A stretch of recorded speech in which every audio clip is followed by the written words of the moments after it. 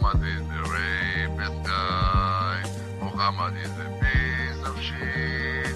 And so is all the Muslims.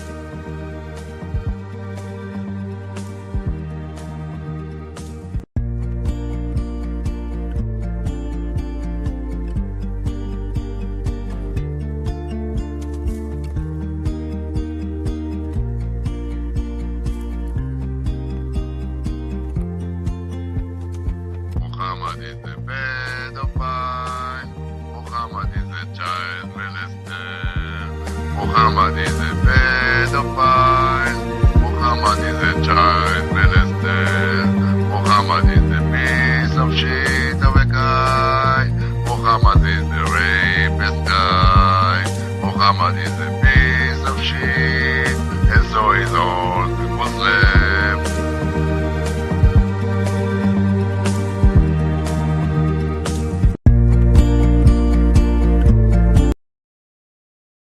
Alright, that song always put a smile on my face. So, I was gonna do other things today, and I don't really want to stream that much anymore. I tried to do some videos, and I'm thinking a good topic would be Muslims taking over in MMA and martial arts.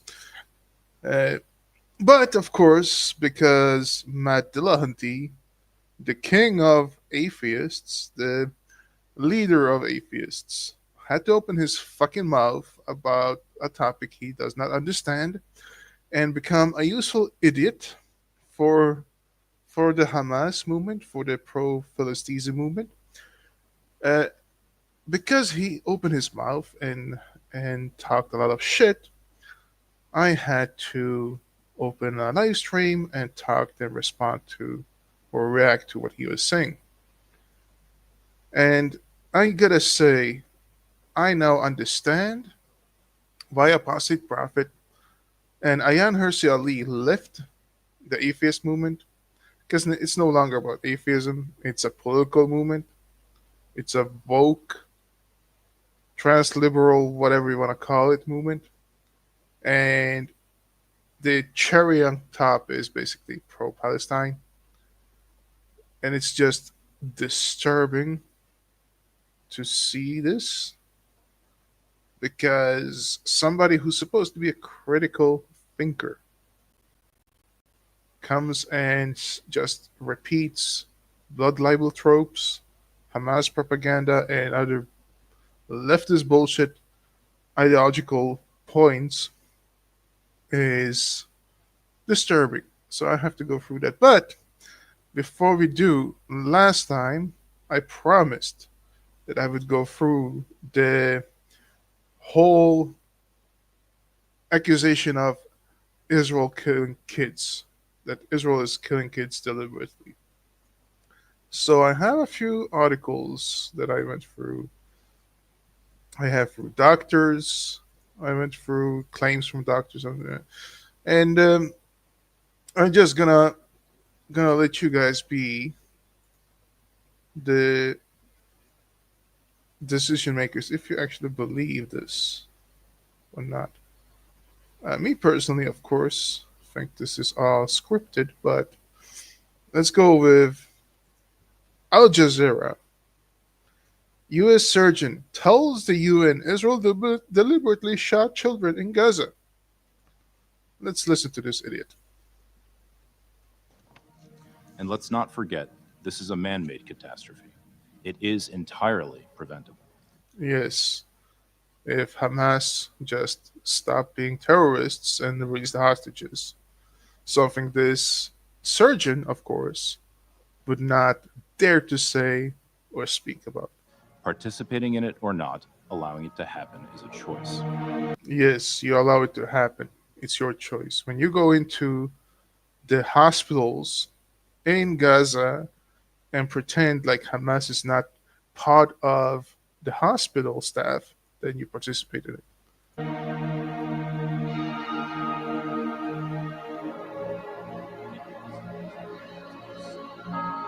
My patients were 6-year-olds with shrapnels in their heart and bullets in their brains, and pregnant women whose pelvises had been obliterated, and their fetuses cut in two while still in the womb. I mean, that's a nice story. One, I like because this is war, and everything is taken with a grain of salt in war, and him being on the side where Hamas operates, and I know Hamas propaganda, it is harder for me to take this testimony as valid. But let's move on. Feroza Sidwa worked at the European Hospital. What a name.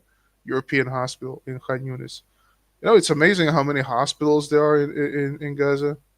And you would think that it would be the world's best best place to be sick in because it gets so much care. But of course, that's not true. Instead of having high technological hospitals to help the help the population, Hamas are using it. I will get to that later. Hamas are using it as terror hubs. He says he went to the UN to tell the world what he saw with his own eyes. Okay.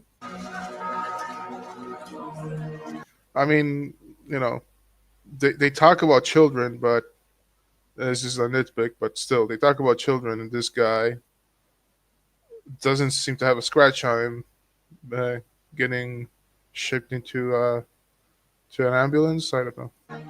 The medical system has not failed. It has been systematically dismantled through a sustained military campaign that has willfully violated international humanitarian law. And by whom? By the IDF or by Hamas? Who is the one controlling those hospitals? Civilians are now dying not just from the constant airstrikes, but from acute malnutrition, sepsis, exposure, and despair. Between my two visits to How can you die from despair? What? Gaza, I witnessed a sharp decline in patients' health, driven Yeah, I mean, it is war. And again, why are children in a war zone? not just by injury, but by worsening hunger and malnutrition that left their bodies weaker, their wounds slower to heal, and their survival far less certain. Survival powers. I mean, this is just. Let's repeat that. What is the point? Okay, I can't go back. Like this is just empty words. Okay, so according to one report, 83% of U.S. healthcare workers who served in Gaza reported seeing children shot in the head or the chest. Uh, Again, you know, I take it with a grain of salt, but I'll get back to that. There is a report by the New York Times. I personally treated 13 such cases in my 2 weeks at European hospitals. And while you were at the European hospital, did you see any hostages? Did you see any nutritions for Hamas? Did you see munitions for Hamas? Did you see any arms for Hamas? Did you see Hamas, taking aid from the people in need? You're not going to talk about that? Well, really? You're not going to address that? According to the War Child Alliance, nearly half of Gaza's children are suicidal. I mean, when you have a Palestinian Authority movement, and you have people saying that they wanna have their children to be shaheeds and commit jihad and blow themselves up so they can go to Jannah, then yeah, I would agree that the the culture of Gaza is to make children suicidal. They ask, why didn't I die with my sister, my mother, my father? Not out of extremism, but out of unbearable grief. Really, really, okay. The question is, you can't have it both ways. Like you say children are left behind and their parents are killed. Now, their parents, they lay their bed and now they have to deal with it because this is a war they started. And children are left behind. That's a sad thing. But you can't then go around and say that children are are being shot. Right? It's a sad thing that children are left behind. Again, why are they in a war zone, in the midst of a war zone? I wonder if any member of this council has ever met a 5-year-old child who no longer wants to live. Yes, there are plenty of examples of that in Israel, where where children has been traumatized forever because of what the terrorists did. Okay, there was this video that finally Israel put out, uh, that shows children actually being tortured by terrorists. I hope I can find the video to show that. Right? They said word for word, "Why am I alive? Why am I alive?" They didn't want to live. Okay, so don't play this game. Okay, yes, I've seen it.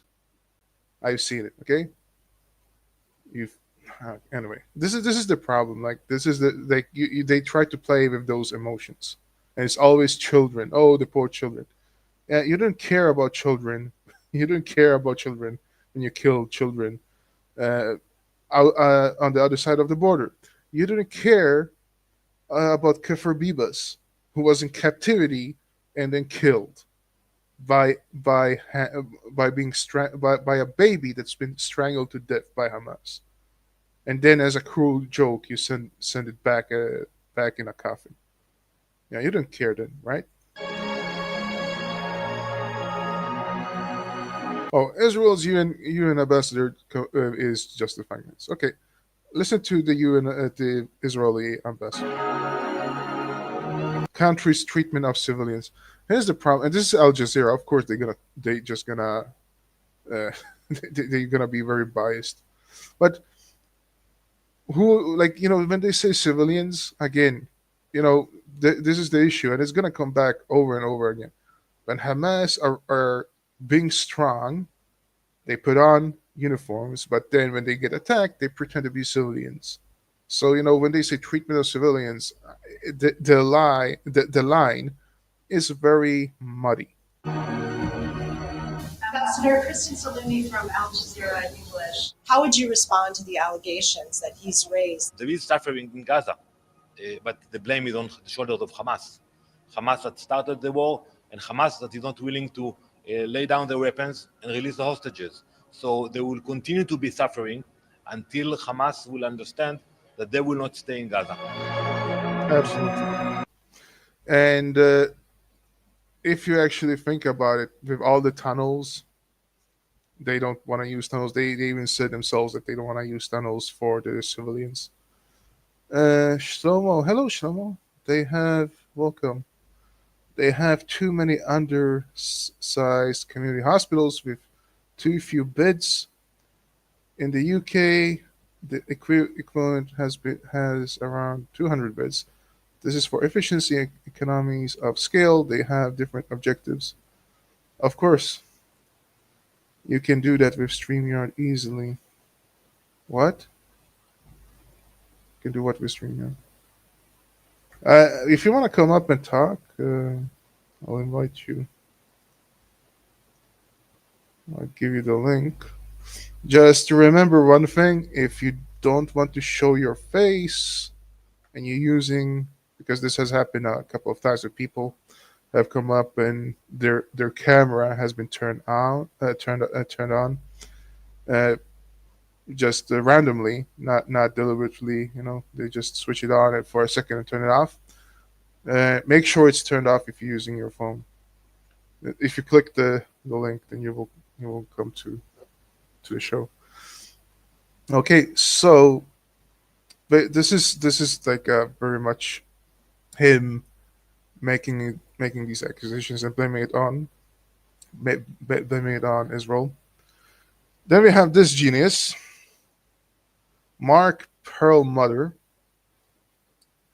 and honestly, he just talks so much shit that I'm not even gonna play it. But yeah, they ran his story so much. But there was an article I found. It's called camera.org. The dangerous misinformation of propagandist doctors. Now, this is a good article, and it goes through his claims. but I want to go through the statements here, which is a very important question. These are very important questions to be asked. Beyond his muddled story, how many children and toddlers with 2 bullet holes were there? Perlmutter's testimony raises multiple questions regarding its veracity. So Perlmutter says that basically, IDF kills soldiers, IDF kills children and shoots them 2 times in the head, right? And it says that these were, I'm gonna shoots children in the head, and they do it deliberately, right? So here's his whole argument. So number one, Perlmutter only saw the children in the hospital after their deaths. How was he able to ascertain the identity of the shooters, the circumstances of the shootings, and the victims' position when they were shot, based only on the size and location of bullet holes in the body? Why would a professional army engaged in active combat squander their trapped military assets, train snipers and ammunition to target children and toddlers instead of adult combatants? 3. Why would the world's best snipers, capable of dead center shots, require additional shots to confirm their victim's death? If expert snipers aimed so perfectly and dead center over the heart, why would they need to adjust their angle or squander extra bullets in targeting a separate part of the body? If victims were found with shots to different areas of their body, wouldn't a far more likely scenario be that they were caught in crossfire in a combat zone? So, and this is actually, I would say, affirmed or supported by Spencer, not Robert Spencer, not Richard Spencer. What's his name? Spencer, the military. Everybody hates him because, not everybody. The left, the pro-Palestinian people hates him because. Let's read this article. This is from The Guardian. Not a normal war, doctors say. Children has been targeted by Israeli snipers in Gaza. IDF says it completely rejects charge that its soldiers deliberately fire on any of the thousands of children killed in Israel's offensive.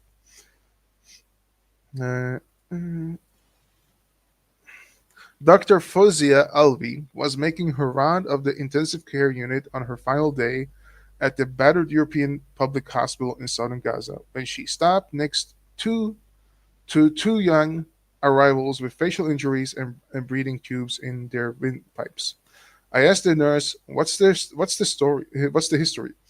She said that they were brought in a couple of hours ago. They had sniper shots to the brain. They were 7 or 8 years old, she said.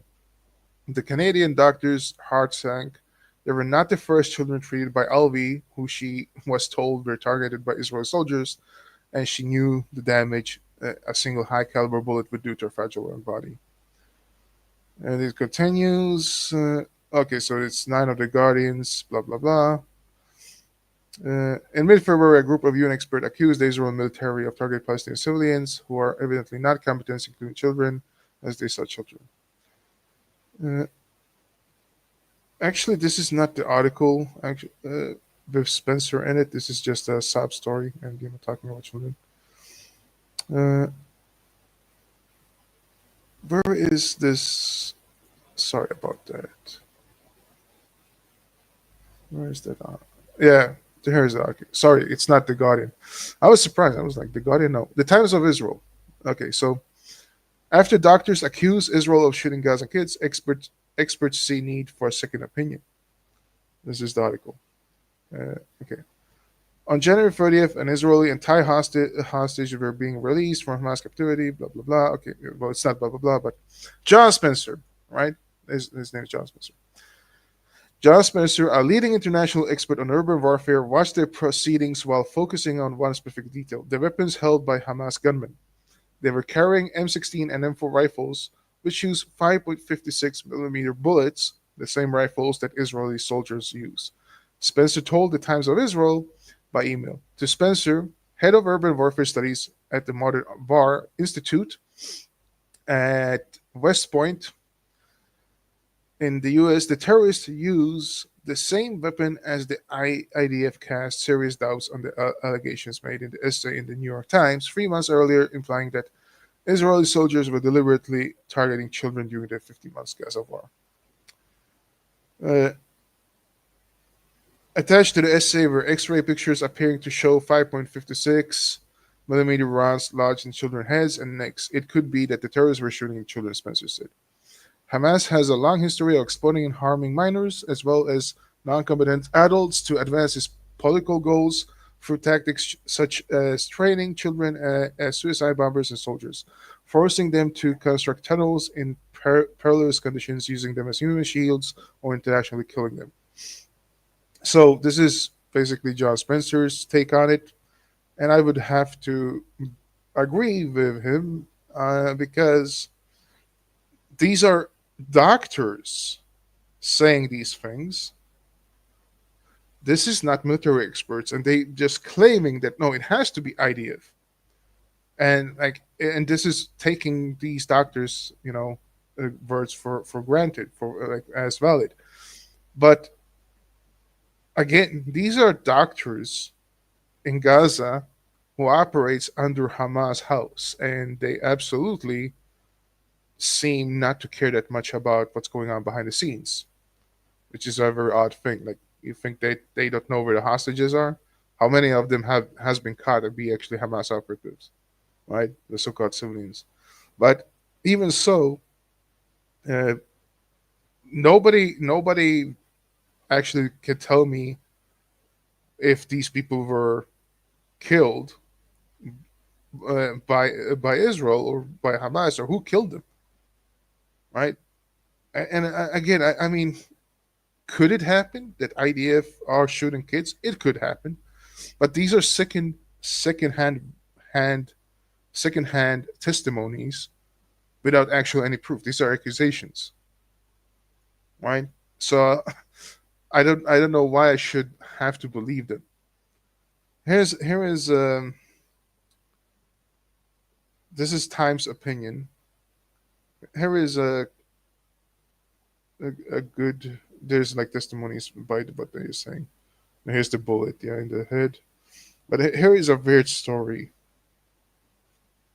One day, while in the ER, I saw a 3-year-old and a 5-year-old, each with a single bullet hole in their head.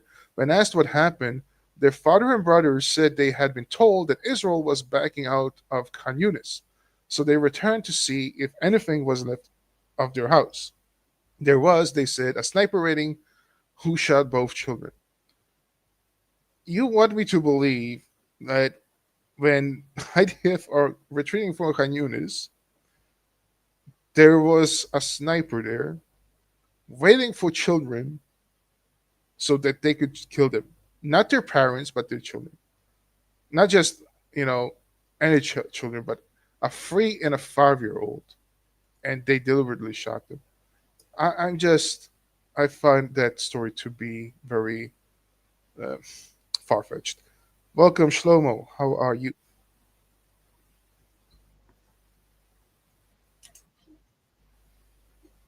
Hello.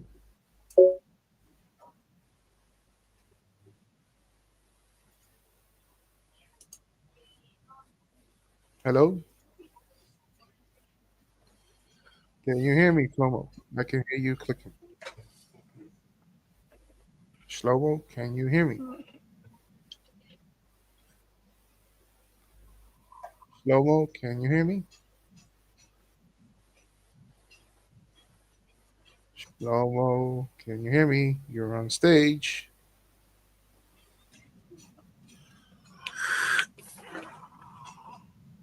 Okay. I can hear you. Can you hear me? Okay.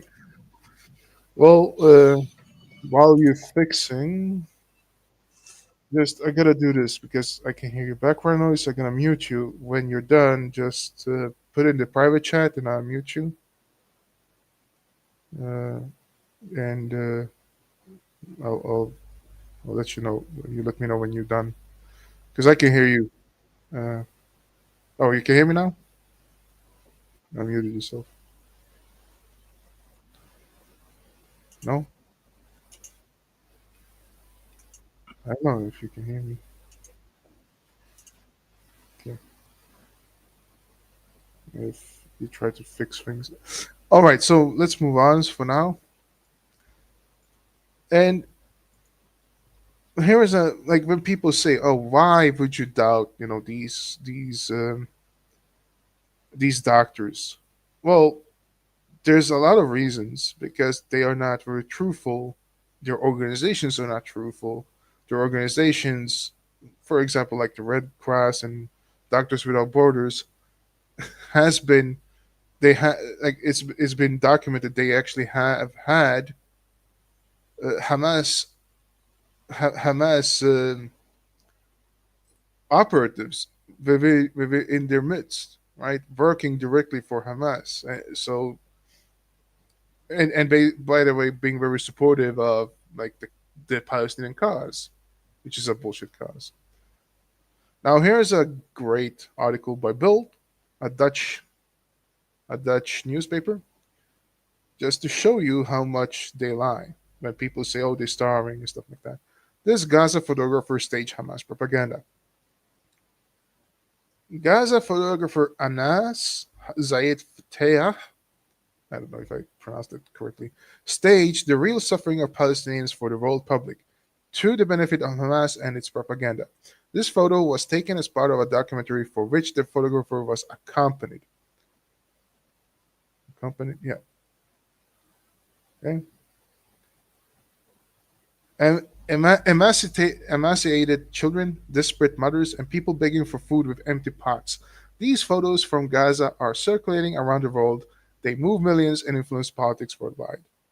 But research by the Süddeutsche Zeitung, my German is bad, is now calling these very images into question. Are some of the pictures from Gaza deliberately staged and part of a propaganda strategy by Hamas terrorists? The hunger is almost always real, but the images are often not quite so. A recently widely circulated photo showed desperately people on a truck in front of a food distribution point. Opposite them, photographer Ana Zaid Fateh, a freelance journalist, in quotes journalist, commissioned by the Turkish news agency Anadolu.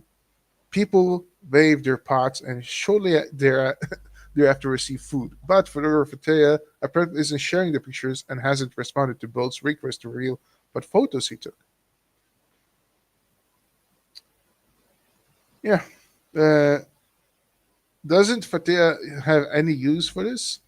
His photos, published by Stern and New York Magazine, CNN and BBC, Deutschlandfunk, Junge Welt, and even Bild, prefer to depict chaos and destruction, and above all, children, mothers, and suffering close up and with perfect lighting. Indeed, the suffering of civilian Gaza is immense. Well, okay, I don't believe that, but whatever. Many people have been killed in Hamas war against Israel, and many are starving. However, the staging of this suffering often benefits Hamas and its propaganda. Right? So even those people who acknowledge that yes, indeed, what was this? Indeed, those people who actually think that there is suffering going on, they say that this is staged. What is this?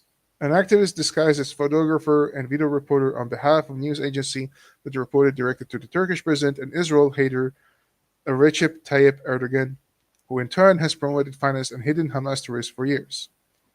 We see fuck Israel. Right? Fataya posted a video with the verse fuck Israel on Instagram. Yep. The only question is, why do German international agencies use the photos of such an opinion fighter, even though many of the images are obviously one-sided, solidly selected or staged? Okay, I gotta try again. Studio chat, one person, no, just me. Comments. Shlomo left. I don't know what happened. You're welcome back. I could hear you click and stuff like that, but you didn't respond when I called for you. So this is just me talking about the thing I wanted to address last time when I said that yes, this is fabricated. And then we have another thing I wanted to show you. And this is the girl, a girl who has been. They said that this is actually somebody lying. Okay, this is an article. This girl, the nurse at Al Shifa Hospital, they say that she is lying, but and this is like a stage by Israel and all that. But the thing they said it was actually not her. It was somebody else. Like it was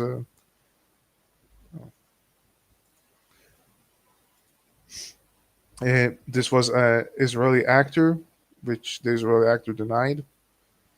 All right, and they try to discredit and all that. But here's another thing. Uh, this article basically sbs.au is debunking a lot of the Hollywood lies. And let's see. Video purporting to show nurse working at Al Shifa Hospital. Okay. According to RMIT CrossCheck, the video has been viewed almost 17 million times.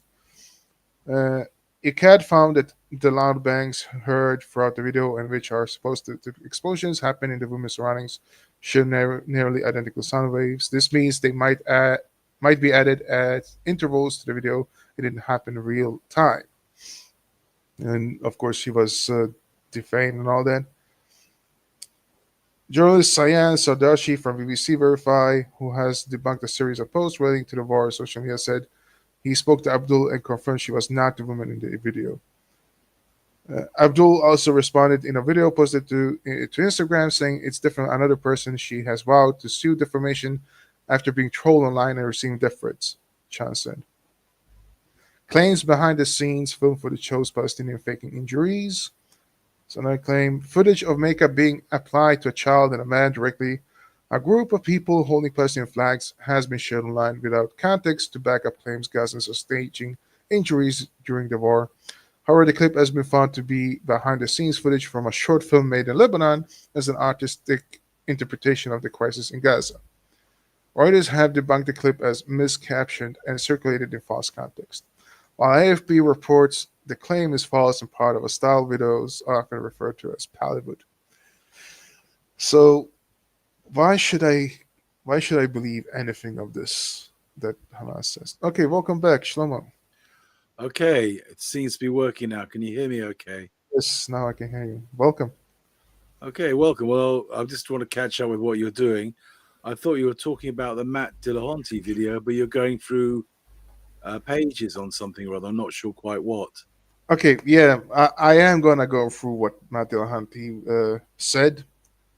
I just wanted to go through like the nitty-gritty details and set up the line of how big of a rabbit hole this is, and basically showed how much lies there are when it comes to this. Because last time I did a live, I said I will talk about the claim that Israel is deliberately killing kids, and I wanted to go through articles and showing like why this doesn't add up, and going through like lie after lie.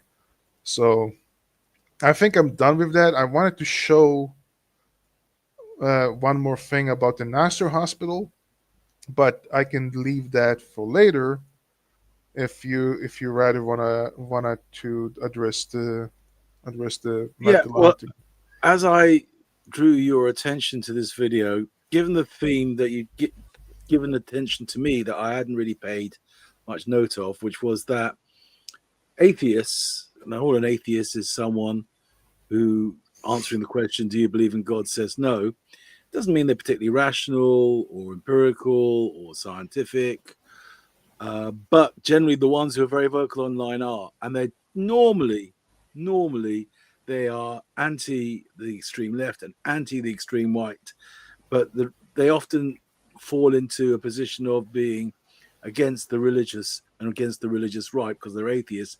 So there's a danger they can lean into what they think is the progressive left is standing for something they stand for, but that's where things get confused. And certainly more and more higher profile atheists, certainly YouTube influencers seem to be falling into this pattern. Although I was very shocked when I saw Matt Dillahunty do this in this video. It's a question of being inconsistent. If you're going to apply rational and empirical standards, logical analysis to arguments, then you should do it consistently. And there seems to be a gross inconsistency. So why he's doing that? Does he consider himself very left? Didn't get the impression, but I might be wrong about that.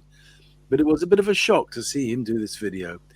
And as you pointed out, he has people call up. They can be Muslims or Islamists.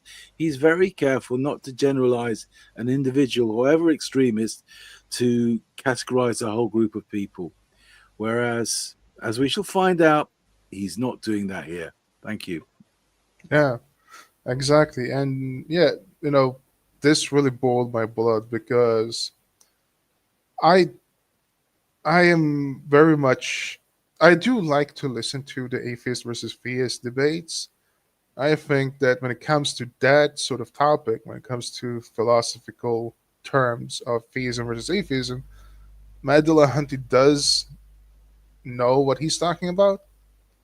But when it comes to these kind of things, like real issues in our time, he just doesn't know what he's saying, and this is very prominent right here.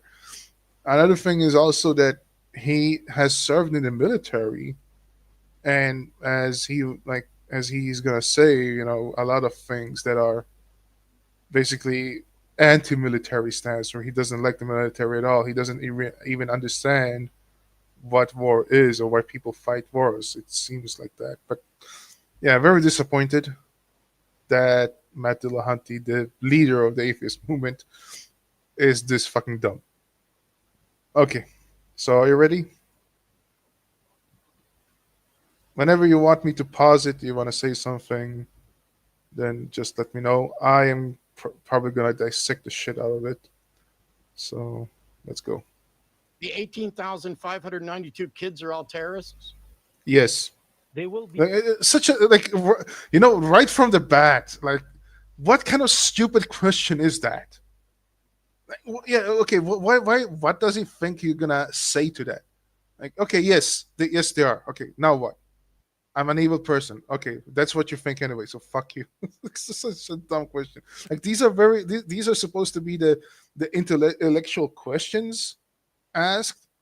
What kind of stupid shit is this? Be terrorists when they get older and kill us. Yes, they will. So you know the future, and you are now justified in slaughtering people because you suspect what their future will be. Is it morally wrong? Here's the thing. You said it before in the direct messages to me that this guy who called in isn't really the best guy to debate this topic. But you know what? I suspect if either you or me called in, we wouldn't even be put on, and if we were, then we wouldn't get the chance to speak anyway. I mean, Planet Peterson last time I did the series about him, or the live stream about him. Basically, what happened was that I wanted to say, let's go up and talk about it, and he said I could go fuck myself, and he didn't want to talk about it. And I've been trying to come up to the atheist hotlines on Discord, for example, and talk about this, but they're not interested. But they just want to throw these buzzwords out there. Yeah. To target and starve innocent civilians. Look, he's actually using the picture from the article that is debunked as Hamas propaganda. Look at this. He's actually using that picture. Welcome back. Yeah, I'm trying to configure this to live stream it onto Twitter. Oh, I don't know how that works with Twitter. I'm working this out. I'm enjoying the fact that I'm on StreamYard now. I've never used that before. I'm just trying to configure this in the background. That's why I had to relaunch it. I had to do some configuration in my browser Anyway, back to what's going on. Go ahead. So look at this, right? This guy is actually using this picture that is taken from this article from this guy, the Zaid Fatia, who used this to stage this famine, like the bill exposes Hamas propaganda. He's actually using this picture. This is not me. This is his video. This is the same picture that the look.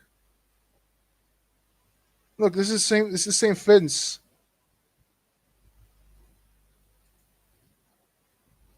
You see this? He's actually using this shit.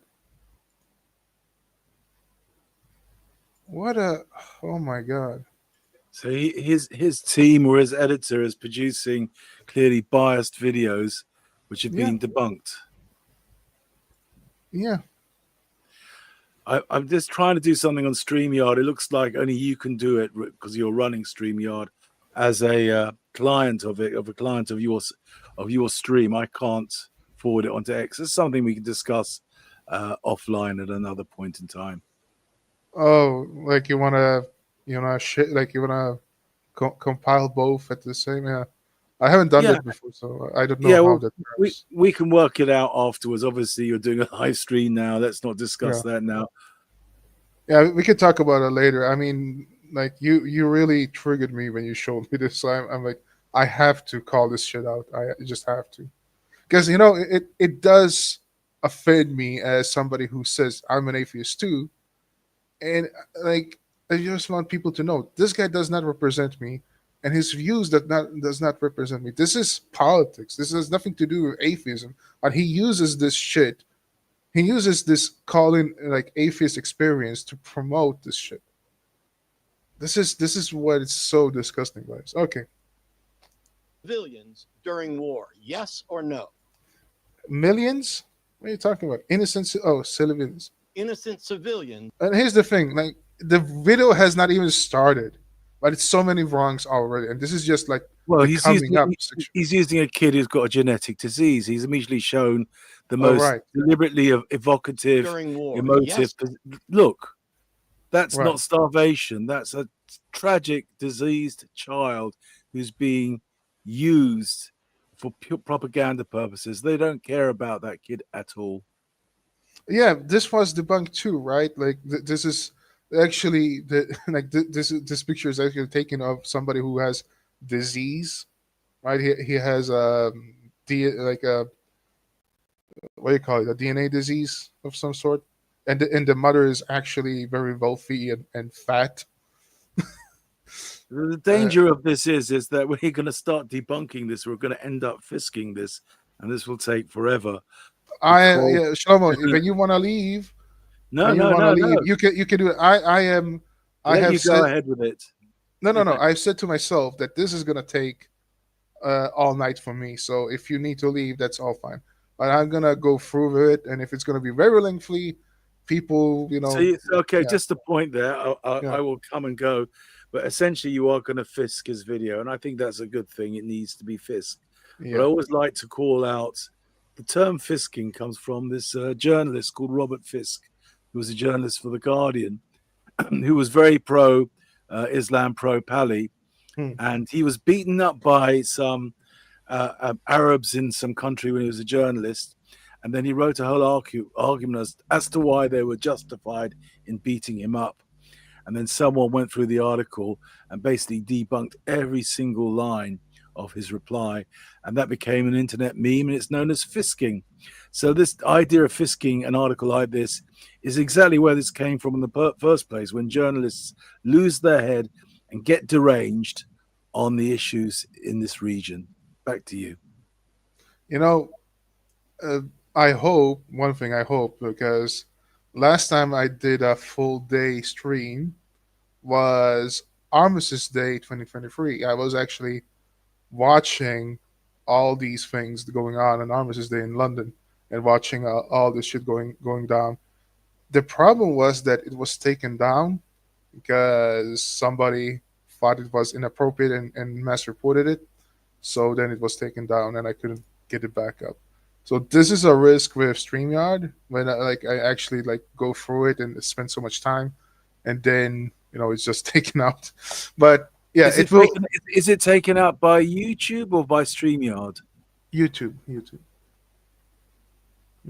Yeah, but I hope that this video will not be taken down and it's going to be accurate. Whatever you do, please move away from this terrible, horrible, sad picture. Right. Yes. Let's move on. Or no? Yes, but we. So just one thing with him talking about civilians again. The whole idea of a civilian is muddied in Gaza because when Hamas is trying to put on uniforms, when they reek, they strip them off and pose as civilians. Don't do that. You are the problem with the world. And when he says we don't do that, basically he's just going to ignore. But yeah, we're going to get to that. You, your holy book, the government that you prefer. So again, Shlomo, you said this, right? That this guy is not the best guy, and he actually believes that it's because of his religion that he's having all the right. And what Matt is doing is basically strawmanning what Israel is doing to, it's because you believe it's from God that you have the right to kill innocent people. And I think that is the issue, Yeah, let me add that the guy sounds like a Kahanist, which is a very extreme theocratic view that primarily has been made illegal, the original Kahanist party in Israel. People argue that other MK members of parliament, are Kahanists, but it's a very, very minority view. And even amongst Orthodox, religious Jews, they are against the Kahanists. It's a very obscure, very extreme view. It definitely doesn't even represent the Orthodox, let alone the typical Israeli, let alone the Jews worldwide. There are Kahanists around. They are vocal. This guy doesn't sound particularly smart either, the one who's being on the phone call. But you've got to bear in mind that this is a Kahanist. This is so unrepresentative. Yeah, but he does have some points that are valid as well. Like when he says, like, we are not doing that and it's being ignored, and he's like, oh no, it's being done, just based on lies. But yeah, let's see what he says. The thugs that you've sided with, you are the problem with the world. You are and the fact that he's calling them thugs, right? Like saying that you side with thugs, like IDFs are thugs. Yeah, he's not being your normal rational person going into a conversation in good faith, letting the other side expose themselves, exposing their incoherences and inconsistencies. He's diving in completely emotively, completely pejoratively from the get-go. And this is completely unlike what he tries to do when he debates theists. No. Hi, everyone. Thanks for watching. Most of the content on my channel is supported by generous patrons, but made available for free to the entire world. If you support that, please consider adding your support. No, I'm not going to support it. Fuck off. Just going to. A theist who. Thank you. We're going to start with Paul. Pronouns are they, them. Paul's a theist who says what's happening in Palestine is justified because it's in Scripture. Hey, Paul, how are you? Is it too loud? Or is it okay? It's gone a little bit too loud, but yeah, so it's just a little bit, just a smidge, yeah. Good, how are you? Really fucking annoyed. Do you think? Okay. Do you think that if someone rapes someone, that they should be forced to marry that person? Look, he's going right into the Old Testament arguments. Like what didn't he call in to talk about Israel and they have the right to defend itself? He's going right. He did indeed, and he's being incredibly adversarial. Is Matt, and very presumptive right from the get-go, and he's not being the supposed rational self he presents himself as. What does rape have to do with what we are talking about here? You'll find out. I mean, this is a good question. What the hell does this have to do with? Answer the question. I don't understand why you wouldn't just answer the question. It's a pretty simple, straightforward question. Hang on. I'm talking. I'm asking a question, and all will be made clear. Do you think that if someone rapes someone, that they should be forced to marry their victim? That's a yes or no question. If they are a goyim, yes. Okay. And here is where like the caller lost me. Like, why would you even say that? It's terrible. It's absolutely terrible. But this also tells me that this guy is an extremist. This is so unrepresentative. I mean, remember, Goy just means other nations. It can be used pejoratively by the extreme right Kahanists. And this is why, when I heard him say that, I thought this guy is a Kahanist. Yeah. And I mean, you know, one thing could be, like, here's the one thing, right? That these questions are asked so much that basically he's just saying as a troll and be like, yeah, fuck it, whatever. It could be that, like, because when people ask stupid questions, then like expect a stupid answer kind of thing. But yeah, I mean, the answer I would give was the story of what happened. It literally happened in Pakistan, is where one guy raped a woman, and so the local court made a judgment that for recompense for this rape, the raped woman's brother would rape the rapee's sister in front of 40 people. So if he's going to be concerned about ancient Jewish theology that rabbinical Judaism has long rejected for probably 2,500 years, twice the period of time that Islam has existed, why doesn't he not do the same to any Muslim caller who phones him and asks him the equivalent question? I don't think he ever has he?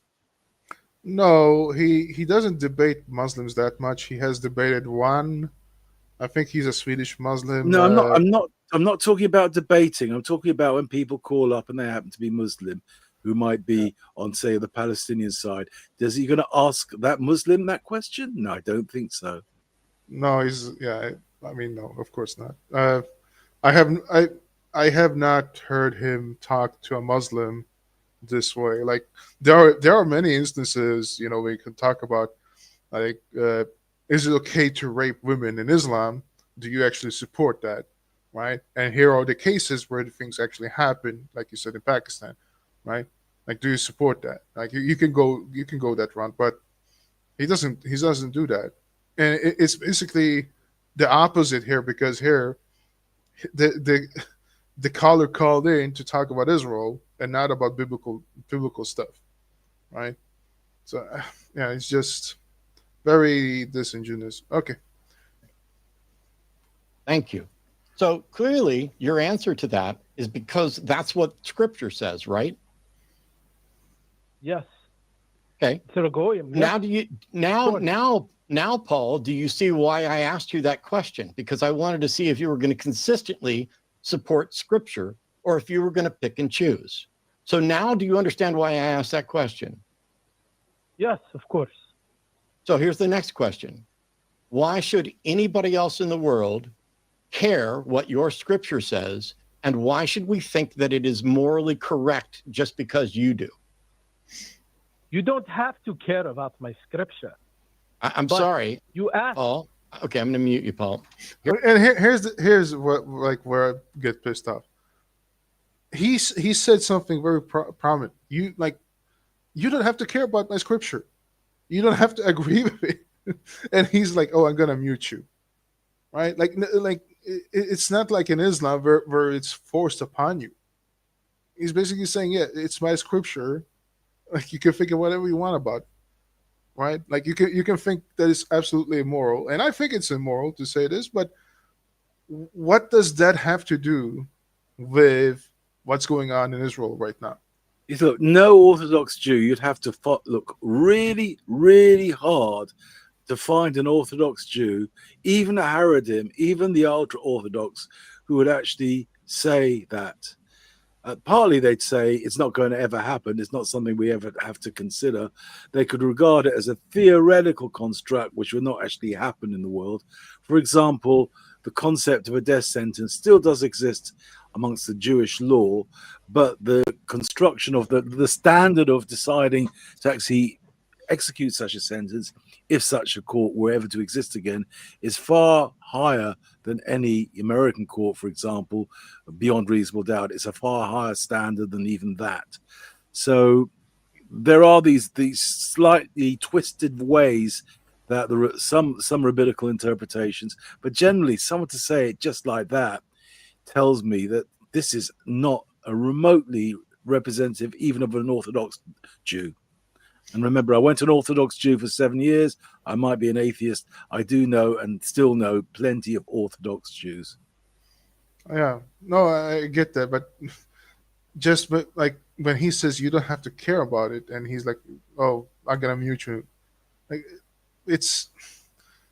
Yeah, let's move on, because he's just showing that he absolutely despises the color, and in extension, because he's doing the what do you call it, that fallacy, compilation fallacy, when he basically says that, oh, this is all of Israel, like the government of Israel. He's going to say that. Fallacy of composition. But it's also a hasty generalization. He's generalizing this views to everyone else. But let's see the argument. Here's the thing. You're saying that it's justified because it's in Scripture. And my position is it's not justified whether it's in Scripture or not. And so that's why I'm asking you, why should we care what's in your Scripture? Well, we own the land. We are there. This was promised to us. We control things, not you. Why do I care if you care? I'm sorry, Paul. Paul, I'm not going to let someone. So, like, let me speak. If someone owns their. Yeah. This is why I hate biblical arguments, because they could only possibly work to other Jews. If you try and use such an argument, it's God promised us this land. It will fall on deaf ears, or even worse, as Matt's trying to take it. It is an absolutely terrible argument. And as I'm always saying, it's entirely unnecessary to justify the case for Jews living in their ancestral homeland. I won't go on about it, but I hate anyone who's an Orthodox Jew who says this, because they might be saying it to Jews and say it on an X space, but there might be non-Jews there. It's embarrassing. It's a terrible argument, and it's unnecessary, and it's incredibly naive. But back to the talk. Yeah, I have nothing to add for now. He's gonna say a lot of things. House. Does that mean they get to rape kids in their house without any intervention? Okay, so here's the problem, right? Like, already the accusations start. Like raping, like idea somehow of raping kids, basically, idea for raping. Like, what? The only one that has been documented of rape is Hamas. I don't know any instance of where a soldier actually raped a Palestinian. There's been claims of rape in prison, but they've all been debunked. And the guy who claimed he was anally raped had a phone hidden up, you know where. Yeah. The issue is, he is basically this whole discussion so far is a non sequitur. He's trying to make a point. It doesn't follow. The guy came up to discuss the current situation in Israel and Gaza, and Matt Dillahunty is making it all about rape, when it's total propaganda. Because if there's a discussion of rape and the tragedy and horror of rape and using rape as a weapon of war, fair enough. That's not what the guy's come up to discuss. Maybe that will come up in conversation, but he's just gone in all guns blazing. And then Jon Snow, whoever he is, or whatever is Jim Snow, is sitting there silently. I have no idea who this other guy is. But anyway, let's go back. Yeah, and I just want to say also, Yahya Sinwar actually also was accused of rapes many times, and with his persona, I like his own people, by the way. I wouldn't like children, like kids, boys. To his persona, I wouldn't think that is a far far-fetched accusation. But yeah, he's But dead now. let's not speculate. Let's stick to the facts. And the facts are what Matt is literally spouting out of his mouth. There are virtually no facts. It's all engineered, undermining conversation. He's trying to poison the well. He's trying to say that whatever this guy is poisoning the well. But the problem is you can't do a hasty generalization. This guy is speaking for himself. Anyway, let's see what's happening. No, rape kids. Why rape kids? No. Okay. What if they're convinced that they were promised that house by their God so that they could do that? No, no one promised that. That makes no sense. Oh, Paul, Do I'm you sorry. support Hamas? Paul, I'm sorry. I'm going to mute you again because you seem to be completely dishonest and incapable. And you know what? Like when he asked him, and they're gonna answer that question, but when he asked him, "Do you support Hamas?" Honestly, when he making these arguments, he's just being a useful idiot for the Hamas propaganda, and I think that is the biggest issue.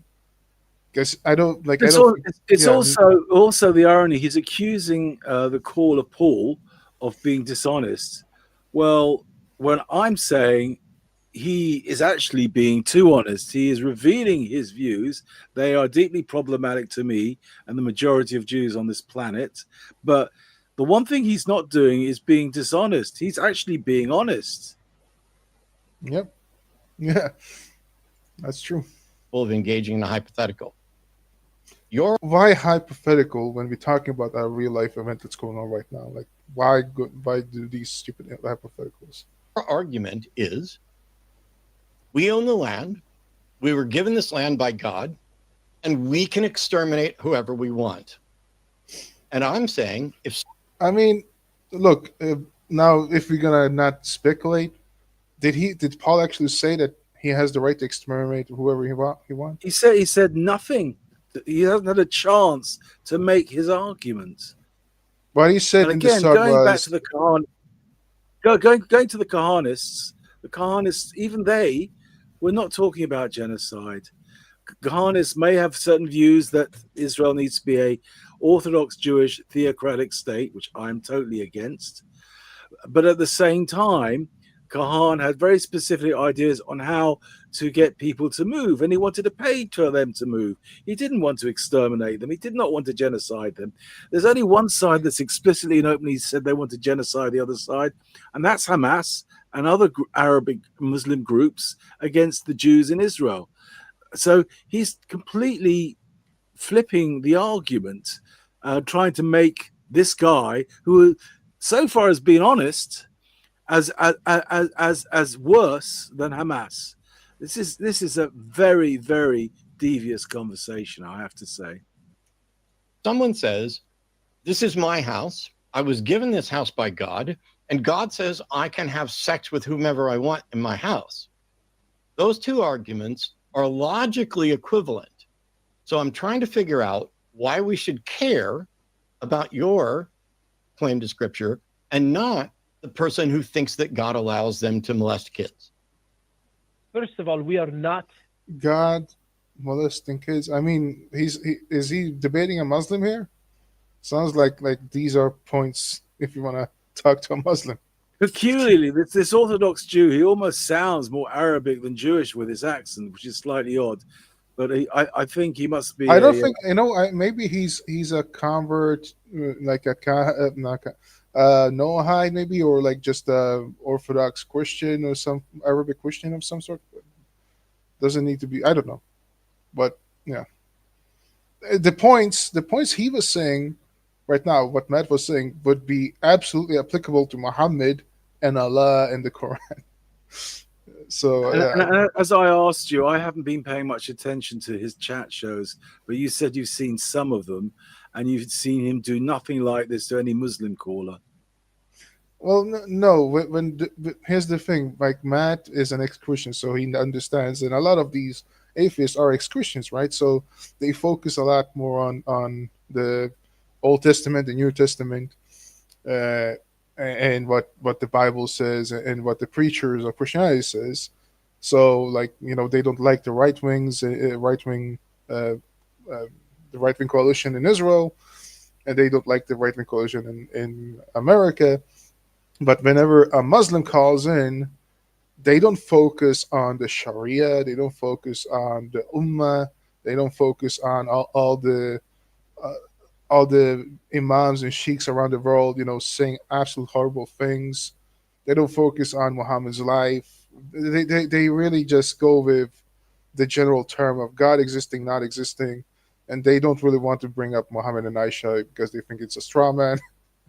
Like they try to be as positive and good manner towards a Muslim cause as they can be. Yeah, I don't know. Exterminating. There are terrorists. You support Hamas? I'll take him on the do you support Hamas when you're done with them. Go ahead, Jimmy.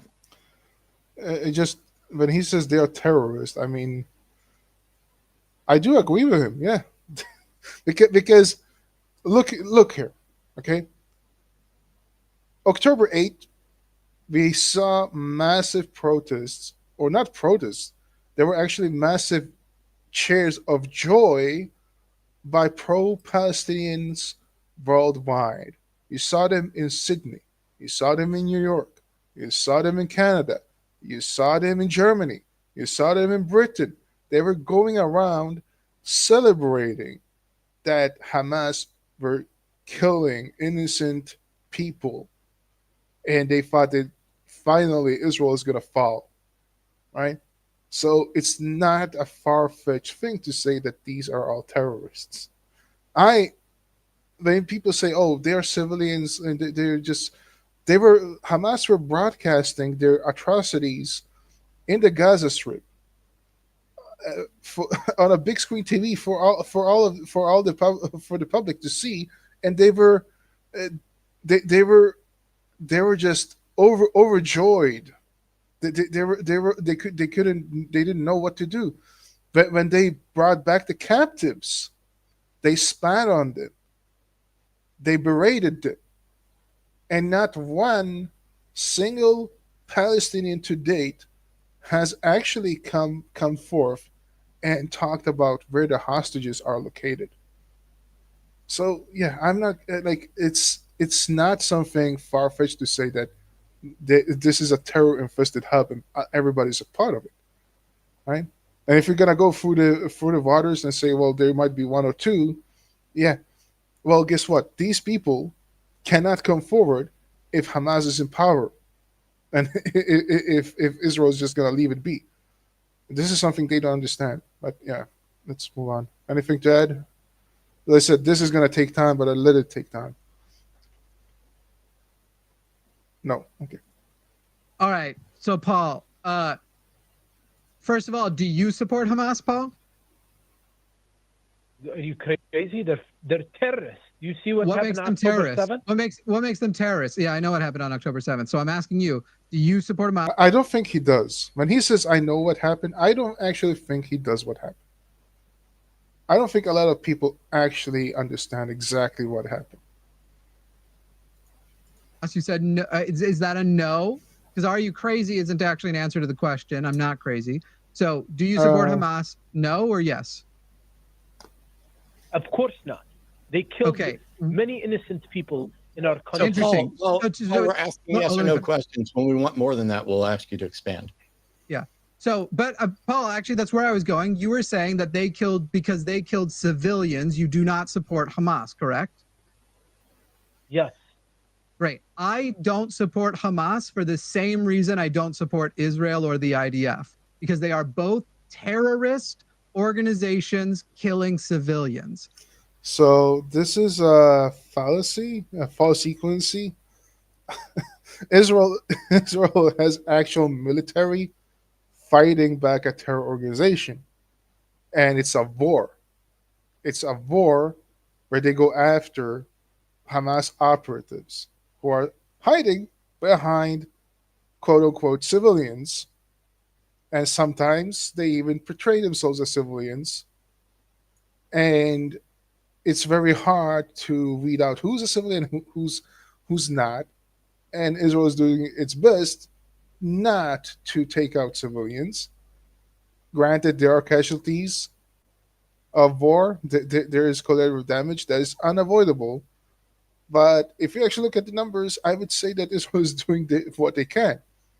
And to say that a military organization of a state is terrorist as much as Hamas is just beyond me. And when he says I'm not crazy, I think this is where I would say, yes, you are fucking crazy if you make that statement. If you think that IDF is equal to Hamas. And this is, Shlomo, this is why I went through a little bit in the beginning about the accusations of what IDF is doing and you know all the starvation and killing kids and all that. Because this is basically like the buzzwords these people are using. Okay. And yet you support the IDF, Paul. You seem to support the apartheid. You seem to support the colonization. So apartheid, colonization. What else? Support the IDF, Paul. You seem to support the apartheid. Apartheid. You seem to support the colonization. Colonization. You seem to think because some old book told you get to, which by the way, you won't even find much scholarly consensus that was what the book was actually promising you. But even if so it's going into scripture again. The issue is this. I mean, they're coming up with all the anti-Semitic, anti-Zionist canards and tropes, unquestioned, as if it's not like they're being the devil's advocate. It seems to be what they truly believe. And of course, this is what Paul actually came up to discuss, to start focusing on the debate. If we can't, it depends on what you think your audience is going to be. But let's just note these are all canards and move on. There's no point addressing each and every one because this is like what's called a gish gallop. A gish gallop is when you throw in 5 things in a minute, which can easily be debunked, but it'll take a minute to 5-10 minutes each one. And that's just a debating trick. He's throwing in everything into the can when they're being totally adversarial and aggressive. They're not being remotely reasonable. Now, maybe this is the nature of this show. I don't know what they actually do. I've never heard this show before. But if we have to stop and address each and every canard, we should notice it, note that it's a canard, know where he's coming from, but there's no point trying to debunk it ourselves. Let's see what Paul does. Let's see what they let Paul do. No, Shlomo, this is why I open this. I'm going to dissect it. I know it's like, again, if I am on my own, I absolutely understand, but it's going to take time. Let it take time because like this needs to stop. This is now mainstream. Right? It's not just the pro-Hamas, the most dedicated to Jew haters out there. This is not some far-right extreme Jew hating group of people here. This is the atheist movement. These are people who think that they are not anti-Semitic, but they spread this shit.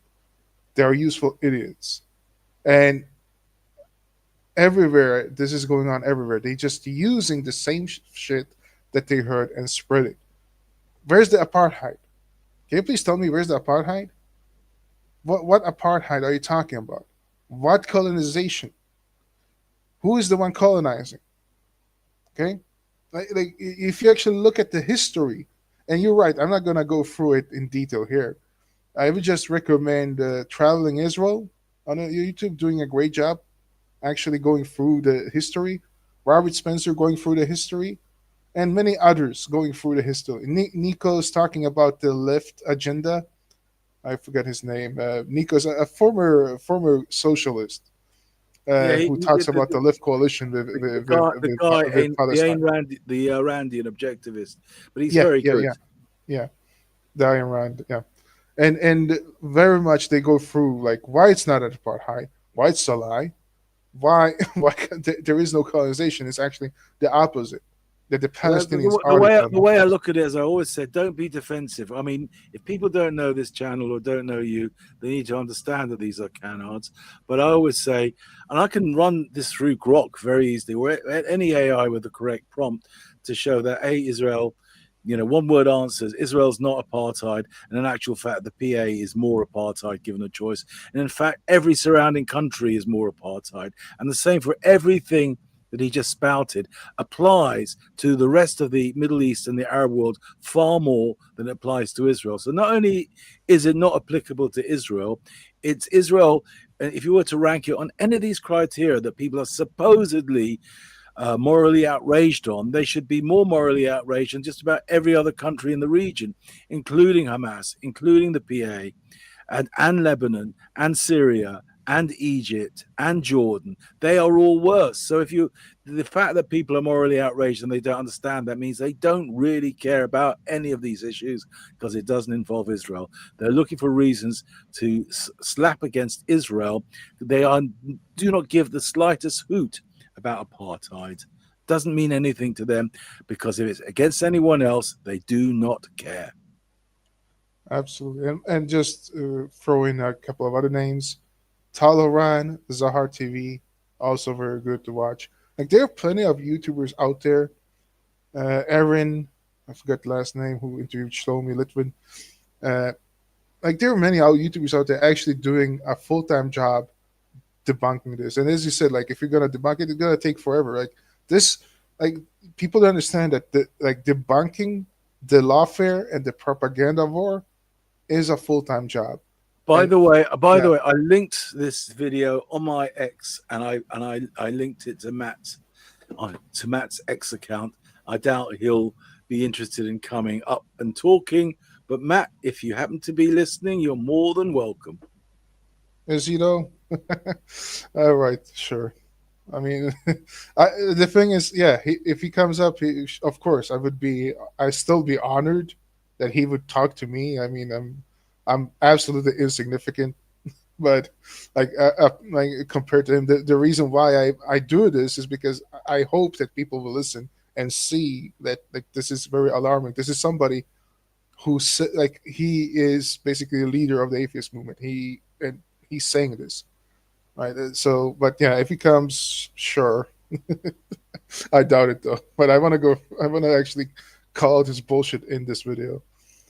But anyway, that's funny. Let's make a bet, Shlomo. What? I don't think he's gonna come. Like, should we bet on it? No, okay, never mind. It did. You think that because you're promised it, you're killing of civilians. And again, killing of civilians. Like, these guys don't understand what war is. And Matt used to be in the army. What do they think Israel is doing? Like, what? You're killing of innocent people, of children, of. And here we go again. This is why I absolutely went through this myth of the idea of killing children, right? When they talk about that they target children. Babies. We're literally getting to babies now. He actually goes through the Palwood bullshit. He actually goes through the like all these Palwood. Like, I've seen so many outrageous clips of this, and I mean, it looks like AI. Once you think about it once or twice, you just thinking to yourself, this doesn't add up. What the hell is going on? Like, I seen a video allegedly that a baby or a toddler walking around amputated with amputated on three of his body parts, right? To one leg and two arms, and he's just walking around, and people filming him. Like, make it make sense. Like can you spot the errors, kind of thing? Like, number one, like, how the hell would, in a war-torn zone with Hamas operatives in hospitals and the doctors saying that they don't have enough capacity to take care of kids, how the hell do you survive that kind of surgery at the age of what, 6, 5, and nobody's taking care of you, and you just roaming around? Does it make sense to you, Shlomo, or like, is it me who are too cynical?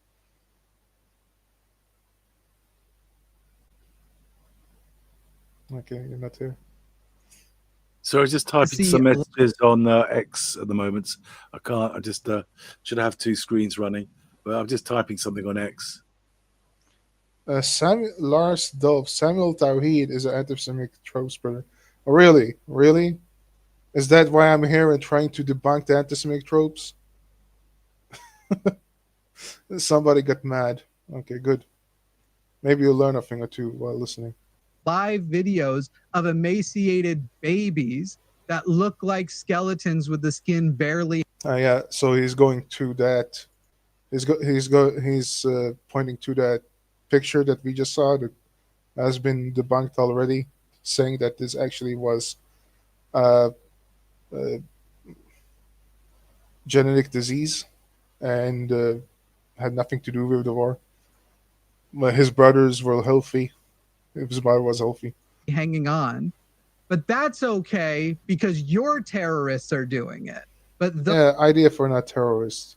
Those terrorists are bad. And by the way, while I don't support Hamas, as an organization specifically because they went after civilians, if Hamas was purely a military resistance group using violent force to resist their occupation, then I would support it. It is only the only. What are you even saying? Like, what was that point? Let's go through that. If Hamas was purely a military resistance group using violent force to resist their occupation, then I would support it. It is yeah. There is no occupation.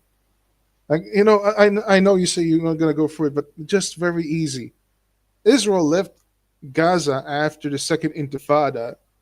They took out all Jews out from the Gaza Strip, even the dead ones, because they were being hunted down, and said, okay, we're going to leave the Gaza Strip and you can have it, right? They still provided the Gaza Strip with food, water, like they left behind the airfield, they left behind greenhouses, the like hospitals, all of it. And everything, like everything was just turned to shit. And there's two other things. Number one, this guy Paul has hardly spoken. They've hardly given him a chance to say anything. They're just giving a barrage of all the old Gish Gallop talking points, throwing everything and the baby, all the bathwater and the baby. They're throwing everything at him. That's the wrong metaphor. They're throwing everything at him. And he hadn't said anything. He hasn't been given a chance to speak. It's like, oh, let's shoot a fish in a barrel type of conversation. The thing is, these guys, I do not know who Jim Snow is, but these guys, certainly Matt Dillahunty, has a reputation for being a serious debunker of highly rational Christian apologetics, employing all the standard skills to identify formal and informal fallacies. Yet all they're doing now is giving us a catalogue of all the fallacies that they would shoot down any evangelist for using against them. I think Jimmy Snow might be an ex-Jehovah's Witness. I'm not really sure, but it's just from one. I'm looking at him right now. I Googled him. So he has a show about Jehovah's Witnesses. So maybe he's ex-Jehovah's, but I don't know him either. But no, so like, what a thing to say, you know, open air prison, another buzzword, you know, and like everything basically that Israel has done to these Gazans is because Hamas is a resistance force. They just went a little bit overboard. Basically, that's basically what is taken. They just snapped one day, and you know that was wrong. But we can understand why they snapped, because they were like, that's not the history, right? They were taking power, killed their own, hold their own people as hostages, and fueling this war, using their own population into this war machine, using their children, not 18-year-olds, because this guy is going to say that. We're going to get to that, but he's going to say that IDF scripting 18-year-olds is the same as child soldiers for Hamas. Like, yeah. Only the only reason why, well, no, it's not the only, but the main reason why I don't support them is the fact that they go after civilians. And yet I'm waiting for you, Paul. You will now be given the opportunity. Will you condemn the IDF in Israel for their absolute mistreatment and genocide of the civilians? And there you go, genocide. Again, there is no genocide. And every time they say that, it's just another buzzword, right? They're just repeating the same fucking slogans. Like, where's the fucking genocide? So many times this point has been brought up. But again, if the population is growing, how is there a genocide? How many people have been killed in over 2 years now in Gaza? And a lot of them, by the way, has been IDF soldiers, right? Fending for their lives, trying to get back the hostages. Nobody talks about them. Nobody talks about the hostages still in captivity. How many has been killed? I looked at the numbers with Grok, or was it, I don't know, some AI, and went through them, right? And there was 2 months ago, 1 month ago, I think it was about 65,000 or something total killed.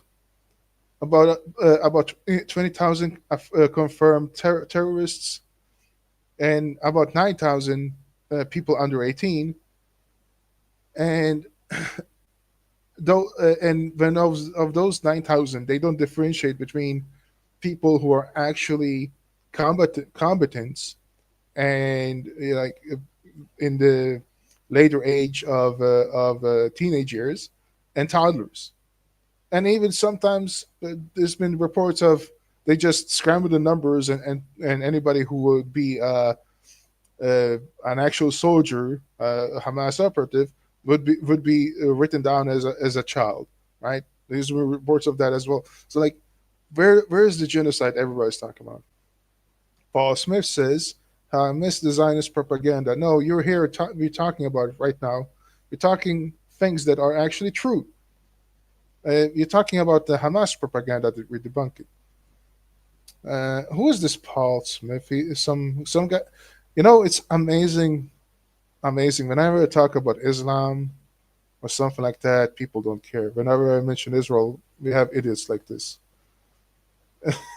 Israel is racist, genocidal, apartheid. Yeah, just but another buzzword. Just buzzwords. And I mean, I just went through them. Is this Jimmy? Is this the guy in the video, Jimmy? Sounds like him. It's like robots. They all say the same thing. Of Gaza. We don't genocide no one. Yes, you do. Hamas uses them. Yes, you do. Where's the proof? Where's the proof, Jimmy? Where's the proof? Again, if Israel wanted, they could have made it in the parking lot and flood the tunnels. They wouldn't have to care. Are you going to condemn? Did you say something? No. Civilians. The problem is this guy might be very good on the rest of the argument, but given his actual response to yes, if you rape a goy, you can marry them, is really an outrageous comment, and does tell me his religious inclinations, which is he is so atypical. But nonetheless, he might actually produce good arguments against them if he's actually given a chance. Yeah. But he isn't given a chance, and that's why I want to debunk this. You dropped out for a second. I put you back up. Not sure what you're commenting on, John. Quite like have some things to. Oh, I don't know who EGS is. It's gone quiet. Can you hear me?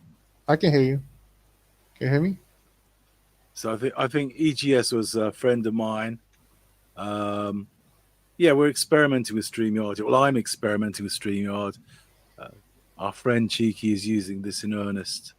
Cheeky. And he wants to go through a very exhaustive fisk of this whole process, probably more than to my taste. But this is completely outrageous, what these guys are doing.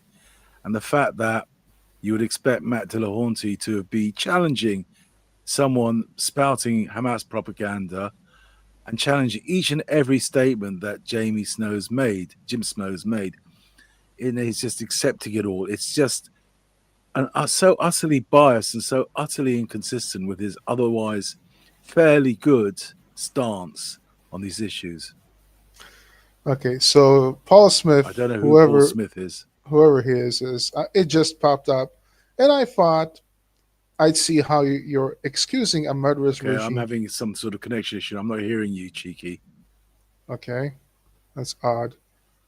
Well, it looks like I am talking. It seems like it's picking up, so might be from your side. But yeah, Paul Smith, please tell me, where's the evidence that Israel is murdering innocent civilians?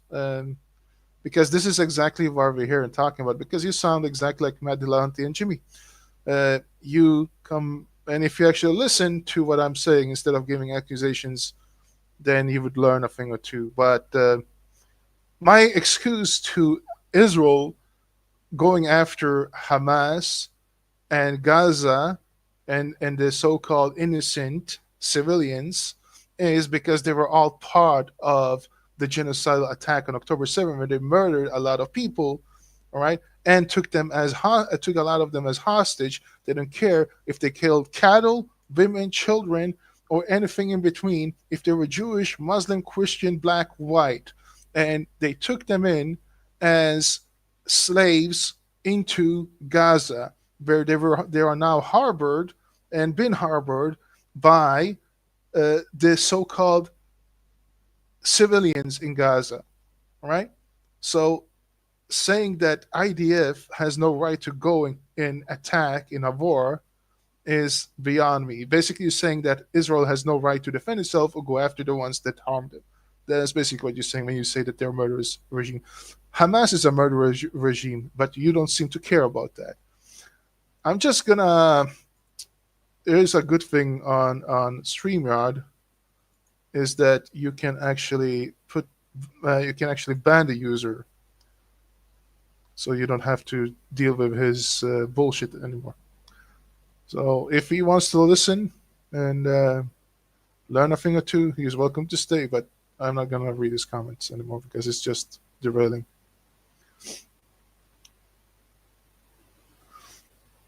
Paul is not an uncommon name. When you type comments, they appear on stream. Yeah, they do. It's like on StreamYard, it's basically a link to the live chat on YouTube. Okay. You're back up. Let's carry on. I'm not sure. This is about to, as far as I got on the actual thing before I left in disgust.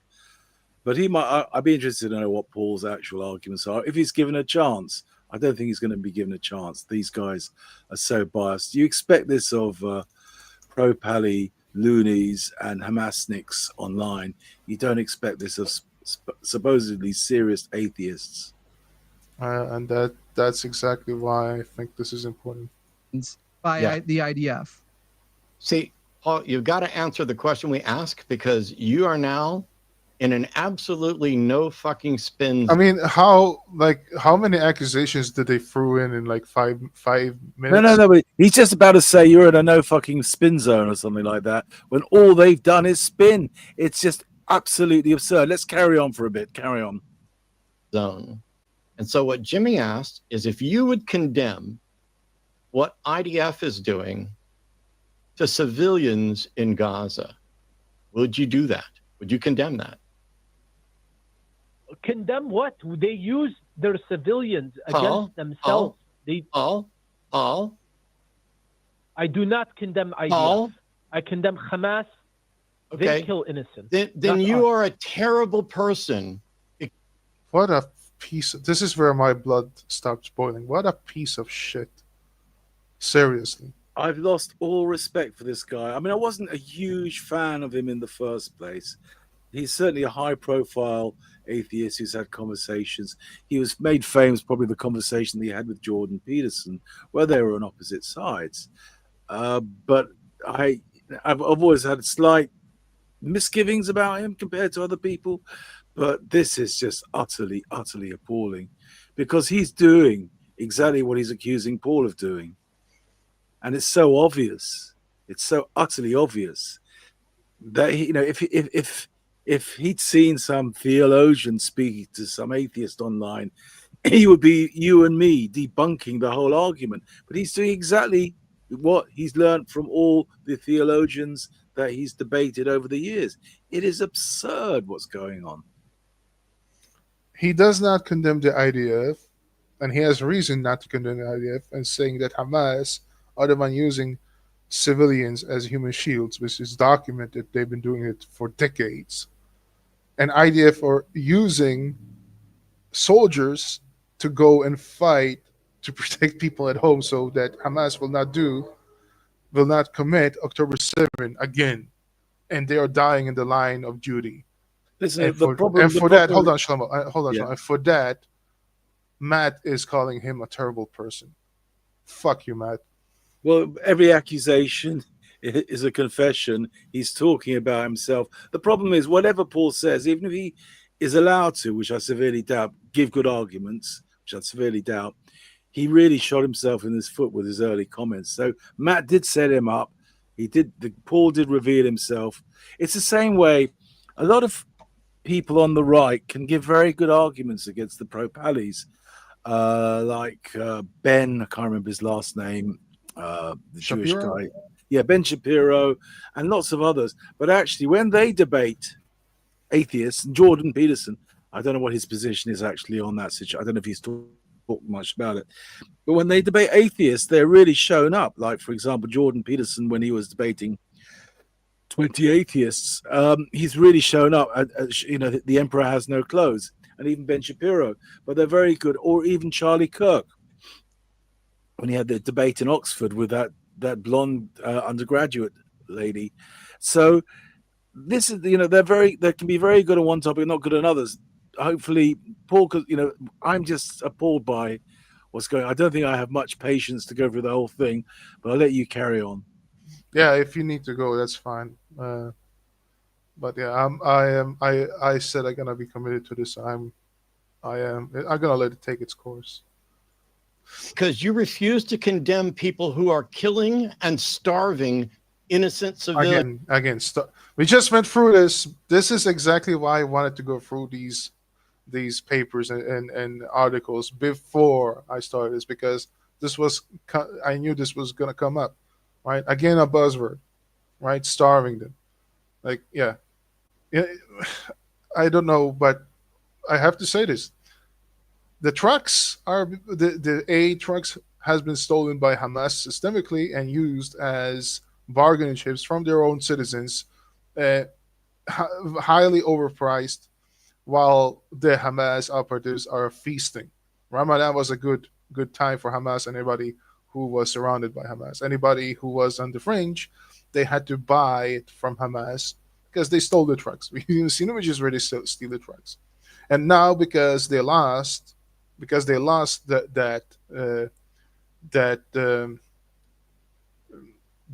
tunnel to what do you call it, the smuggle route, basically because they lost the smuggle route, now they are complaining and they're now saying that, oh, Israel is starving us, which like the opposite. Israel is actually giving more in than they need to, actually. Like, they're actually doing much more than Hamas ever did. This is so fucked up. And yeah. Hello, Space Potato. What a name. This is Jane. I love. She's using Space Potato. So, actually, no. 16 people. You know what? This is not because of me. This is because of Shlomo. Maybe it's because of the topic as well.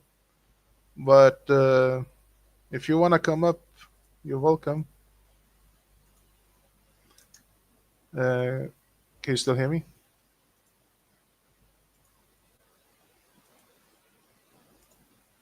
I'm going to give you the StreamYard if you want to come up and speak. Can you hear me, Shlomo? Okay. Yeah, I can hear you. I switch off my mic. Maybe I should just leave it open. I switch off my mic when I'm not talking, I'm typing. And I was just telling people, it's probably because I did a little bit of promotion on X. Oh, thank you. Yeah. I mean, it's not for me, really. It's because this needs to be, and I'm very thankful that you're here. But this needs to be called out. All right, let's move on. And now you're a fucking hypocrite because the very reason that you wouldn't... Oh, they're not innocent. They're all terrorists. They're all terrorists. The 18,592 kids are all terrorists? Where does he get that number from? No, it doesn't matter where he gets it. This is a problem that some people too often. Oh, Jane, hello, Jane.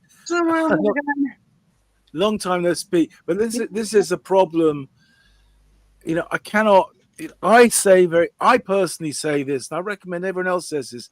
They are a what's the word? I've forgotten the word right now. They're not corrupted. They're a radicalized population.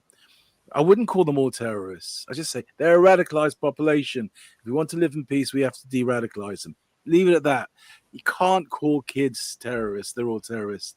And this reflects this guy Paul's views, unfortunately. No, but you know what? I have to disagree a little bit on that because, one, where does he get the number 18,000, right?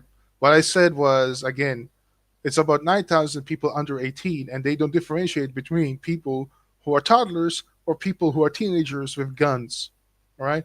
And again, like, you know what kills me with this is when Hamas was in power in Gaza, they allowed child brides. So, you know, I always make this joke that a Palestinian under 18 is a kid, even though he holds a gun and shows Allahu Akbar and is a terrorist. But Aisha was mature at 6, and therefore child marriage is halal, right? According to Gaza Sharia court. And this is the double standards I hate people use, and they don't see this. That actually the Palestinians do not see the value of children's life as we do, right? When they talk about 18-year-olds as kids, this is people being conscripted into the army. Very different from giving a 6-year-old a weapon and instructing them how to go and stab Jews and telling them to go pay for slaves so that their family can get some money so they can put food on the table, right? Very different. And by the way, John Schwartz, I don't know who this idiot is, but he says nearly 2 years later, and after killing tens of thousands of people, Israel still hasn't been able to defeat Hamas. It's almost as if the Netanyahu government wants a forever war. Do you have anything to say about that, Shlomo? Well, I mean, I would blame other factors. For example, the way that Biden interfered with what Israel's original plans were. And even though Trump is far superior, I think he stopped Israel finishing off Iran as they planned too soon. So there is still some American interference. This has definitely made the war go longer. There are other factors. But the idea that Netanyahu wants a forever war just is absurd. It's not good for the country. He's helped, under his premiership, he's helped the country become the startup nation. This is ultimately long-term not good for the economy. He's no interest in doing this. And people forget, he wrote a book in the early 2000s about the two-state solution. People might think he's against it, but he wrote a very carefully considered book, which I haven't read, but other people have read, and he seriously discussed the two-state solution and what it would take. So he's not automatically someone who's against the two-state solution. We all recognize, anyone sensible in the world, that the last gasp attempt at a two-state solution was handing the keys to Hamas to run, what it became Hamas, to run Gaza. It was a failure. I don't think anyone wants a forever war in Israel. That was the two-state solution. It was a disaster. They had their chance. They blew it. Exactly, Jane. Exactly. So, these guys who are meant to be very rational, very well erudite, very with good book knowledge and good experience, are not the type of people I expect to see spouting these type of arguments. It's just the juxtaposition, Jane, of the way that Matt Dillahunty presents himself as one of the leading atheists criticizing religious ideology. I did not expect this. This is the shock. If it was some random numpty, who cares? But Matt Dillahunty, it's appalling. I want to just answer one thing about what John Swartz said. I've been hearing this, in the first day of war, the second day of war, the third month of the war, the half year of the war. It's been talked about, before they put boots on the ground, after they put boots on the ground, after Sinwar died, and now. Like, I don't know if people understand how infested Gaza is when it comes to this whole mindset of jihad and terrorism. And also, I don't think they understand how much effort has been done and how much ground has been won and the progress that's been done, right? Like, look, if they give the terrorists back tomorrow, I think at this point in time, Israel would probably say enough is enough. We'll deal with Hamas later. Let's get our hostages back, our people back, our bodies back, and let's have a break. But it's not over.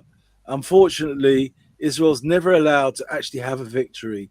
There needs to be an unconditional surrender, an unconditional loss from Hamas. right. And that's the problem. But I don't think anyone wants a forever war, not even Netanyahu.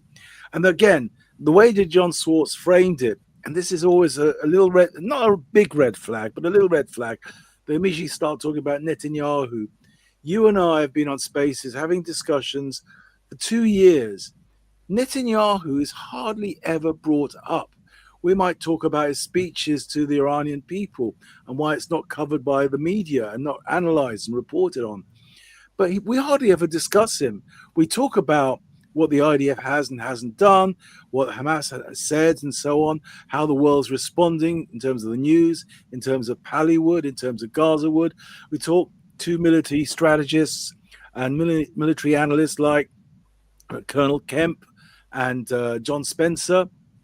But we can talk about the war cabinet and whether their policies are right, but we hardly ever talk about it. But what I seem to find is when you broach this topic with some stranger, they immediately talk about Netanyahu as if it's all down to him. He's part of the war cabinet.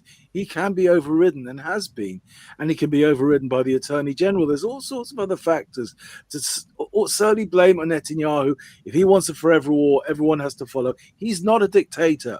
He's not a despot, because that's the equivalent of a dictator who's democratically elected. It's simply not the way, however flawed Israel's democratic structure is. I think PR is a very bad idea, proportional representation. Nonetheless, he is not even a despot. If he decided to do a forever war and everyone else disagreed, he would not be around for very long. It's simply not all down to him.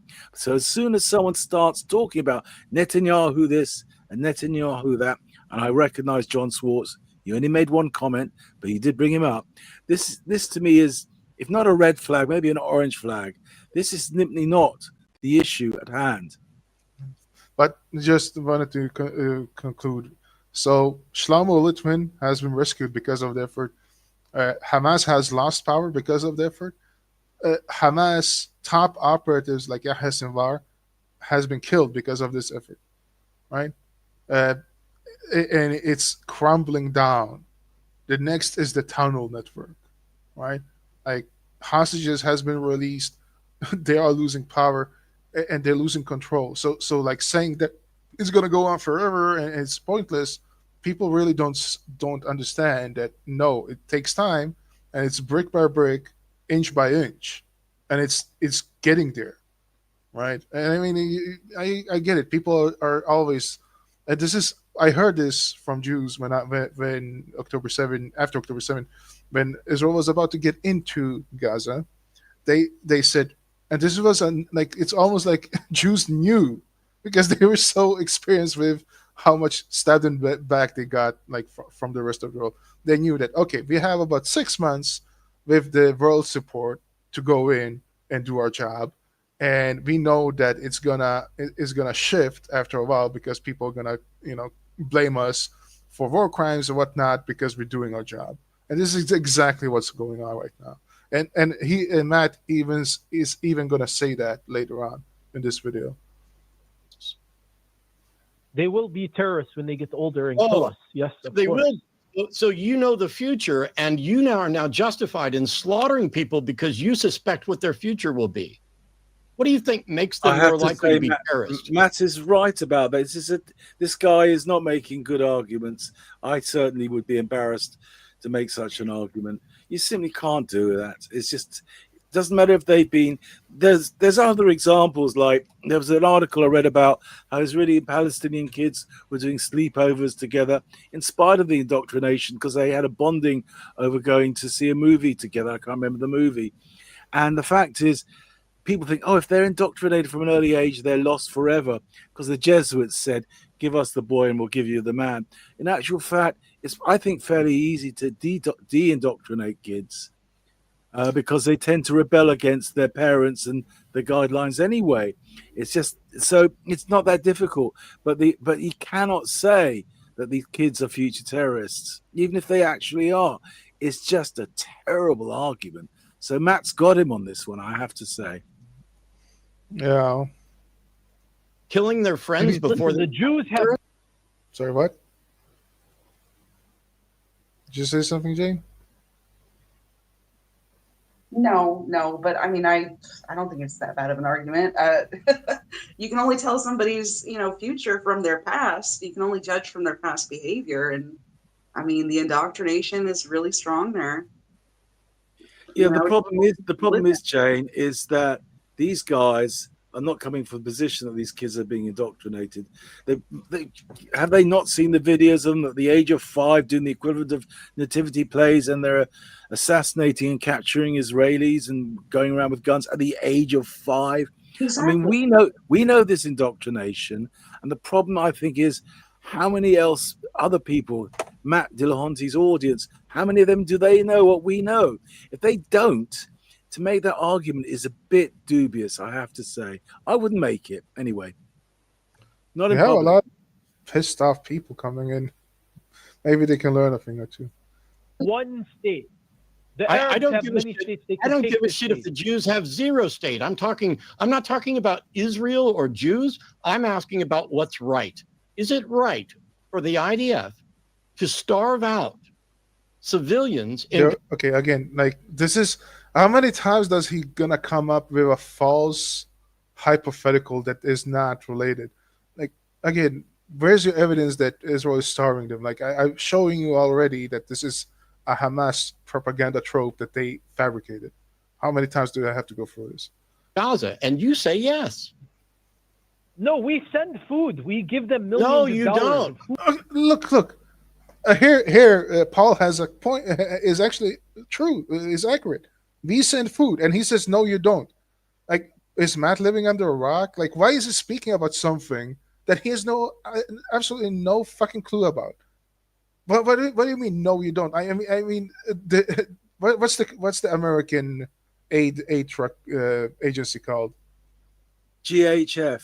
But here's the example. What Matt is probably representing is some guy who's smart in other areas, experienced in other areas, successful. What he's spouting is what he's absorbed from the media in an unquestioned fashion, which he should not be doing, right? So, and he's representing what a lot of people who follow the mainstream media are absorbing. So, in this sense, a lot of people think this way. So, Sven, you're asking about starving children in Gaza. It's not so much Hamas propaganda.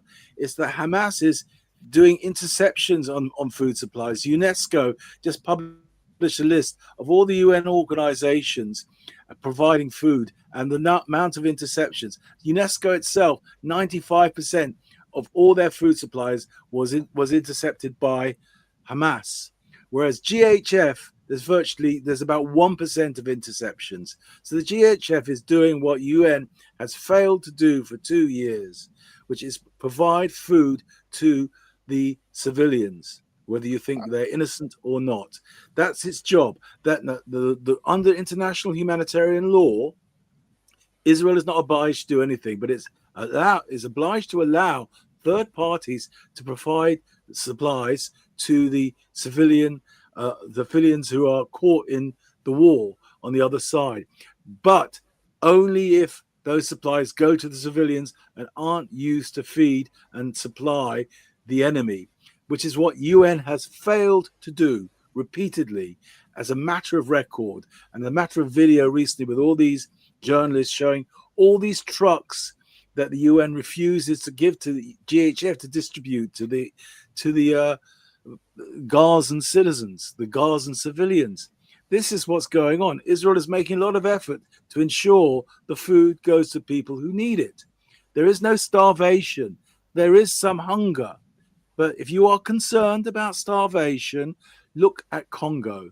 Look at Sudan, where there are people starving, literally starving today. There is famine.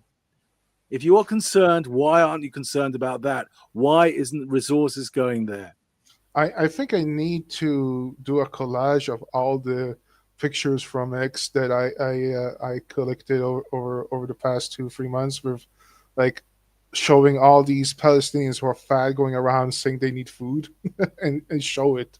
Like just do a collage and show all of it. Just show how big of propaganda this really is and how ridiculous it is once you actually go through it. Like again, there are actual 5-star restaurants operative still in Gaza during the war.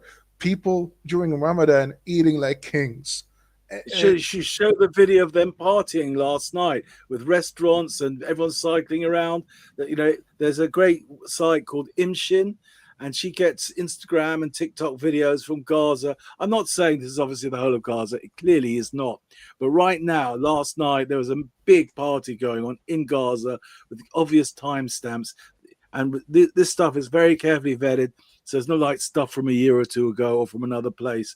You can easily verify that it was last night. Of course, that's obviously not the whole of Gaza. But these are the myths that are going around. And the UN is trying to devalue the efforts of the GHF when the GHF is doing what Israel is allowed and should be doing, allowing a third party to go in to deliver humanitarian aid to the civilians. But the UN has failed, so they're trying to attack the GHF. But this just shows the duplicity of the UN. These organizations locally are corrupted by and very often controlled by Hamas. That's the unfortunate thing. The Hamas do not care about their civilians. That's the main question. If there is famine or starvation in Gaza, which is I would say, very minuscule and on the fringe, and the numbers are overestimated. But if there is, who is responsible for that? Is it the IDF? Is it Israel, who actually provides nutrition for the enemies? Or is it the one stealing those nutritions and using it basically bargain ship for recruitment, right? I would blame Hamas. And by the way, he says some other stupid shit. I'm going to respond to this quickly. 92% of civilian infrastructure has been razed to the ground. Did Hamas do that? Yes, they did that. Not that they were hiding under all the houses. It's true that there are actually tunnels under these houses. But what they did was said to the population, leave, we're going to booby trap them so that when IDF comes in, they will get killed in explosions, right? So that's why, was it Rafah that was basically decimated to the ground because every other house was booby trapped and they have tunnel networks around them? That's why they collapsed. Well, I think the 92% is a slightly high number. I'm not sure of the exact number, but there are different estimates. It's different to characterize it. But also have to know that all these tunnels are built under civilian infrastructure, hospitals, mosques, schools. Now, they're not built according to European or US building regulations. They are making these buildings structurally unsound. So with a combination of booby traps and no building regulations, they're only concerned with making sure the tunnels don't collapse so that their own people don't get hurt. But if it damages the foundations of buildings above, you can't imagine the amount of damage something like that will do to a building, making it unstable. So yes, there is a lot of infrastructure damage. No one can argue that. A lot of that is based on what Hamas did in building the tunnels as well as doing the booby traps. Shlomo, you know what? There's so many people coming with bullshit right now, but I wanted to just ask a question and then to Mr. Betamax. If you think the idea for the worst soldiers on the planet, can you please tell me, if you were in the war cabinet and you had power, what would you do better? If you think IDF is doing such a horrible job, what would you do differently? It's also worse than that, isn't it? There was a group of generals or majors or colonels from around the world who've issued a report saying, the ones who've actually been there to study IDF tactical operations and they've been on the ground, who say any significant military personnel from any democratic modern country who's been there, they've all got together and wrote a letter saying what an incredible job that IDF is doing in such terrible circumstances, We're not talking about just John Spencer and Colonel John Spencer and Colonel Richard Kemp, but there's a whole list of them who all signed a letter to this statement. And they're about the only military personnel who've actually gone there and investigated it. So the rest of it, this is just your opinion. Doesn't mean that IDF doesn't make mistakes.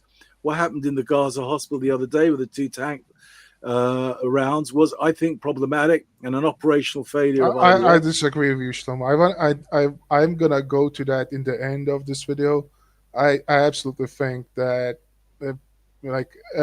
as more of the operation actually is coming out, the more clear it becomes that it wasn't a mistake, it was deliberate, and it was necessary, and that the people. Okay, you can explain that later. Fair enough. Yeah, the people who were there were actually they were actually Hamas operatives. So in other words, the story I heard is it was a setup. They wanted to get them out of the woodwork and then get them. That's what I've heard, but I don't know the facts. No, I think what it was is that the second bomb, there was one tank shell. There was a journalist there, right? She would be collateral damage. The question is why would they just again, it's a war zone, and these guys are like, oh, we're gonna go up and just clear the bodies right away with a journalist, and then the journalists say, oh, why can't we go into the war zone and take pictures while it's actually documented? Anyway, if you're gonna have journalists in a war zone like this, then yes, accidents like this is gonna happen. Now, this journalist, no military would allow a journalist to have gone in that situation. No proper trained military. But this journalist, in the midst of Hamas operatives, goes with them side by side, and just is supposed to document this strike. It's just beyond me. If you are a journalist, wouldn't if you are actual military, wouldn't you tell the journalists to stay back and wait till the dust settles? We don't know what's going on. I would say any military would do. You're in a live action scenario, which is not. There's no evidence that it's concluded. So you definitely want to be very cautious of your civilian journalists. You don't let them just go into such a situation. No military, American, British. Shlomo, hold on. I have to say one thing here, because we seem to be invaded by idiots, and that we're not going to be able to respond to everything. So what I'm going to do is just ban all these idiots, because if you want to stay here and listen and learn, that's fine. But I'm not going to waste time on your bullshit right now, because otherwise we're going to repeat ourselves over and over and over, and we haven't even gone through the video. Just ignore them and move on. Let the comments thread get polluted. It doesn't really matter. Let's carry on with the video. I just want to tell Betamax, before I put him in a timeout, please tell me, what should IDF done better? Instead of, if you think IDF is doing a horrible job, you all just say, you just do accusations right now. Basically, they are bullshit after bullshit. Can you tell me what should they have done better? All things considered, why can't people be concerned about both? What are all these? The videos about the Gaza talking about how hungry they are. Again, it's staged. AP news headlines: Israel withholding aid. Yeah, Israel is not withholding aid. This is a claim, and basically a blood libel trope that everybody is going around and saying without actual evidence.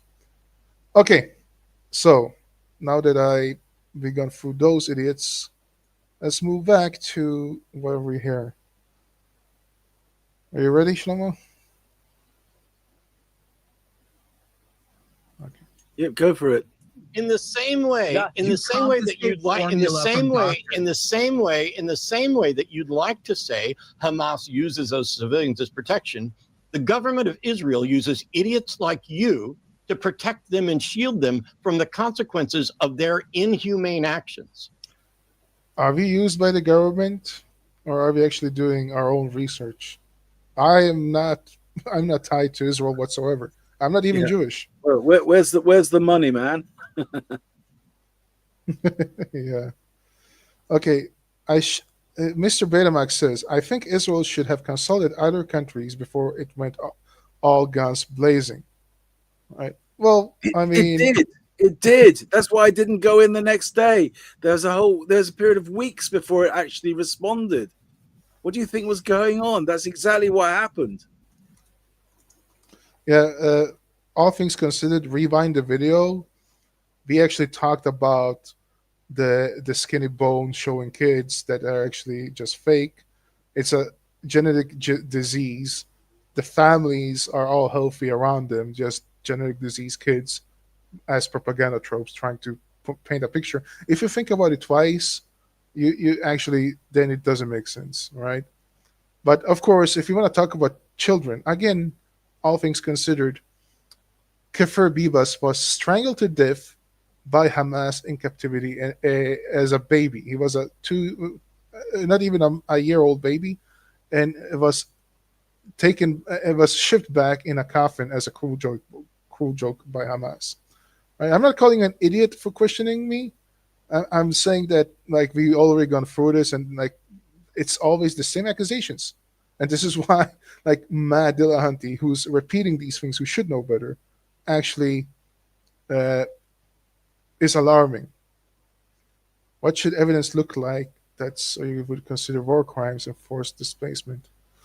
Okay, forced displacement, war crimes. Yeah, I don't know about the forced displacement because this argument is very odd to me, where like Gazans are actually inside Gaza and wanting to basically kill any kill any Israeli and wipe Israel off the map. Like, what are you talking about forced displacement? I don't get forced that. Displacement when you're trying to get people out of a war zone. That's standard practice. People want to separate the civilians from the insurgents and the militia. They just haven't been allowed to leave the country because Egypt won't let them in. So that's this is a fact. We're just sticking to facts. Yeah, I cannot ask you the same question, Sven. What kind of evidence would you accept from what we are saying, from all the articles I'm showing, all the debunking that has been done? What evidence would you accept? Like all these claims that Hamas are doing and the pro-Palestinians are doing, all of this, like every time we respond to it, it goes to deaf ears. So what evidence would you accept? Because I don't know what else to do, because I'm going with logic, I'm going with articles. I'm mentioning names of people who do this every day and do it like almost as a job, and they do it on their free will because they want these lies to stop. Like, why would you believe in a blood libel and then tell us that we need to discredit you, and when we do it, it's not good enough? I would pose the question back to you. What kind of evidence would you accept? Because it seems like all you want to do is just listen to one side and say this is what it is, and whatever you guys say, you're just basically propagandist, right? Right. Like, Cheeky, this is your space, but it's going to take too long to go through this thing, and I'll probably have to leave. But you do it any way you want to. No, that's fine. Let me just say to Sven, a good video is by Nico, as I said, from the Ayn Rand, who was actually a Jew hater from the left, and when he actually talked about his journey. Let me just reference that video real fast. Or even Brendan O'Neill. Let me see the history. I don't know Brendan O'Neill. Who is that? Brendan O'Neill is a British commentator. He's the editor of Spiked, but he used to run a magazine called Living Marxism, and he changed when he started realizing the absurdity of the anti-Zionist and pro-Pali rhetoric. He said, this doesn't add up with my causes that I'm standing for and fighting for around the world. There's something seriously odd about this. And this led him on a journey to where he still would consider himself a Marxist, an anarchist, not quite a Marxist. I can't remember how he describes himself. He still calls himself a Marxist, but nonetheless, he's very pro-Israel, realizing how the left lost its way on this topic to damage its own cause. That's Nico. You know, I would recommend for anybody who doubt us to actually listen to Nikos Sotirakopoulos, because he's a Greek, he's anti-Semite. He's talking about he was an anti-Semite. He was he was part of the communist youth movement in his country, and he's talking about how intertwined anti-Semitism is in Greece and what led him to actually leave that movement and actually starting to support Israel instead of being an anti-Semite. And like he actually believed in all this bullshit that Matt Dillahunty believes. All right, so this is not something from the far right. This is from the left, like the so-called progressives, right? So this is an amazing video. I think anyone who's skeptical of what we're saying, be skeptical. We like debating. Go and watch this video. But be warned, if you watch this video, you might start changing your mind. And if you don't want to change your mind, don't watch that video. But you also should know, and we know, that you're a coward. Yeah, and our last thing from this guy, and then we're going to move on because it's going to take forever. No one gives a shit about the Middle East before October 7th. Not true. Not true. It's just that because of the propaganda and all the pro-Palestinians going around after October 7th, very much celebrating it, and then when shit hit the fan, they start to laminate about it. That's why everybody started to think that they know what they were talking about. Everybody is an expert. I agree on that. Like now, everybody wants to talk about it, right? The propaganda coming out of both sides is of the scale. I disagree. I mean, the propaganda coming out from Hamas is absolutely worldwide spread, and it's hurting Jews even in other countries. All right, like for example, the idiot who shot 2 people in New York and shouted "Free Palestine." It wasn't even Muslim; it was just a socialist asshole, right? The guy who burned himself on fire, right? So like this actually has like Hamas propaganda is off the charts. Who do you think is coming out of this looking diverse? Well, the problem is that it should be Hamas coming out looking diverse, but they are winning the propaganda war. They're winning the lawfare war. And innocent people who get caught in the crossfire outside of the war are ignored. They are seen as collateral damage for a good cause. So I think the pro-Palestinians are the one looking out the worst, right? But the problem is that people like you don't listen. The people who are really suffering is in all the tragic war zones that are happening right now, like the Congo and Sudan, because no one's giving them the slightest bit of attention, and there are true tragedies going on there. This war is a great distraction. This is not a new propaganda war. This is a propaganda war been going on since the 50s. It's decades old. It's well honed. And yes, Israel is losing the propaganda war because it's not off the scale. They're not doing anything. All they need to be doing is counter propaganda, fighting fictions with facts. And Israel has too long been ignoring this. They're far from their propaganda being off the scale. They have virtually no propaganda at all, and that's the problem. They need to do counter propaganda. They don't need to do propaganda because all their arguments will be based on facts.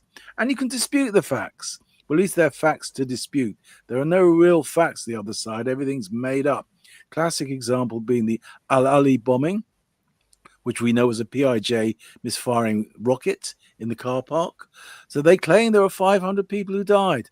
They never apologized for this report. They never removed that 500 people from the list. We cannot trust these numbers. And people like Matt and AI still runs these numbers and still blame it on Israel till this day. And this was almost 2 years ago. Sorry, I just wanted to add that. Video. Get back to the video because otherwise it'll take forever. If you listen to all these people running interference, let them just watch the video. I mean, they're going to agree with Matt anyway, so whatever. Yeah. Hey, Paul, is it a terror? And by the way, just one thing. The fact that we're here and actually disagreeing with Paul, right, and his stance shows that, yeah, we're not aligned. We're saying that he has a horrible take. But Matt is still wrong. Yeah, exactly. I've criticized Paul for, in my view, 2 horrible takes. You think there's maybe only 1. And that's the way it is. We are. No, I agree on the second one. I agree on the second one, too. I think like he's presuming things he shouldn't. But I would say I could see a reason to like the circumstances of the war. But we know the indoctrination, how hard it is, right? But yeah, you shouldn't presume things. Like you should be better and and actually try to make kids grow up not to be terrorists, right? Kind of thing. I agree with you on that. Yeah. But yeah, okay. Stop. Is it a terrorist action to put a gun in a young man's hands and force? So like with Hamas, if Hamas goes and takes a young man and hands him a gun and says, "You will fight for us, or else there will be penalties," is that a bad action? Is Hamas committing a human rights violation and in a way using a civilian as a human shield by forcing them to fight on behalf of Hamas? Can we agree that that would be fucked up? They do this. We see that all the time. And you know who else does that? And guess, Paul, how do you fall for every trap I lay so easily? Hey, Paul. You fell for one of mine, too. Hey, Paul, is IDF service mandatory or voluntary? And here comes the false equivalency. Saying that putting a gun in a 5-year-old's hands and saying that you should be trained for pay for slay to kill Jews is the same as inscripting into the military service. No, of course, but if you are no. Answer the question: is it mandatory or is it voluntary to be in the IDF?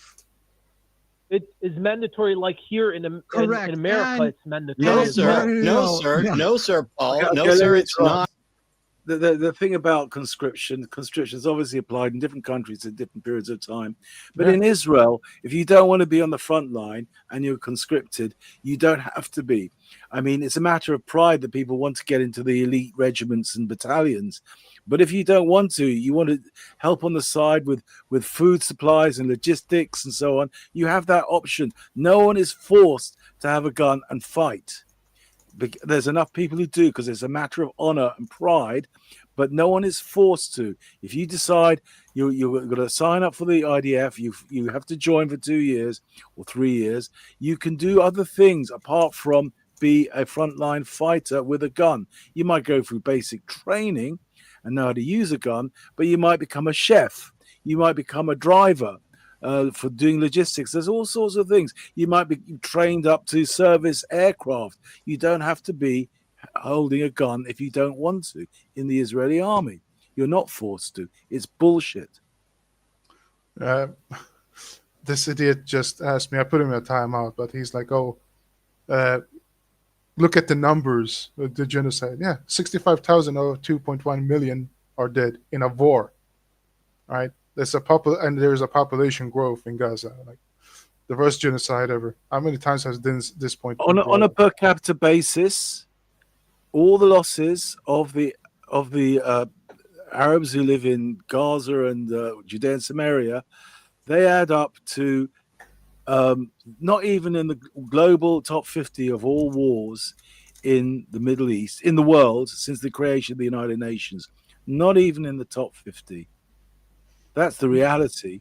And the actual numbers, barring October the 7th onwards, for the last 100 years, the average number of deaths due to violence, specific violence due to war, is less than your typical mid-sized American city on a per capita basis with gang warfare and drug dealing and everything else that goes on in those cities. So the numbers show the complete opposite of what you're saying. Yeah, that's true. Let's go back to this scripting thing. Look, a comparison. So in Ukraine, right, there is, because it's a war, every able-bodied man needs to sign up for duty. And because of and I'm pro-Ukraine, by the way, but because of the corruption in Ukraine, there's been reports of a lot of people actually are pushed into the front lines, and the people who it's basically nepotism. People who are more closer to the elite do not need to push their children into the front lines. They can stay behind and getting more comfortable jobs, right? So, and this is Ukraine, right? So are you going to tell me, and I know Matt is actually pro-Ukraine too, so is he going to use the same standard for Ukraine here? Because like there was a caller talking about Russia, Ukraine, and he was very much staunch Ukraine side and saying, you know, people have the right to fight for their freedom, right? Again, Israel is in a war, and they have been threatened by their neighboring countries for decades upon decades, ever since Israel was formed. So they need to have a strong military service. They need to have a strong military. That's why they have a conscripting service for the citizens. Sweden, who always used to be neutral, they used to have an conscripting service as well. Now, it was like this: when you were 17, then you have to go to the service, the sign up service. They evaluate you, and then based on your criteria. I'm going to have a break. I'll be back a bit later. All right. Cheers. Carry on. Thank you, Shlomo. Thank you. See you, Jane. Jane, take over my role, please. Yeah, I don't know much on the topic, so I'm just kind of here for Let me just say this. So you were about 17. You have to go in, and based on criteria, they will send you to a regiment. And of course, what happened was a lot of people who didn't want to serve, right? They did their best to get out of service, but it was mandatory. And this was in a neutral, peaceful Sweden, because Russia was the big bad baddie back then. They scrapped that enlistment service, but now it's back. So are you gonna tell me that Sweden are fascist as well? This is so fucking stupid. This Kafir chap is a total. Oh, so you're a Muslim Ibn Sharmuta. You're a Mohammedan. I see. You are actually a Muslim. That's why. Let me play you a little song. Just so we can have some fun.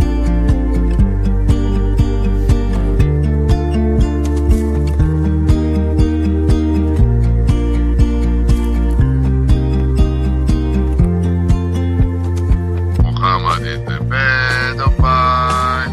Muhammad is a child molester. Muhammad is a pedophile. Muhammad is a child molester. Muhammad is a piece of shit of a guy. Muhammad is a rapist guy. Muhammad is a piece of shit, and so is all the Muslims. Could you hear that song, Jane? Wasn't it beautiful? Yeah. So I'm confused by, okay, so is this both of these guys who are debating are both anti-Israel? Yeah. Okay, all right. And they're both atheists. Matt Dillahunty is like. What are they debating then? Sorry, what? Then what are they debating? Well, Paul called in, and he's basically like a. I don't know if he's a Jew or a Christian, but he's very much like Old Testament, very much like what the Bible says is true and all that. And he's pro-Israel. So yeah, so they just go off and using every stereotypical propaganda trope from Hamas.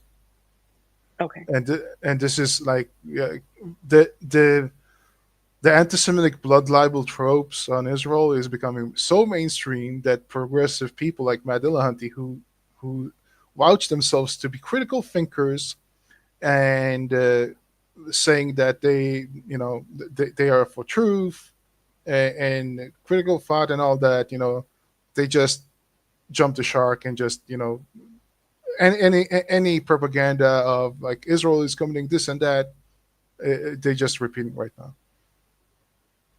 Yeah. Okay, carry on. Yeah. You will be drafted if there's war. Yes, you can be drafted. You can be drafted, but IDF, it's not just a draft thing. You have to serve. Everyone has to serve, right? At what age has So, I mean, again, like wartime, but again, in Sweden, you get drafted, and like the draft means that you have to serve, unless you come up with some like reason why you don't want to, right? But if you're able-bodied, you have to serve from the draft. So I don't understand this point, like trying to say that they're fascists. Like all countries have different drafting systems and a military. Population. At what age? I don't give a shit. Hang on. Stop talking and listen to me, because and what's is that this guy was actually in the military. This guy was actually a soldier. I don't know if he was an officer, but like he knows how the military works, and he's basically saying Israel has no right to defend itself right now. Like if saying that you're not allowed to draft or inscript people into the military, which is just grossly immoral and dishonest. So right at the beginning, when I compared this to rape, and I said it doesn't matter how rough of a life the rapist had, that doesn't excuse their action. And you want to cite the thousands of years of history of Israel. That does not excuse this action. Nothing in the past excuses these actions. What actions? There is no rape. What are you talking about? Yeah, the only one raping is Hamas. They've been raping their captives. What a fucking asshole. What excuses these actions is people like you just asserting that you have a right to kill people and starve them. And you're asserting that what you say is true and Hamas are committing genocide, which is bullshit. You are fucking wrong, and we should destroy any government or terrorist organization. So he wants to destroy Israel and saying that Israel is terrorist. They're equal to Hamas. That is doing what IDF is doing right now. So basically, he's on the side of the Palestinians saying that Israel should not exist and should be destroyed, dismantled. What a piece of shit. Yeah, you want to talk about civilians being used as human shields. Conscription into the IDF begins at 18 years old. Yeah, so does anywhere in the world. This is what's your point? Like, I just don't get it. Like the hyper focus of Israel, and oh my God, they are drafting 18-year-old kids. America does it too. I mean, have you seen Full Metal Jacket? I guess he's against the whole system, the whole military system. But yeah, Sweden, 18-year-olds. Russia, if they could, 18-year-olds. Ukraine, 18-year-olds. Anywhere, it's 18-year-olds. Like, what the fuck is this guy's issue with like saying that if you're 18-year-old, you should not be drafted? Like, what? It's just stupid. And you want to say at times of war, and yet it was immoral when Palestine and Hamas, where you're saying they're doing it. Yeah, they're using toddlers. Seriously, like he's arguing like a Mohammedan, saying that a 16 or 17 up to 18-year-old is the same as Aisha being 6 years old. What the fuck? Are you saying, like, are you really going to make that argument that, it doesn't matter if you're 18, under 18? Like, this is the same fucking fallacy in Hamas, in Hamas numbers of casualties, but they don't distinguish between 18-year-olds and under, teenagers holding guns, and toddlers being killed in the crossfire, right? And even then they say, like Israel is baby killers, they do it deliberately, which is also a fucking lie. Here, like, are you going to tell me that it's the same of a soldier in a military service? And again, with the Nasser hospital, a military service would tell the journalists not to be near the explosion radius site, the site of the explosion radius, so they don't get caught in the crossfire. Hamas don't give a fuck. You're going to tell me that a pay-for-slay child learning how to kill and stab Jews at the age of 5, 6 is the same as an 18-year-old holding a gun in military service? Like, it's beyond me. It's crazy. If the Americans were no, you see, the thing is that the American army, I don't know about the Swedish army, but the American army has acted worse than the Israeli army has done ever.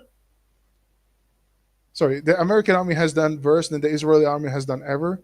And they have not been scrutinized as much as Israel since day one. Why? Because there's a hyper focus on Israel, because Hamas sold this propaganda, because they want to halt the effort of Israel.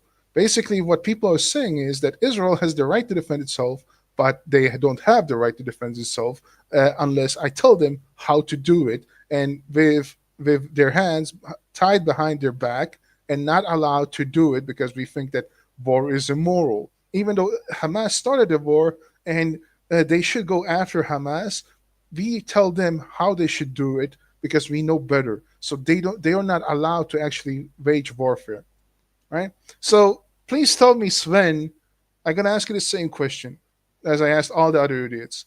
What exactly, according to you, should Israel could have done better? What should have done instead? What are you so displeased with And what is your solution? IDF doesn't seem to give much fucks about hospital. You know what? You know what? Let's go to the Nasser hospital because I think it's an important thing to actually go through what happened. Let's go through that. Jane, do you want to say something before we go to the Nasser hospital? No, go ahead. Okay. So, this is the first video from CNN. So, there's going to be a lot of questions on this, but let's watch this. A live Reuters feed of the Gazan city of Khan Yunis at 10:08 a.m. The shot freezes and the sound drops. Israel has targeted the fourth floor of the Nasser. So the first question is, the journalists talking about they need more journalists and they are not allowed in, right? I mean, if you can get these great pictures, the question is, where's the need of journalists? Now, of course, people will say, well, journalists can be unbiased, but as we're going to see very shortly, it doesn't seem that they're that biased. Hospital where the camera stood, Reuters cameraman Hussam al-Masri is killed. By the way, al-Masri means from Egypt. So Hussam, who is a Palestinian in Gaza, has a name that is al-Masri, which means he's from Egypt. That's letting people know that. Emergency and health workers rush to the scene, along with journalists from a ground floor media tent. It is So here is a journalist talking, and then there's going to be a all journalist. broadcast live by Al-Khad TV from the street below. So when they say the journalists are not allowed, here is a journalist. Here's a journalist. What are you talking about? They're not allowed. The damaged camera and live streaming. Look at this guy. Why is he showing the camera to everybody? Like, oh my God, look at the camera. Okay. Like, why does he make a point of that? Unit are held up And that I'm going to answer that afterwards. But yeah, it's very, very funny how he's showing it. and shown to the crowd. Visible on the staircase is Mariam Abu Daga. Now, she is a journalist. Why the fuck is she up there right after an explosion or a missile launch? If you know that this is a war and you know that IDF doesn't hold back, don't you think that like all these other people should tell her to stay back in case there will be like something else going on? Because the IDF would say, you know, because the whole point of with Israel saying journalists should not be allowed is because they don't want to put them in harm's way. Here, they don't seem to give a fuck. Working for AP.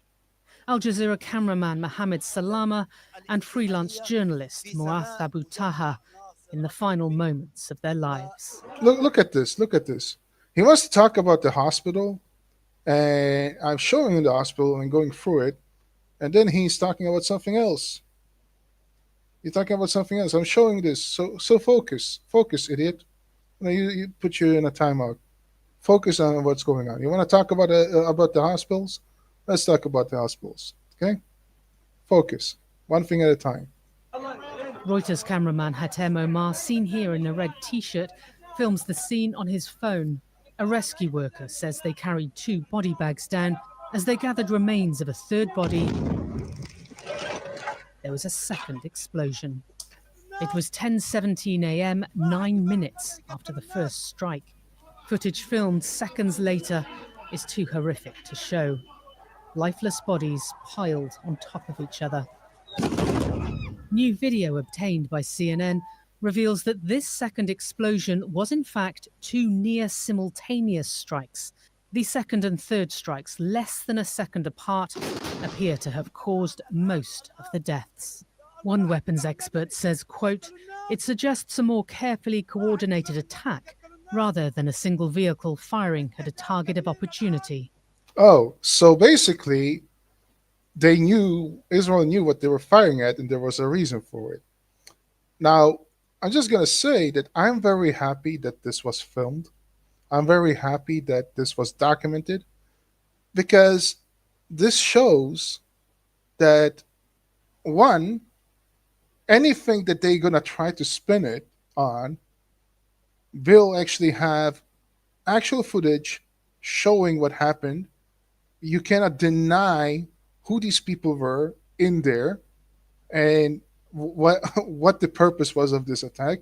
And most importantly, there were no children in this attack that is shown here. There might be some patients in the hospital, I don't know, but this attack with all these people dead, none of them were children, right? None of them were children. So when people talk about, oh, the kids, like Israel's coming genocide, they're killing kids, all these people seem to be able-bodied men and two journalists being in a place that they should probably not be in. And one of them, I would not be surprised if he actually was part of the Hamas the Hamas terror regime, because we have actual cases where Hamas actually uses journalists as a shield and saying they're journalists, but they are actually part of the terror organization. Some of them have been killed, and I'm very happy that they're dead.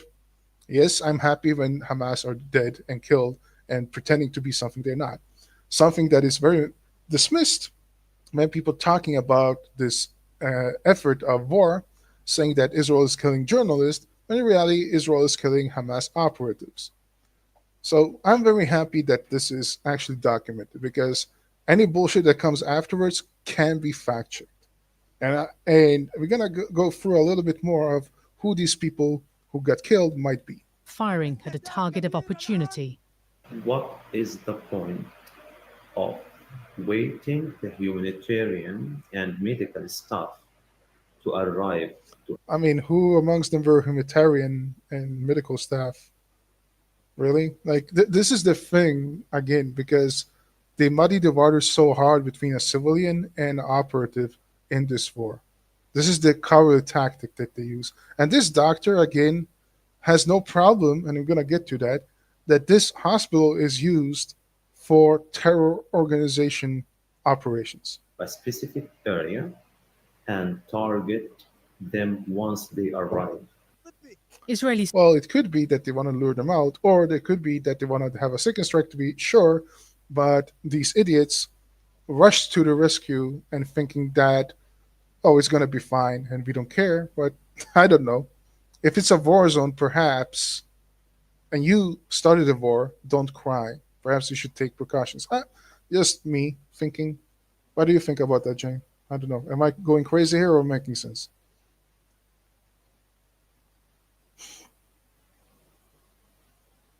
Jane?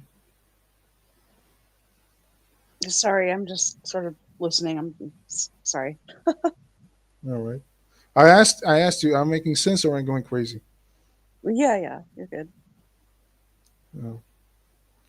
You can tell me if I'm wrong. No, I wasn't really paying attention. I'm sorry. Uh-huh. Statements have evolved over the past 48 hours. Israel's Prime Minister called the deaths a, quote, tragic mishap. The IDF now says it was targeting a camera, quote, positioned by Hamas in the area of the Nasser hospital that was being used to observe the activity of IDF troops. And here's the thing. I'm pretty sure that anybody who reads this right now who is pro-Palestine would dismiss this and saying, oh, it's just lies by Israel. Okay? No evidence was offered. The IDF claims Yeah, no evidence was offered other than the people standing there looking like fucking enabled-bodied terrorists. Yeah. Terrorists were killed, disputed by Hamas and health officials in Gaza. The IDF has not addressed the double strike, adding gaps will be examined, including the decision-making process and approved munition. Satellite images show Israeli... I just don't understand one thing.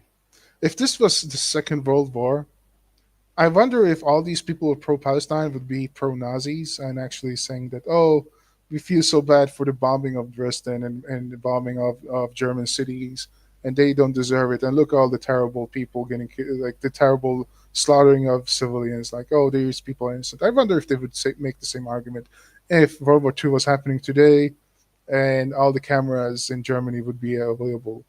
I wonder. And Matt Dillahunty and Jimmy are gonna make that argument too. Actually, they're gonna say, "Oh, we are all against Nazis," and they're gonna say Israel is Nazis.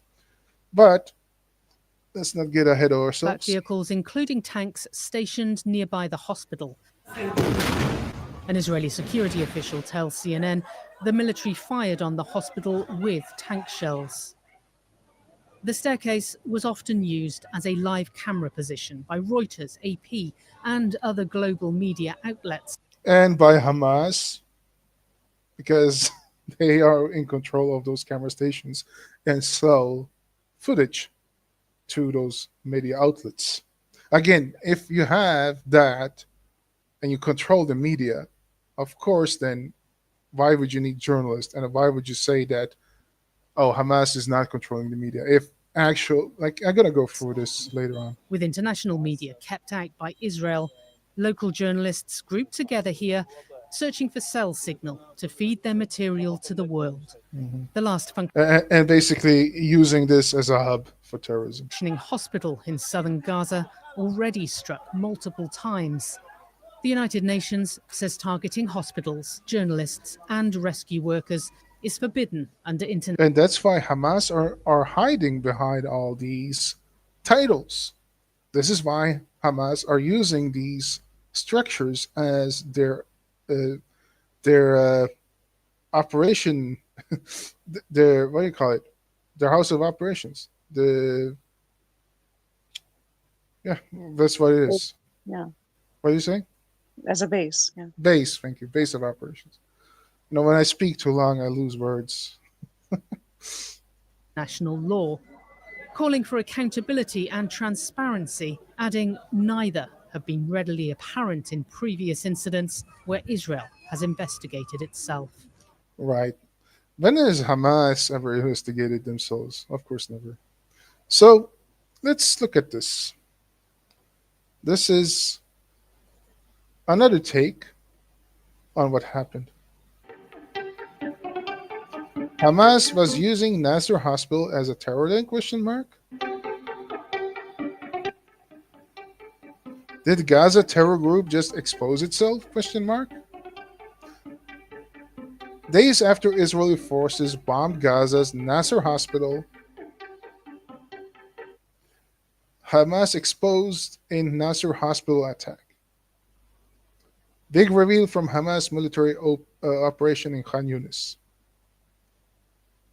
Video shows detonation of 3 explosives in Gaza. Terrorists firing rockets and mortars targeting Israeli forces. Several Gaza structures were captured in the video. On cam, Rafah water tower, floor mill, and IDF site. Line from the water tower northward passing between the two. So on camera we have the floor mill, the water tower, the Nasser Hospital, and the house, or a house. Buildings lead directly to Nasser Hospital in Khan Yunis. Interesting. Why is not this reported? I wonder. The video gives strong evidence that Hamas has militarized Nasser Hospital for its own operational purposes. And this is not the first time it's happened, like the Khan Yunis Hospital, for example. Therefore, footage published by Hamas itself has ... inadvertently incriminated the hospital as a military facility. Why IDF strike Gaza hospital? ? IDF OP meant to dismantle Hamas spy camera, the same camera that stupid Philistizi showed. Israeli army claimed hospital used for terrorist purposes. Golani Brigade forces located Hamas camera. And you can see the camera and an open window. Camera was placed on the hospital's top floor.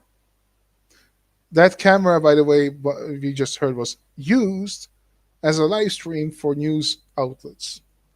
Clearly visible and offset from an open window. Camera was suspected of observing troops' activities. Again, it's a war zone, so it's not a far-fetched claim, and thus directing terrorist activities against the forces. In light of this, force acted to destroy the camera. In its investigation, IDF said that the forces destroyed camera and acted intending to remove the threat. IDF has long accused Hamas of its cynical use of ... sensitive sites and civilian infrastructures in Gaza. Not the first time, it's documented. Gaza hospital once again turns epicenter of IDF's ops, ? Hospital or Hamas terror dens? ? To me, it's very clear it's a Hamas terror den. All right.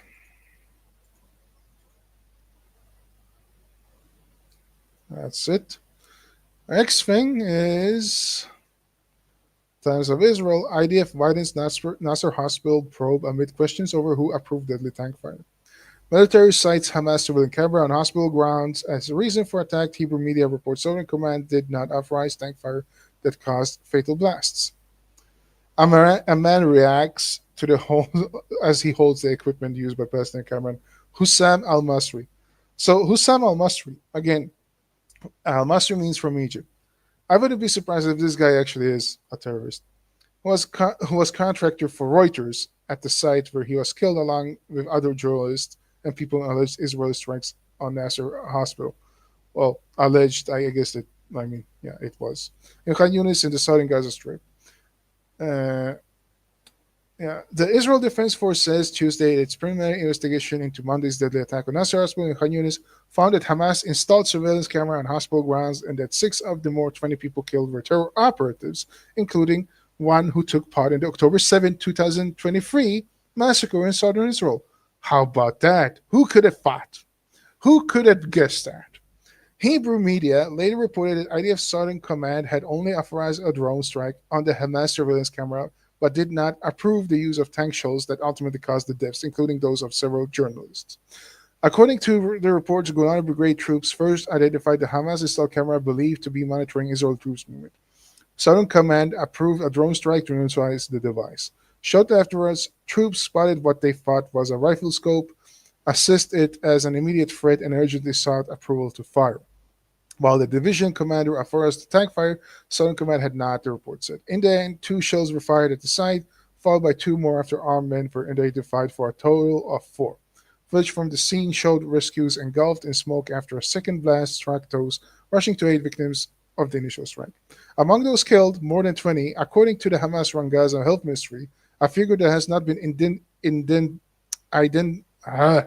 independently verified, were Reuters cameraman Hussam al-Masri, AP freelancer Maria Daga, and Al Jazeera contribution Mohammed Salama. Channel 12, citing military sources, reported that 18 people were killed in total, including 10 Hamas operatives. 10 Hamas operatives, though the IDF has so far confirmed only 6. So of the 3 people that got killed in the first one, right,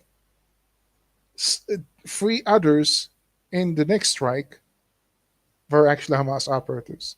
And that's very favorable. I think there's probably many more, and they were hiding behind these labels of being a journalist or whatnot. And, here's the thing. Even if you say that this was a tragedy and people should not be, killed and in direct fire or indirect fire, collateral damage is a horrible thing. It's a war.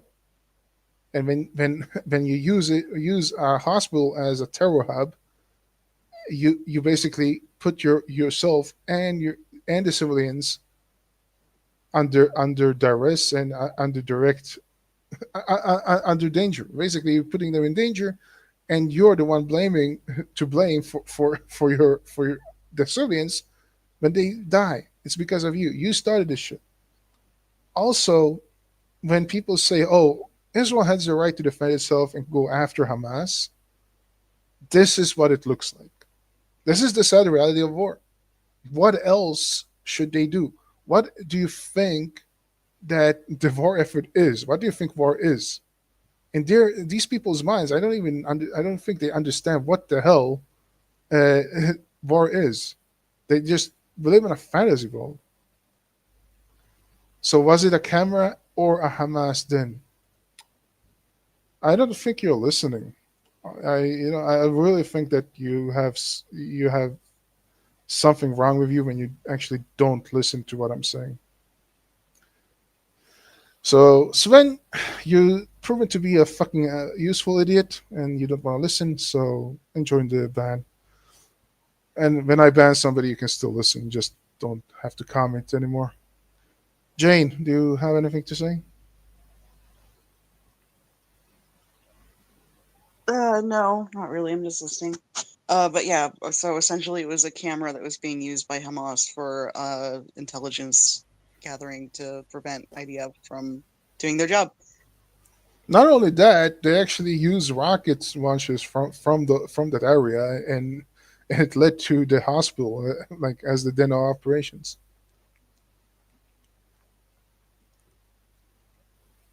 Yeah. Okay, so let's finish up with Matt.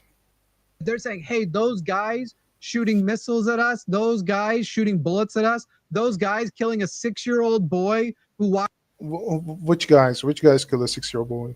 What are you talking about? Again, with this, Israel is committing genocide and killing kids. Again, all these buzzwords, blood libels.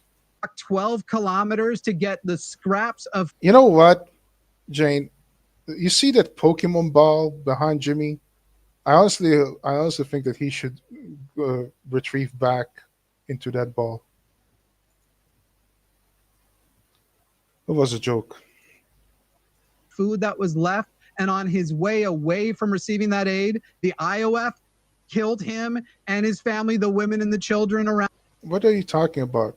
What exactly are you saying? Like, what? Is there any proof of this? Like, this is just secondhand claims, not even witnesses, secondhand claims, right? Organized, collaborated, and distributed to discriminate Israel and calling Israel baby clothes. Found him.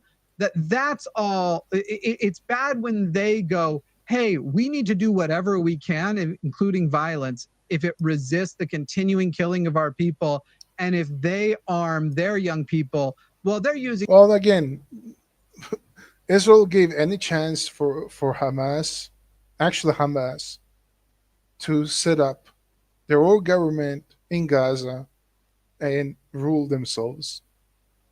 But if you have rockets after rockets after rockets fueling from Gaza, of course you're going to try to stop it and say we're not going to allow you to have an air force or have shipments, right?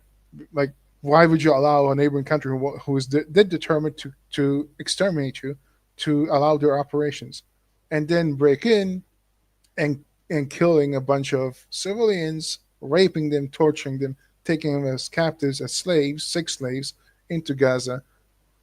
Why would you allow that? Like, why are you putting the blame on Israel? Why, like, this shift of burden to Israel is saying, again, Israel should do the war, but they should have their hands tied behind their back.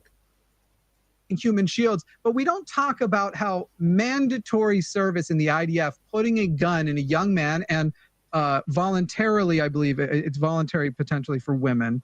I think there's service you still have to do, but as far as fighting in combat, I know that there's a difference with the gender. He's still on that. He's still on that. Like, it's so fucking stupid trying to say that, oh, it's so fascist of you to have a conscripting army.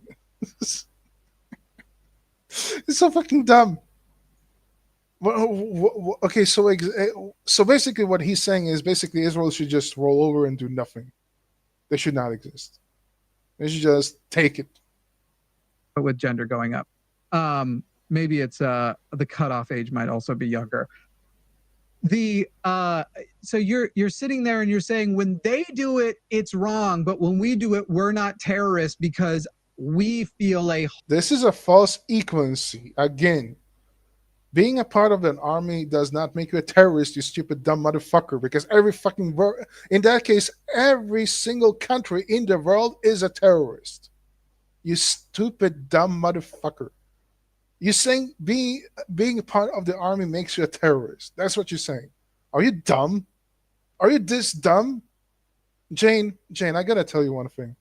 I starting to understand why people don't like atheists. Because if people like this goes around there and making these kind of fucking stupid statements and being this dumb, I can understand why people laugh when people say I'm an atheist. Like if people like this represents atheists. Like, what do you think of this stupid argument? Please tell me. Like, do you think that people in the military are terrorists? Yeah, it's retarded. It's dumb. Yeah. What the fuck is he on about? He's comparing actual military army to a terror organization that don't care who they kill. They don't even care if they kill their own. What the fuck?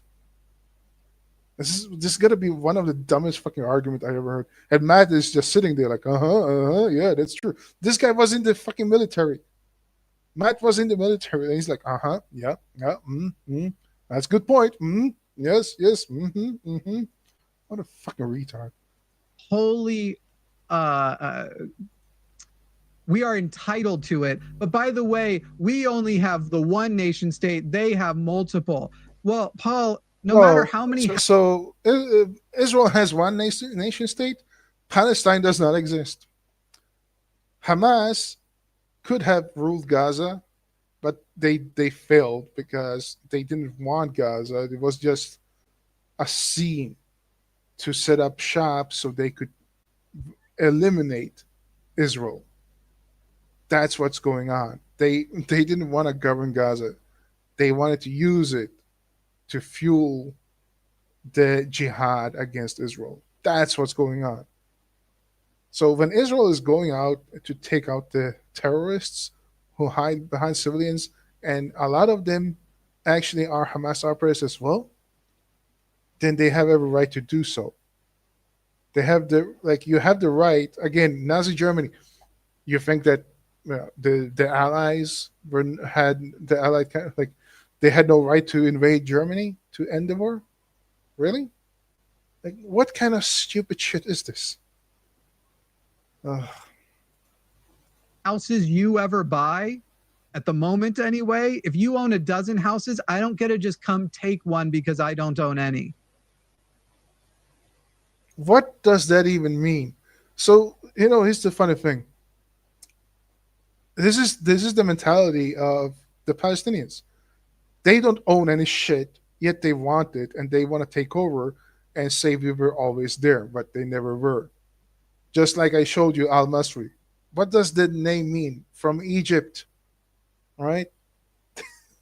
They basically come in saying you're not allowed to be equal citizens as Jews to us. You should be below us, and you don't have a right to have your own country. We don't care how long you lived here. You're below us, and we are now here, and we're going to take over, right?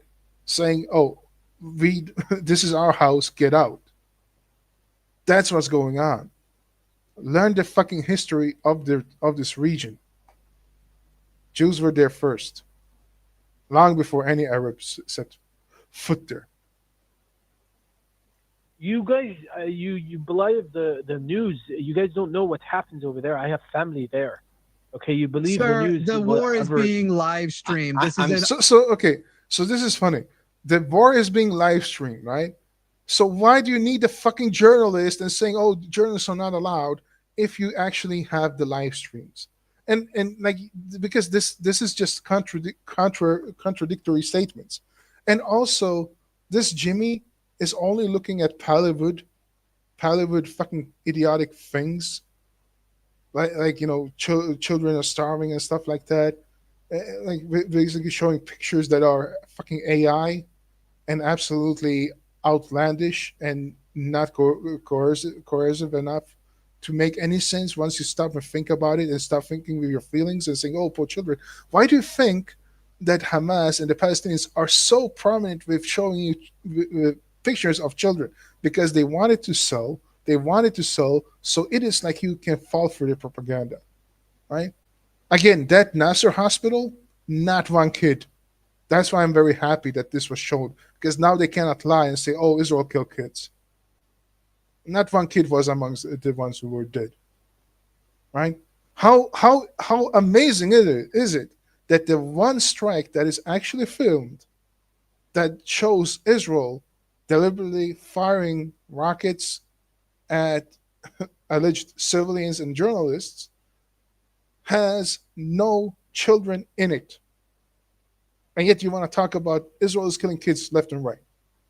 And here you have actual footage with 0 kids being harmed.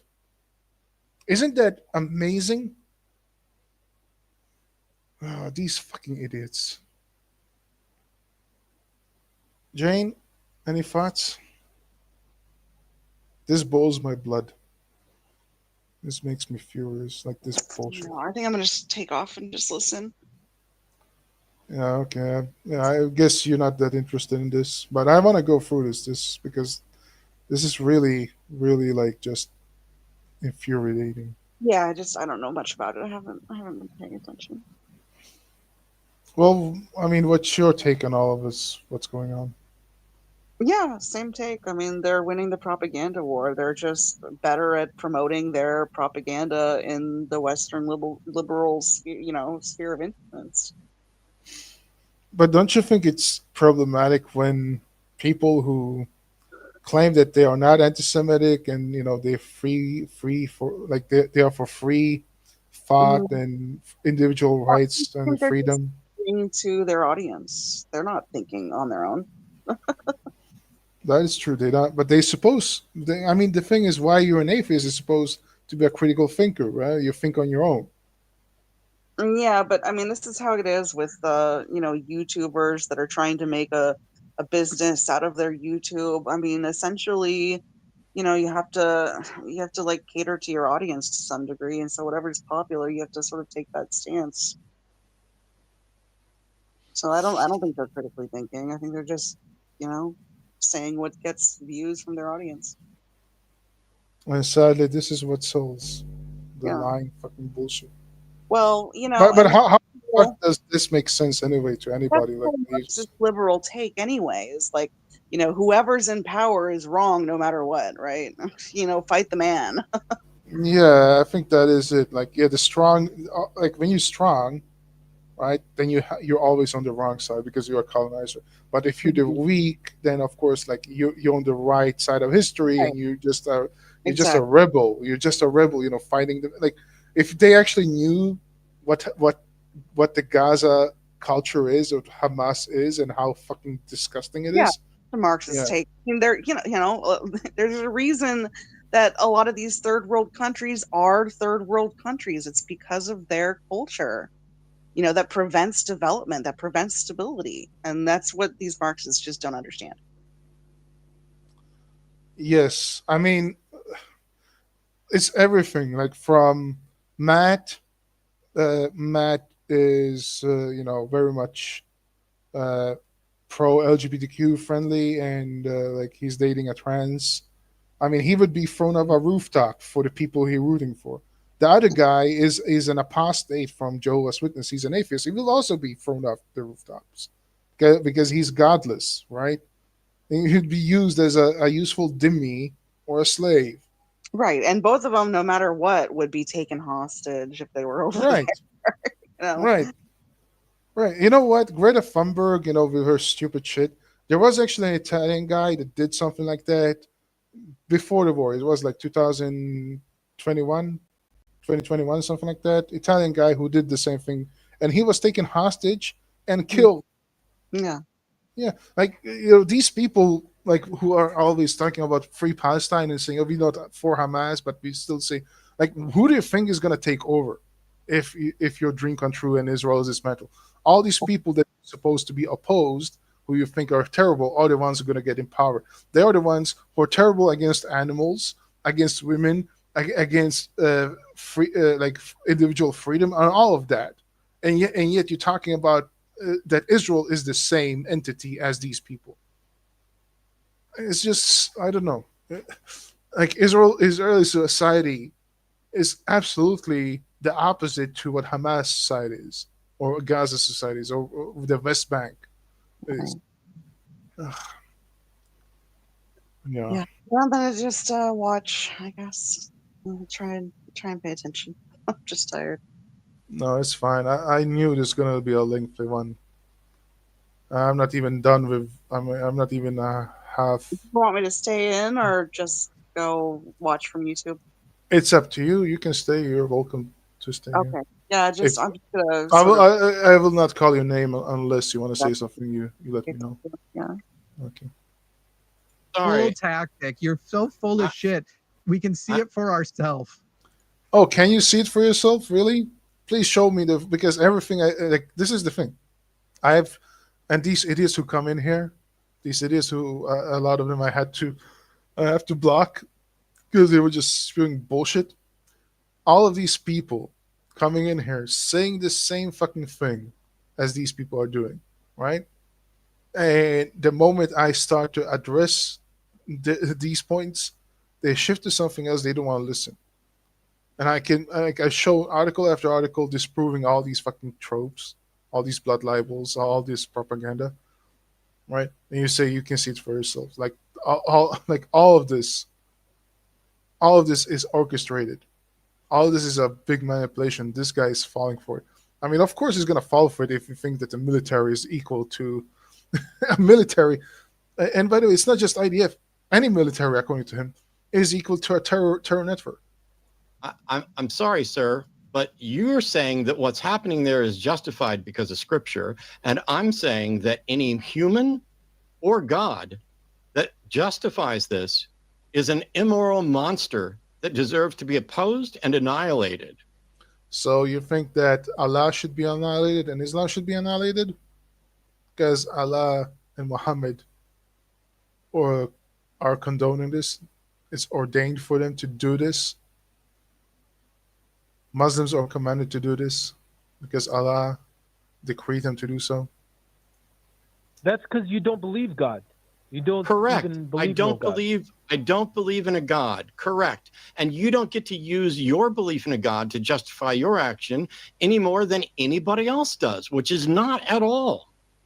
Right, but Hamas are doing that all the time. That's what the jihad is about. That's why they use the propaganda board. That's why they did October 7. That's why it's in the Hamas charter. That's why they call it resistance, because defensive jihad, because they don't believe Israel has the right to exist. Drive out from where they drove you out, because Israel is entrenching in Muslim land. No matter who is in the conflict, if they're citing God as their motivation's wrong. Correct. Well, God protects this. So the false equivalency here, right? Basically saying that Israel is as bad as Hamas because both believe in God. Jane, I really understand why people see atheists as dumb when they say these things. Yeah. People don't really see the difference between jihad and Israel. State of Israel. That's why we stay strong. Really? God protects the state of Israel. That's why you get to pretend like they've been the victims for thousands of years? Why did God So, okay, hold on. Victim. Why did God let Netanyahu... I agree with you. I agree with you, but you're so stupid you keep falling into the same trap. When I said you pretend that Israel's been the victim, you say you have been. And I would agree with you. But that's in conflict with your notion that God protects Israel. Okay. So, I don't know.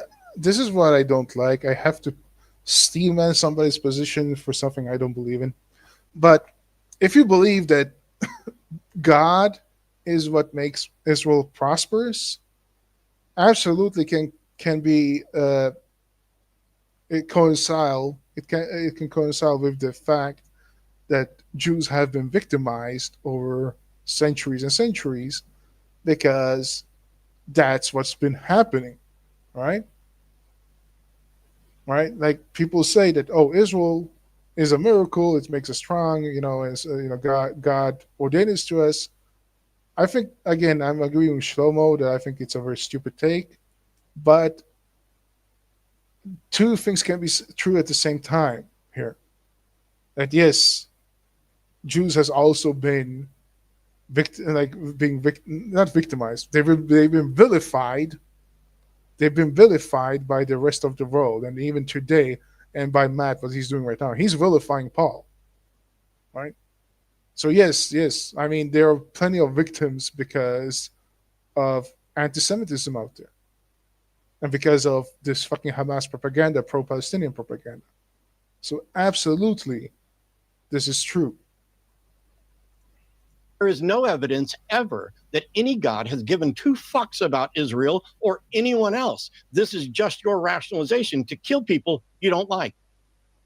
It's wild that God didn't have. Okay, so again, like, this is so fucking dumb. What is he saying here? This is just your rationalization to kill people you don't like. No, the rationale and the justification to kill Palestinians in Gaza is because they committed a terror attack and it's a war, right? It's a country versus country, if you want to say it. If you want to say that Hamas and Gaza is actually a real country, if you want to go with that route, then you're going to say that this is a war. This is a war zone, right? So even if they don't have the military sense, and you already equated military with terrorism, so it's basically on equal terms here, from your point of view, that this is war. So the rationale is not, oh, kill people you don't like. It's go and kill the people that try to kill you and make sure that they don't do it again, and disarm them and make them surrender so that these people who are genocidal will not ever come to power again. That's what's going on, right? Like, oh, this guy is so fucking dumb and dishonest. It's wild that God didn't have Netanyahu. I don't give a fuck what Scripture says. There is no reason for us to care what your Scripture says any more than there's reason for you to care what a Muslim Scripture says. But you don't care about what Muslim scriptures said because you don't actually evaluate what Muslim scriptures say. You don't evaluate the mentality of jihad that Palestinians hold to, what they aspire to, and why this war is happening. It's wild that the God protected Israel, that Netanyahu wasn't inspired by God to increase the protection before October 7th happened, considering October 7th was a predictable disaster, that their intelligence absolutely knew it was coming. And it's almost oh, really? They absolutely knew it was coming? Really? They absolutely knew? Where's your proof for that? Suspicious, the level to which he did nothing about it. It's weird. It's weird that October 7th could have happened in a God-protected Israel. It's very... Okay, I agree on that. That, God, who is omnipotent, omniscient, perhaps could have done something better. However, saying that Netanyahu knew it and the Israeli intelligence service knew it, and it was ignored, they knew exactly what was going to happen, that's not actually accurate. There was some instigations of something might happen, but remember that it was during a national holiday, right? A national holiday. So people actually took leave. A lot of them took leave, and they still had outposts, there were guarded outposts that were overrun. And the Hamas overran police stations and to control over the southern border of Israel. So, yeah, it wasn't suspicious at all because it was also during Shabbat, which is basically a lot of people are turning off their phones and stuff like that, and there were no communications going on. 2 days prior to that, what I would agree should not have been ignored and perhaps was ignored, people took it lightly, was a parade in Gaza by Hamas, showing the numbers and saying, inshallah, something we're gonna show Israel like business and whatnot, and because of the Abraham Accords being signed by Saudi Arabia, there was instigation something might happen, very soon. right? And there was a Nova festival in the midst of it, and people were like, "Yeah, we'll be fine. It's safe." So like a lot of people took it very lightly, and they didn't take the security they didn't take the security seriously. And a lot of the people who worked with the kibbutzim, who were Palestinians, they worked with them for decades, for years. They actually showed the terrorists where to go so they could kill and slaughter and butcher and take hostages, right? So to put this on Netanyahu is again a very stupid thing to do and very dishonest thing to do. Strange indeed. Are you an Israeli citizen, Paul? Happened here in this country too. Yeah, Oh, God's not in this God's country. not protecting any of the countries, you moron. Yeah. Yeah, you're right. The military is protecting countries, you moron. The military, what you just called, equal to a terrorist organizations. These are the ones that protect the citizens of a country. The ones you criticize, saying, "Oh, they should have done more." But you moments ago said that they're equal to Hamas. You fucking scumbag. I literally just explained that there's no evidence that any God has given two shits about anybody, Israel or otherwise, and you just came up with another example proving me right. I need people who are going to call in to prove me wrong. If you're just calling in to keep proving me right and show that you are grossly immoral and willing to advocate for genocide and slaughter of innocent people just so that you can eliminate the people who... It is genocide. It is technically genocide by a number of different organizations, including two different Israeli humanitarian... Oh, I wish Shlomo was here now, because the two Israeli organizations, like, again, they're hiding behind, "Oh, it's Israeli, therefore it must be true." No. These are what, Haaretz and the other organization, I don't know the name. Those are basically a very far lefty pro Palestine movement that tries to discredit Israel's every effort, and even posted an article saying that October 7th was a part of the Hannibal Directive, and Apache helicopters came and killed their own citizens. Right? They posted that fucking article. Right? So don't come here and tell me that these are legit organizations. Right? And all these organizations are basically just Hamas mouthpieces. Right? Everything comes from the health ministry, the Gaza Health Ministry, which is an umbrella of Hamas, or UNRWA, umbrella of Hamas, the UN, an umbrella of Hamas, because they report what UNRWA says. It all boils down to the same fucking mouthpieces, and then is distributed by everybody, and then they hide behind these labels as always. And organizations, but I don't give a shit. Again, so I said this to this idiot who was here earlier. How is it a genocide if in a war for 2 years, and Shlomo responded to this before as well, but again, just repeated the numbers, 2.1 million, steady growth in Gaza, and yet about 65, 68, 70,000 killed.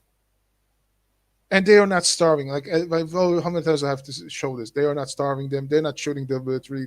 Like, this is just all lies. So where the fuck is the genocide? They could leave I the don't country. care if We don't want them here. I'm still talking. I'm still talking, and I'm going to keep talking, and then you get to talk. That's how this works. So just sit there patiently. Yeah, but the problem is you never let him talk, you fucking scumbag. While I continue to school you on morality. Well, how about you let him school you about reality? Because you're not living reality. You are buying into propaganda, and you don't actually research this for yourself. You haven't done zero research. You're just repeating what other people tell you. Whether or not you or any other country or nation or United Nations or anything else thinks something is genocide is irrelevant if it is morally wrong. Is it morally wrong to target and starve innocent civilians during war? Yes. But Israel is not doing that. Hamas is doing that. Okay? So yes, it's wrong.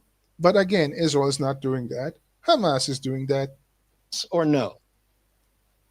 Yes, but we don't do that. No, there's no but. There's no fucking but to this, Paul. Yes, yes, it is. And he answered you directly. No question. It's either morally permissible or it is not morally permissible. So I would like you to say either it is morally permissible to kill civilians and kill and starve civilians, or it is not morally permissible to kill and starve civilians. Pick yours. It's not. It's not. I agree. But that's not what we are doing. No, it is what you're doing. No. It is what Can you please show me again? Like, I mean, how many times I have to say this? I'm going through this already, but he's just repeating the same fucking lie. Every organization that has it, no, it's absolutely what's happening. Well, not you, because you live in Colorado. You're not the Israeli government, but the Israeli government is. So it's the Israeli government's fault now, and basically Hamas goes free with all the guilt and all the responsibility. Actively engaged in starving and killing civilians. No, they haven't. And when I asked you about the 18,000 kids, you were like, well, they will be terrorists. There are not 80,000. There are 9,000 people died under age of 18 and under. And will be means. And they are not distinguishing between those who are toddlers and those who are teenagers with guns, operatives already in Hamas clutches, actually combatants. And sometimes even older men, they shift the number, I said this already, but I'm going to say it again. Older people who are actually Hamas operatives get scripted, get transcribed into the numbers as kids. Currently, they are innocent civilians by your own admission. You're just anticipating that they won't be innocent in the future. You should be completely fucking ashamed of yourself. And if there's a God, says the guy who lies. Every single thing from these two has been nothing but lies so far. Not a single iota of truth from their mouths. That agrees with you, that God is a disgusting pile of fucking vomit. So Hamas worships Allah and Muhammad. So they are a disgusting pile of vomit. Good to know. Well, I'm sorry you feel that way, but that's what I'm sorry, my you're a family terrorist has to go through. sympathizer. They live there. No, the terrorist sympathizer here, Jimmy, is you, because you sympathize with Hamas and you sympathize with the Palestinians, and you're doing the false equivalency, trying to say that Israel is as bad as Hamas and the PLO and Fatah and the Islamic Brigade, the whatever they called, all the other jihadi organizations. You're saying Israel is as bad, so you are actually the one who are the Hamas sympathizer, because you even said that you think that Israel don't have the right to exist, and Matt said it should be abolished. So you have no problem with the resistance of jihad against Israel. So you are the Hamas sympathizer here. I'm not sorry. Sorry, you're the terrorist sympathizer here. Sorry, I feel that way. You know why? Because my position is about humanity. My position is about equality. My position is about equity. My position is about. Is it really? Let's go through these buzzwords. Let's see. What's he saying? You should be completely fucking ashamed of yourself. And if there's a God that agrees with you, that God is a disgusting pile of fucking vomit. Well, I'm sorry you feel that way, but that's what I'm sorry, my you're a family terrorist has to go through. sympathizer. They live there. You don't live in Israel. I'm not sorry I feel that way. You know why? Because my position is about humanity. My position. If it was about humanity, then you would actually understand why Israel is fighting this war and why Hamas needs to be eradicated and why it's a war zone and Hamas and its operatives and its civilians do not deserve this kind of sympathy that you are trying to give them. Why they are not the innocent people that you try to portray them to be. Then you would understand that these people don't understand humanity. You would understand that these people have nothing to do with humanity. They don't care about humanity. They would be in the front line of killing people like you. If you're actually for humanity, then you wouldn't go around and spreading blood libels because you think that Israel is an apartheid state, right? You wouldn't spread those lies saying it's an apartheid state. You would actually look at the humanity and see who is for humanity and who is not for humanity in this war effort. Position is about equality. My position. Equality. Okay. So do you think that it's equally moral to script women and men into the military at the age of 18 versus throwing gays out of rooftops and political oppositions out of rooftops. Do you think this is equal? Like we talk about equality. Do you think? Who do you think is for more equal rights here? Or what exactly do you mean by equality? Is about equity. My position. Equity. Really? Can you show me the equity in Gaza? Where's the equity? Where's the equity? One man, 4 women. One man, 4 wives. And the more wives you have, the better pimp you are, the bigger man you are, the more respect you have. Equity of having hostages, Israeli hostages, and using them as slaves, house slaves, sex slaves, starving them in tunnels. Yeah, since we're speaking of starvation, there was this leaked video of actual starving Israelis in the tunnels digging their own graves. They look like skeletons, actual starving people. That was dismissed, completely dismissed. This is never brought up when you talk about these things. Hostages are dismissed. The fact that Hamas are treating their own civilians as shit and treating the hostages as shit and doing all these horrible things, shooting their own people when they want food because they stole the food, that is completely dismissed. No, everything is on Israel. And you want to talk about equity? You fucking hypocrite. Is about empathy. Your position. Empathy. Where is the empathy? Where's the empathy for the hostages? Where's the empathy for the people who died on October 7th? Where's the empathy for them? Because what you try to do right now is saying, well, the war is enough. They had enough. Let's go home. Let's not really finish the job, right? Where's the empathy for the Israelis who died in the line of fire? Where's the empathy for them? Is one of smug superiority and victimhood, where you want to. Yeah, I mean that's exactly who you banking, who you're protecting, right? You're protecting the smug, imperialist, victimhood mentality that Muslims always love to do. They pretend that they are victims, but they're the perpetrators, right? And they're smug about it, just like you. Say, oh, I'm sorry you don't agree that I get to kill the people who I just acknowledged it would be immoral to kill. I don't. Yeah. Again, I don't think it's immoral to kill Gazans. I'm going to say it. I don't think it's immoral in a war against actual modern-day Nazis to go and kill them in a war. It's not immoral in a war zone to go and kill your enemy. You understand? It's not immoral to go and kill those people who wants to kill you, so you make sure that they stop, that this whole fuel, this machine of hate that they constructed in Gaza, that it stops. It's not immoral, right? This is war. You're going to tell me again with the Nazis, it's immoral to go after Nazis? A better example, you're pro-Ukrainian, Mr. Matt. You think it's immoral to kill Russians? Ukraine actually invaded part of Russia. You think that's immoral too? Have some fucking red line in your standards if you're gonna be like this.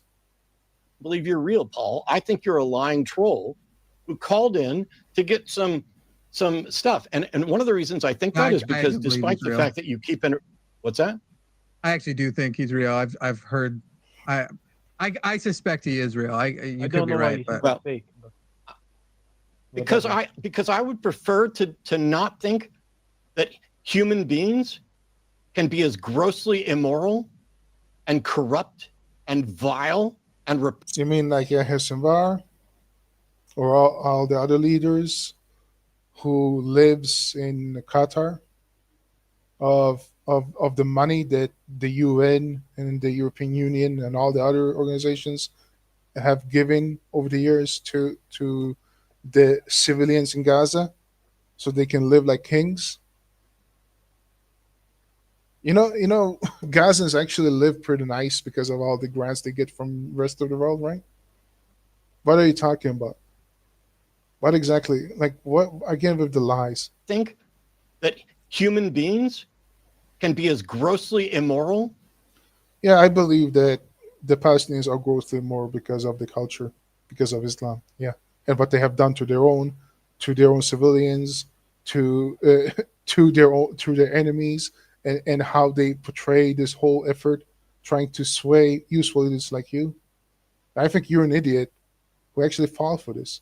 And corrupt and vile? Yes, Hamas is corrupt and vile.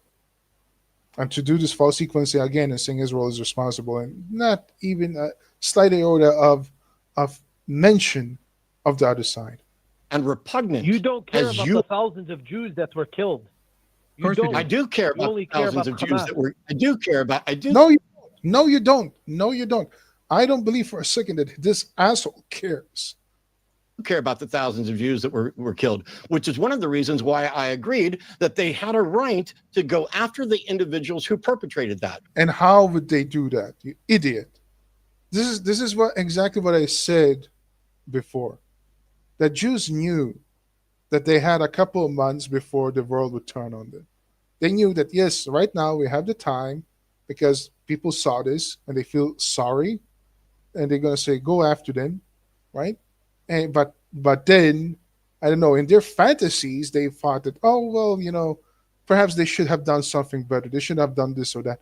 Well, if you have a better idea, again, you nodded when Jimmy said that, oh, basically, idea for terrorists, just like Hamas. So what else would they have done? Because they have actually gone after these people who hide behind civilians, who hide in the tunnels, who hold hostages in the tunnels. They gone after these people, and they're still out there. They're still going after them. But you say, oh, they're committing genocide. So fuck your bullshit and your double standards, because it's incoherent. But you don't get to wholesale cut off an entire community and then just say, well, they're cut off an entire community. Yeah, because of course, going after the Nazis, you should just be like, yeah, there were good Nazis, bad Nazis, right? They're good Nazis, bad Nazis, and you should differentiate between them. Oh wait, that's not what you did, right? Well, one of the reasons also is because Nazis had uniforms, and and the Allies back then were much more brutal than the IDF were today, right? But still, you would say yes, it was a just war. Still, you wouldn't have this double standard. Cut off a community, they cut themselves off. Jews left Gaza because of the Intifada, where they slaughtered Jews. Right? But such a bullshit. They're either terrorists or they will be terrorists or they're terrorist sympathizers or everything. Okay, so a guy interviewed by Trigonometry, I think it was Trigonometry, he basically said that there are three types of Gazans. Those who are Hamas, those who sympathize with Hamas, and those who do not sympathize with Hamas, but they cannot say anything about it, right? So they are complicit in it. Those who are actually part of the Hamas outer circle and those who are the inner circle. So again, it's muddied who is actually a civilian in this war, and that's because of the cowardly tactic Hamas uses. Else. I'm sorry that you don't understand basic human decency. Well, I don't think you understand basic human decency when you try to portray Jews as evil, because that's exactly what you're doing. I'm sorry that your religion and your victimhood has poisoned you. Yeah, again, the only one who's playing victim here is Hamas and the Palestinians, and you have been poisoned by their propaganda. To actually being an empathetic, caring individual. But my position is based on let's not allow people to continue to target civilians and children in the name of... Again, who's a civilian? You're gonna actually... This is, again, the problem in this war, to spot the civilian. And children, again, like you keep saying this shit, which is basically not true. Anything. I don't give a fuck about your God. And I don't give a fuck about your bullshit and Hamas propaganda. And I think Matt jumped the shark here and showing everybody how fucking disgusting he really is. You live in Israel. You don't know how it is over there. I don't live in Israel. I don't live in Israel. And I don't believe in the God that you're advocating for. And I don't, if your God has a problem with me, your God can come fucking talk to me. But okay, so when Muslims come and talk to you when they take over, then what? Are you gonna... I wonder if he's gonna be as smug towards the Muslims when they come for him, because he's so much against God. right? He said, "Oh, fuck Allah" and all that. I mean, this false equivalency. I need people to give a reason why this is justified that isn't because my special man in the sky told me it was. What is there any reason? Is there any reason other than Scripture that it's okay? Of course, we to defend slaughter. ourselves. We can't defend ourselves. I'm still That fucking 6-year-old was talking. coming right dumbass. for you. How about you let him talk? I mean, you guys have been talking forever and says nothing but fucking lies. Is there any reason other than Scripture that it would be okay to target and starve civilians? Yes. Yes. I'll tell you when. When you have an enemy who has it as standard to pretend to be civilian and don't give a fuck about you, why would you have the moral obligation to feed them? Israel is doing that, but nevertheless, why do you think there should be an obligation to feed your enemy? Especially when you don't know if they are civilians or combatives, and they orchestrated it so that it will be very hard for you to spot the difference between the two. When they hide behind civilians as shields, when they hide behind the title civilian or any other label like journalist or first responder, firefighter, whatever, doctor, right? Child. How would you then spot it? So yes, the answer is yes. This is the instance when it's actually moral for your own people, because Israel's number one priority is their own citizens, their own people, to get them home and to make sure that their citizens will never experience something like October 7 again, to dismantle Hamas. And when Hamas is using civilians as shield and pretending to be civilians, that's where you get the morals justification from. No, it won't be justified. No. But you keep and you know what? Hello, Roger.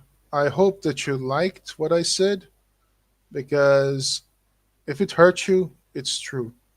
How about you actually look up some facts instead of being triggered? I am triggered by Matt because everything he says is a lie. And I've been here for 3 hours and actually dismantled some of the myths already. And as Shlomo said, if you're going to dismantle every myth, it's going to take forever.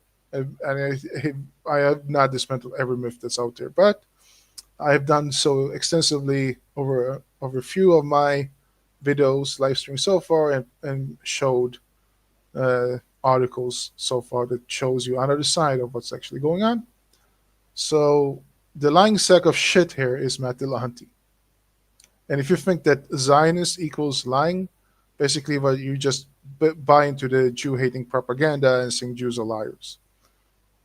You're saying, oh, Jews are equally guilty. And I'm not even Jewish, but yeah, I'm a Zionist. So I must be paid by them. I must be part of it, right?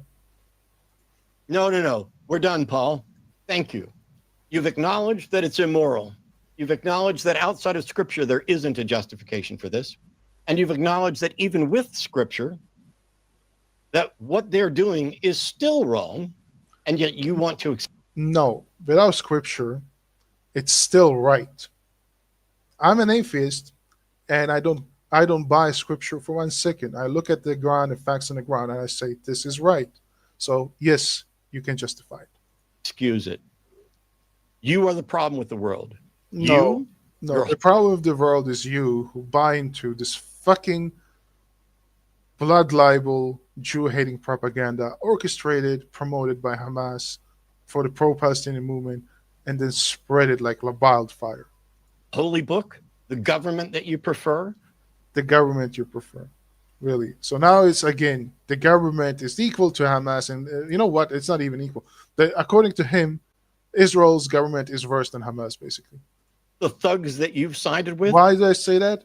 Because, yeah, he calls them thugs, but he never actually mentions Hamas and what they're doing and all the suffering they have caused. You are the problem. As an Israeli citizen, you can live free and prosper within Israel. You can achieve your goals and dreams. You cannot do the same thing in Gaza under Hamas rule, right? You'll be scripted into a child soldier, or become a shaheed, or have to flee and then become a mouthpiece, or you get shot for being a Israeli spy. You know, Yahya Sinwar got the nickname Butcher of Khan Yunis because anybody who he would even suspect of being an Israeli spy, he killed. And he didn't care if they were children. Problem with the world. You are hatred. You have been... No, you're the one who is hateful. Disguising it. Your hatred is disguised in righteousness, but it's hatred. And this is why I want to expose this. A victim, and the people that you love have been victims, and you've... Yes, and because they have been victims, you have the right to go after those who are guilty of causing that harm. Allowed that hate to fester until you are like Kaiser Soze, and you won't... Oh, Kaiser Soze, really? No, the hatred festered is because people like you don't want this to be over. You want Israel to roll over. You don't want the ones responsible to actually stand accountable. You don't want that culture that they created, that Muslim jihadi culture that they created, to be over. You're trying to say that Israel is even worse. So you're the one who's festered in hatred. Just go after the people who did it. You'll go after the people who owe them money. You'll go after the people who are their family. And how the fuck would they go after them according to you? Right? This is war. Right? And you're saying, oh, they go after anybody who's closely related to them, which is not true. Right? Yes, there's collateral damage in war. That's a side fact of war. Who started the war? And why is this war happening? Israel's number one priority is not Hamas or Gazans. It's not the civilian. The priority is to their own citizens. I don't know why this misplaced sympathy for a terror regime and the proponents has festered into the atheist movement. Go after their kids. You are a vile, disgusting, inhuman individual. I think he's just projecting right now. I mean, everything he says right now is an admission of guilt. And so is your God in your Bible. And I'm not. And again, God in the Bible, yeah. It's like basically, I want to hear him say this to a pro-Palestinian. I want a pro-Palestinian call in and basically say that Hamas have the right to exist, and see him say these same lines to a pro-Palestinian. I want him to use the same reaction and same arguments towards a pro-Palestinian caller. If Jimmy has anything to add here, that's fine. And I will even give you the final word, because you're doing such a bad job of defending this. There's no work left to be done. I don't have much as a back as far as hang on, I'm not done. I don't have much as far as a back and forth to go. Just to point out a couple of things. One, you cried out falsely that we don't care about the innocent Jews that were killed. Of course we do. Not only do you not care about the many. No, you don't. No, you fucking don't. Again, like this false equivalency and false sympathy and saying, oh, of course we condemn both. Like, no, you don't actually care. Because if you actually cared, you would care about the hostages still inside of Gaza. You would actually care the suffering that was caused. You would actually understand what this war is about and not buy into this bullshit. More innocent Palestinians who have been killed now and before the conflict even began, when they were in your open air prison. No, it was not an open air prison. Again, another trope, another buzzword, open air prison. There was no open air prison. People were free to leave. People were free to work in Israel, in the kibbutz, right? There were like, if you actually look at the footage before, yes, guess what? They were very free. It was actually the Gaza you don't see. Look that up. The Gaza you don't see. Look up at Khan Yunis before the war. Look at the way they were living, right? The fucking luxury they were living in because all the fucking money poured into that shithole. And what did they do with all of that? What did they do with all that? Right? Getting free water, free electricity from Israel. They used it all as a means of terror against Israel. Right? What kind of open air prison? Look at it. Where's the open air prison? Like, this is another like, okay, so basically you said, oh, look at good we had it. Like I've seen these conflicting points as well. Look at how good we had it before October 7th, before the war, and then saying at the same time, oh, it was an open air prison. Yeah, you can't have it both ways. Like this is such bullshit. It was never an open air prison. Never ever, right? They had the freedom to govern themselves. They were stripped of the rights of having an airport because they used it for terrorism. They stripped the rights of having a shipyard, because they used it to smuggle in guns and other and drugs and whatnot and other like terror activity products, whatever they can find. They were stripped of the right to use Israeli water and electricity after the war. They had gold. They have shops selling gold. They still have shop today, where they have 5-star restaurants eating kebab, eating shawarma.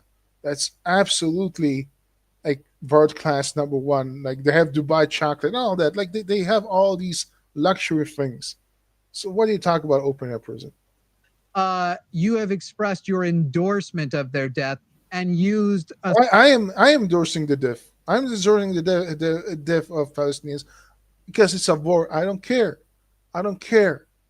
I'm very sad that children and civilians got caught in the crossfire. If they actually are children and civilians caught in crossfire, still a war, still Hamas responsibility for it, still their decision to use civilians as shields and putting them in harm's way and portraying themselves to be civilian, right? So if it's a war, I'm rooting for Israel to finish this so that it can end this terror regime because nobody else has the guts to take care of it. So yes, I am absolutely supporting Israel's war effort. And if these fucking Hamas sympathizer and Hamas operatives and everybody supporting them gets killed, good riddance, right? And I want you to use this same fucking mentality. If you think I'm blunt and too harsh, use this same mentality towards the Nazis, because Israel is not the Nazis. Hamas are the modern day Nazis. Their whole culture and their population are the ones that are mimicking Nazi ideology. Sort of eugenics style. They're not innocent. They are. Now he's going to eugenics? What the fuck? Did he ever mention eugenics? I don't know. Are born guilty, essentially, sort of creating this almost genetic idea that. Yeah, I mean, Paul said that they would be, so I disagree with that. But yeah, the biggest issue is that basically he's doing this again projection of, or how would I put it? He chained it. He chains it to Paul says this. Therefore, this is the same mentality that the IDF and Israel has as a whole, right? And saying these actions are actually prominent to your thinking, whereas the actions in reality are opposite to what Paul is thinking, right? The actions actually shows the opposite, that IDF are trying their best. And actually, even with the Nasser one, even though I was blunt with the Nasser hospital, even with that, IDF says that yes, this was actually not intended to kill the ones who are innocent, and the second strike was actually a misfire. Me personally, like I'm an atheist and I'm very much blunt and harsh because I think that it's war. So what, all right? And if you actually look at the collateral damage, it's much less than any other war in history. But still, showing that Israel takes responsibility and are open about it, is the opposite of eugenics that you try to spew here.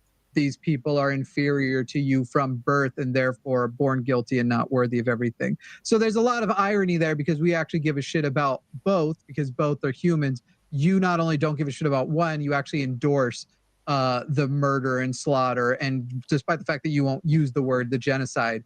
There is no genocide. Murder and slaughter, there's no murder. Slaughter, there's no slaughter. This is buzzwords. And again, this is a war zone. And again, I ask anybody who disagrees with me, what do you think Israel should have done? If you think Israel has the right to defend itself, go after Hamas. What do you think they should have done differently? Can anybody ever who's pro-Palestinian or pretending to be neutral ever tell me the answer to this question? Of the other. You also, when Matt was talking about the organizations in Israel, which have condemned this as a genocide, that they are heading for family. Sorry. Buddy, it's not that hard to find. Not just amoral, you are immoral. Who you are not allowed. Palestinians, like any human rights groups that were pro Jew, removed as well.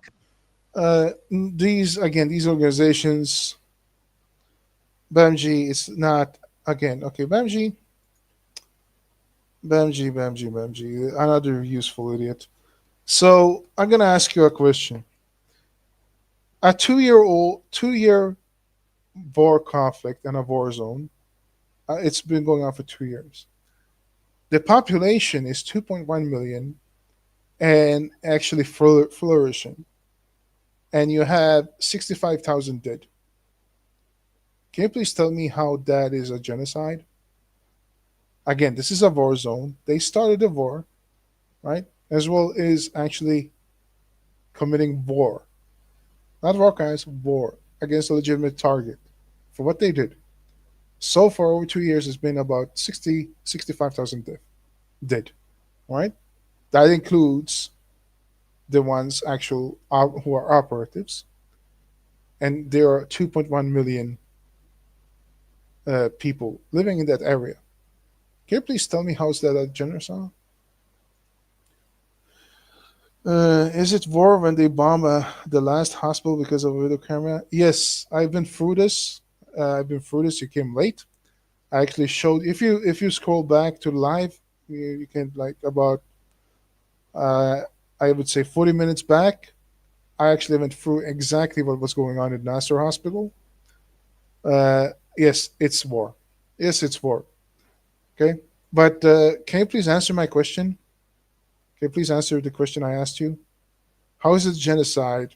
2.1 million, flourishing population, and about 60,000 deaths in a war zone. How is that a genocide? Can I explain? Because they can't defend themselves. They're just poor, third worlders with no resources. And, yeah. I mean, that's them. Yeah, I mean, look, if they had weapons like Israel, there would be no fucking Israel. Then there would actually be a genocide. Exactly. And that's exactly why Israel is fighting this for, so that won't happen. They should have thought about that before they went out there with their little, play toy rockets, I mean, it's not Plato rockets. I mean, they are actually, when you say, I understand what you're saying, but when you say that, they will think a third of them land back down where they fired from. I mean, these are No, I get that, like but yeah, Jane, I understand I understand what you're saying, but when people hear that, they're gonna be like, oh, you see, they can even defend themselves. They don't it's not a legit. No. These are deadly weapons just because. Hold on, Jane, hold on. Sorry. Yeah, when you do this, I can't really hear you. And what I'm trying to say gets lost. So please, what I'm trying to say is, when you have idiots who using weapons, just because you can use them, you can use it functionally, right, efficiently. That doesn't mean that these weapons are not deadly. So I mean they have killed soldiers. They have soldiers have been blown up to pieces there have been people, casualties from Israel as well, right?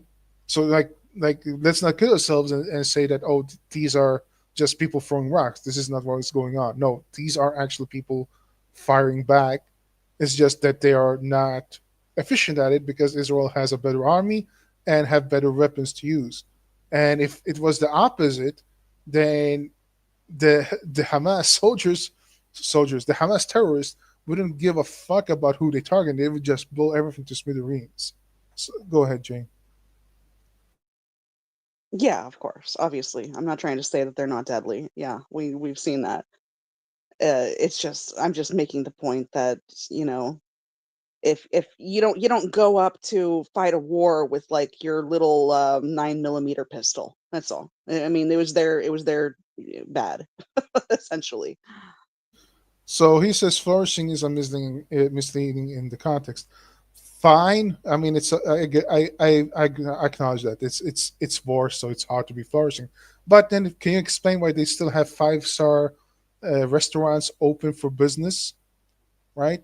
And can you please explain how it is that over 2.1 million and then actually not like 65,000 dead, right, in a war zone? Like, how is that equal to a genocide?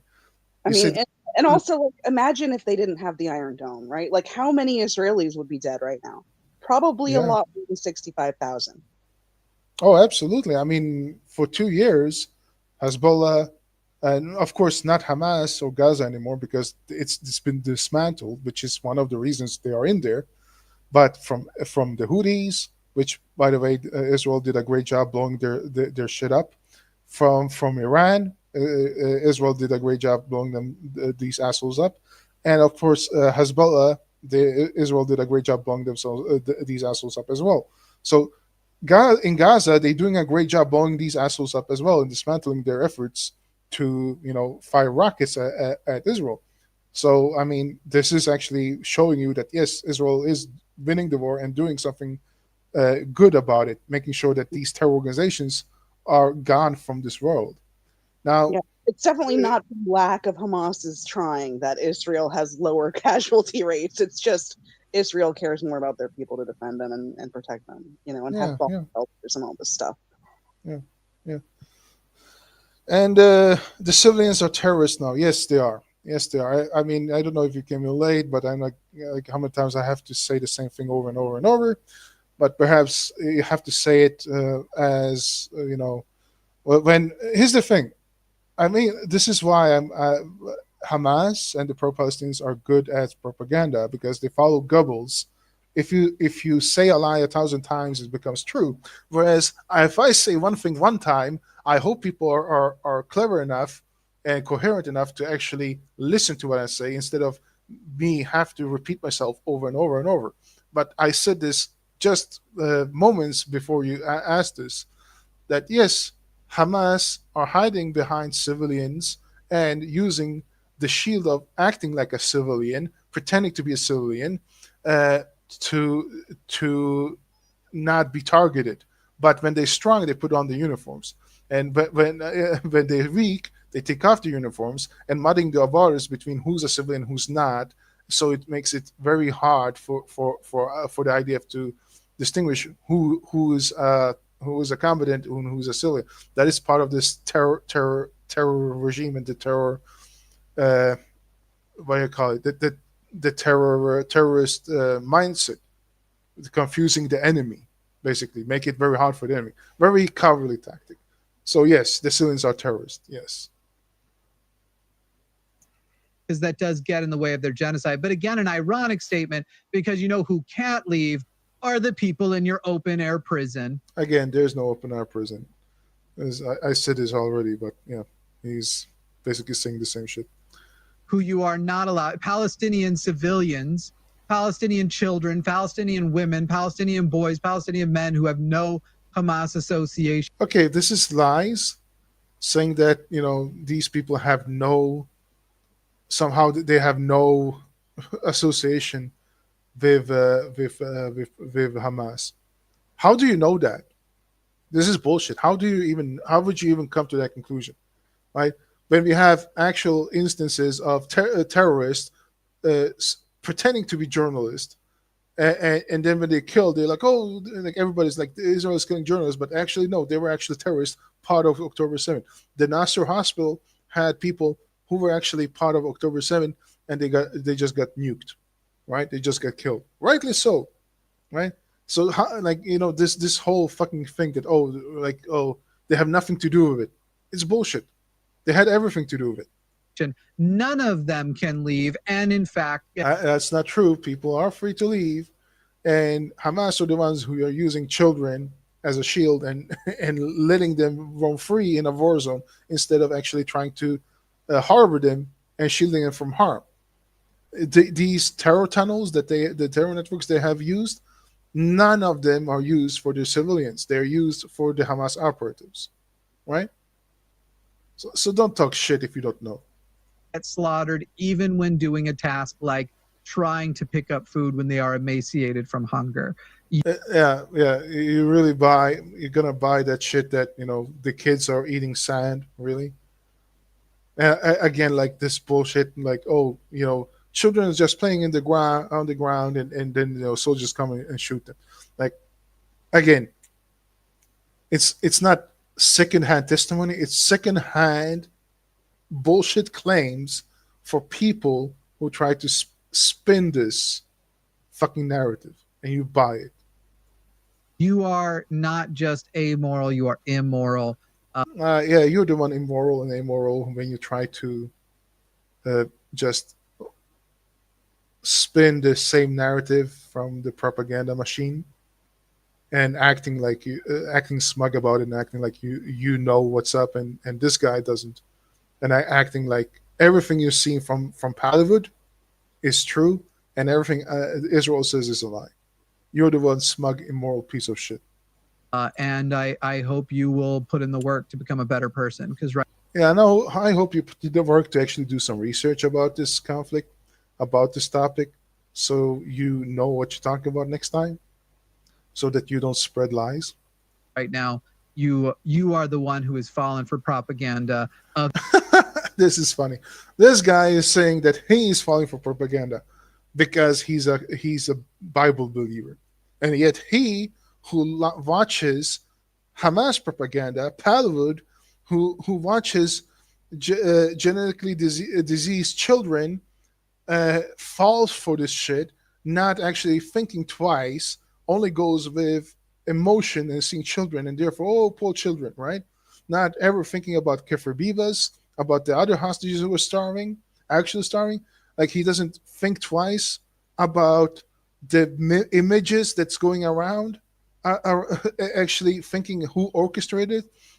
I even saw a clip of a guy giving water to a child and then take it away from the child and move to the next child just to sell this whole image of, you know, starvation. Not actually addressing the fact that Hamas is stealing the AIDS, shooting their people for wanting aid, showing that genetically diseased child and their family being very healthy and wealthy and fed. Never ever addressing that. And he want to talk about people falling for propaganda. You know, no wonder that this guy was a Jehovah's Witness, because he was so fucking dumb to fall for that shit. He's still very dumb and fall for another fucking religion called Palestinianism.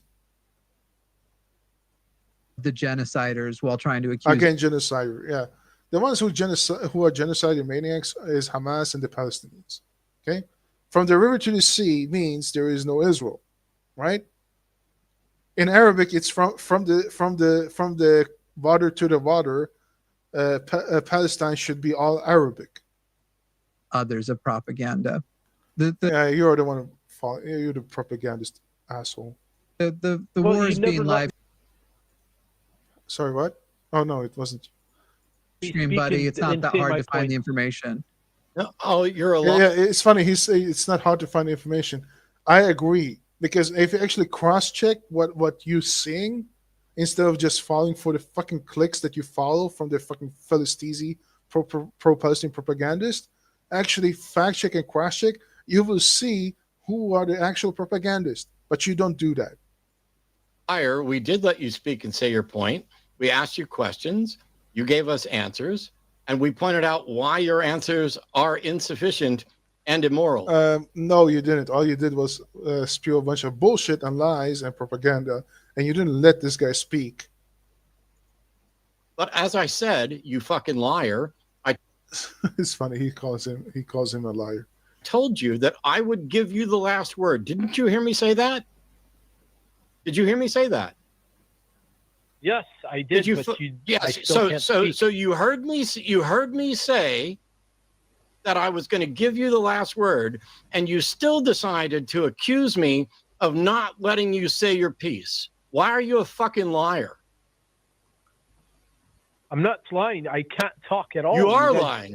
You are actively fucking lying because. I mean, he doesn't let him talk, so how is he a liar? Because you're saying that we're not going to give you the ability to state your mind when you flatly fucking acknowledge that I already told you I would give you the last word. So answer my question. Why are you a fucking liar? That's what kind of question is that? All I'm going to say is I have family there in Israel. It's not inaccurate. It's a very much an accusation. I mean, these guys are so fucking smug. It's disgusting.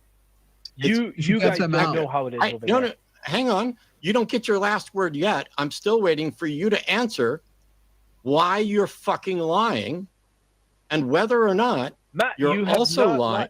And whether or not you're also lying about the scriptural justification.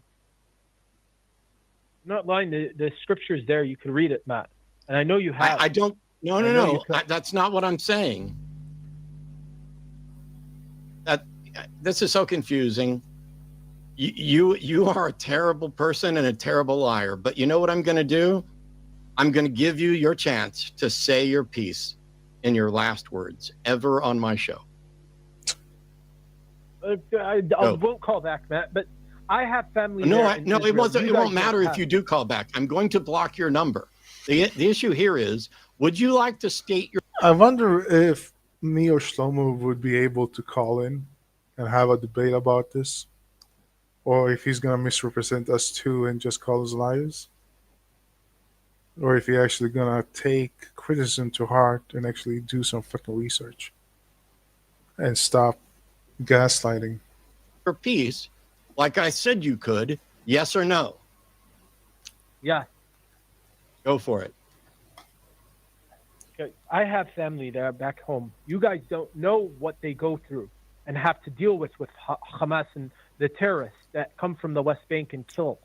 We are just defending. This is the only Jewish land that we have, and we are just defending ourselves. We want peace. There's millions of Arabs that live with us in Israel, and they have perfect, normal lives. There's no apartheid. They could become judges. They could work their way in the system. But the people from Hamas and the West Bank, we want them out, and that's all I'm going to say here, and we're just defending ourselves.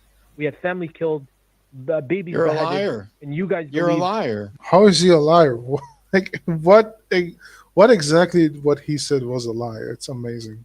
You're a liar. Mainstream news in Bibi America Netanyahu is a fucking war criminal and a Yeah, Bibi Netanyahu is not a war criminal. He's accused of war crimes, but the ones accusing him of war crimes in the ICJ, amazingly, South Africans who were paid by Qatar, right, got a grant for Qatar to instigate this bullshit of war crimes for basically nothing, alleged war crimes, which does not stick. The one who's a war criminal is Putin, but I don't see people getting up their arms, saying that Putin should be imprisoned. I mean, I see it, but not people like Matt Dillahunty don't go around and saying, "Oh, Putin is a war criminal and he should be behind bars." No, he doesn't go out of his way to discredit Putin just as he does with Netanyahu. So, when they say, "Oh, Netanyahu has committing war crimes," like is a war criminal, what war crimes? What exactly? Like all of these are just elaborate fucking lies. And it's funny when he says, "Oh, you're a liar." monster and you're a liar. He's a monster, really. The guy who's defending his people and doing it very righteously so, and doing everything he can to make sure that October 7 never happens again, and dismantling, and doing the world a favor, by the way, dismantling a terrorist organization or regime, and dismantling the axis of evil, is a war criminal and a monster. Bibi Netanyahu is a fucking war criminal and a monster. And you really, so like, I just want to know, what exactly has he done that's monstrous? Oh, he started a war against. No, he didn't start a war. He retaliated against a war that Hamas started. You're a liar, and you don't know how to argue on behalf of this, because you say we don't have. Oh, I wonder if he would allow people who know how to argue. If you allow Shlomi, or I wouldn't be the best one, because like, I can get very emotional. But people who actually can argue, if he would allow like a debate with them. Family there. How do you know that? Because if you did, you wouldn't be speaking the way you do. You would be. You're a liar there. So no. I'm asking you questions, and now I'm going to school you like the little lying baby that you are. Yeah, school him, huh? I mean, somebody should school him about his lies. First of all, I told you that there are a number of multiple humanitarian organizations in Israel that are saying Israel. Yeah, and they are all discredited as leftist fucking mouthpieces for pro-Palestinian assholes who just spread lies, like Haaretz, who wanted to tell us and put on an article saying that it was the Hannibal directive in an Apache helicopter killing their own people on October 7th.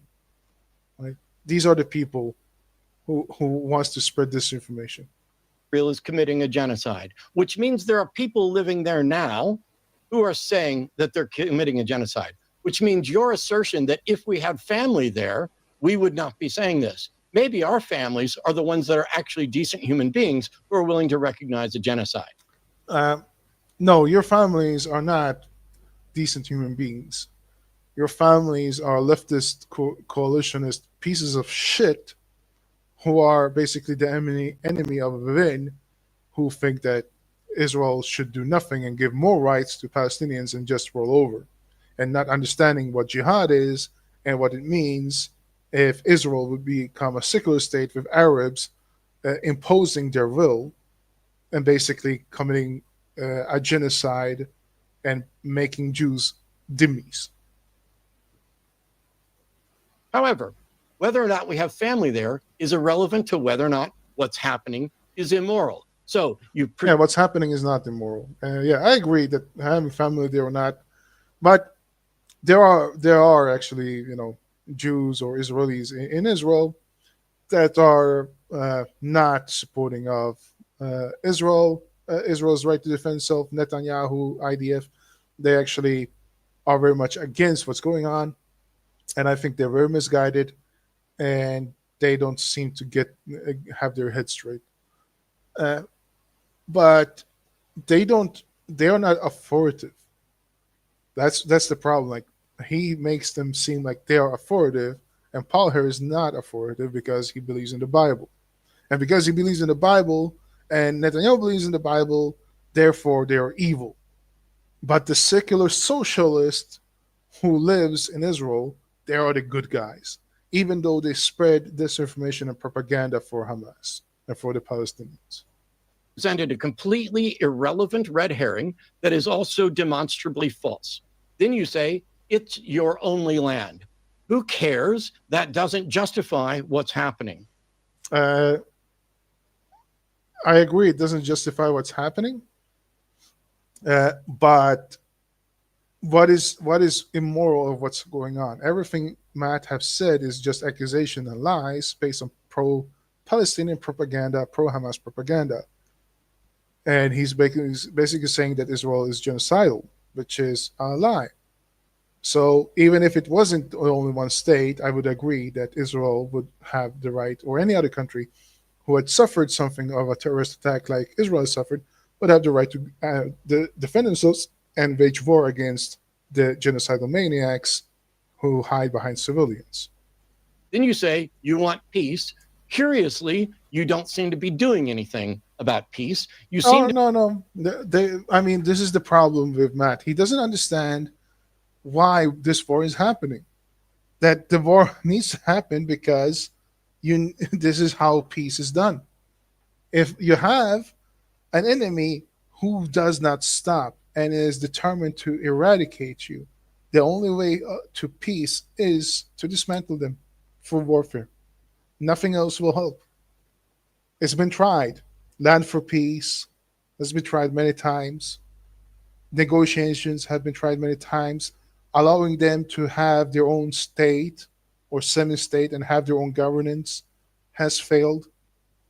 Appeasing them has failed. Nothing helps.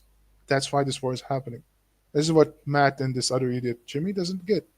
be supporting the slaughter and the starvation of individuals who are civilians. There is no starvation and there's no slaughter. It's war. And that is not how you go about peace. There's no apartheid there, except that you want. No, there is no apartheid. And by the way, this is how you do peace. This is how you make peace. Again, Nazi Germany, war was the only way. Appeasement did not help. Right? That's why the war happened. That's why Nazi Germany needed to be dismantled. Right? There was a war. You want to talk about slaughter? Right? The Allies killed many, many more Germans. And it was not a genocide. Because Germany still exists today. Germany still exists today. Right? And there were beyond millions of deaths from the Nazi regime. And nobody called it a genocide. It's over. The war is over. Hamas What part of you're done fucking talking on my show did you not comprehend? What part of you gonna give him the last word did you not comprehend? You lying, fraudulent apologizer for genocide. Yeah, we all knew that was. You're done speaking on my show. Sorry, what? I said, yeah, like that was gonna happen. Yeah. Yeah. I have to ask a personal question, Jane. Do I come across in debates as smug as this guy? Not even you can do that. No, I can go. I can touch him. No, in smugness.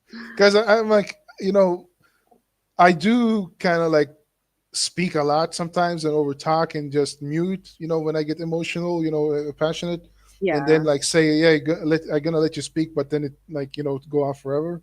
No, So I'm like, you're straight about it. Like you'll either turn into a complete a-hole, but not be smug, but not sit there and like pretend that you're, trying to be like have some sort of like social etiquette or something like this guy does.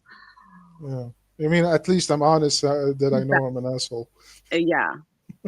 Well, I mean, if it's worth something, It's at least that. smug. It is better. I think it's more real. I mean, that's something at least. But yeah, I'm just like, yeah, I hope you're not going to turn into this guy. I mean, this is fucking horrible. I'm now lecturing you like the lying little child you are, because you could not come up with an evidence. I know I keep saying this, but the only one lying here is him. Based argument. You could not even present something that wasn't fallacious. You just say, well, it's the only land we've got, and we've had to put up with so much there that we want them out. Well, too fucking bad. I got neighbors down the block What the fuck? What? Wait, what? What did you say?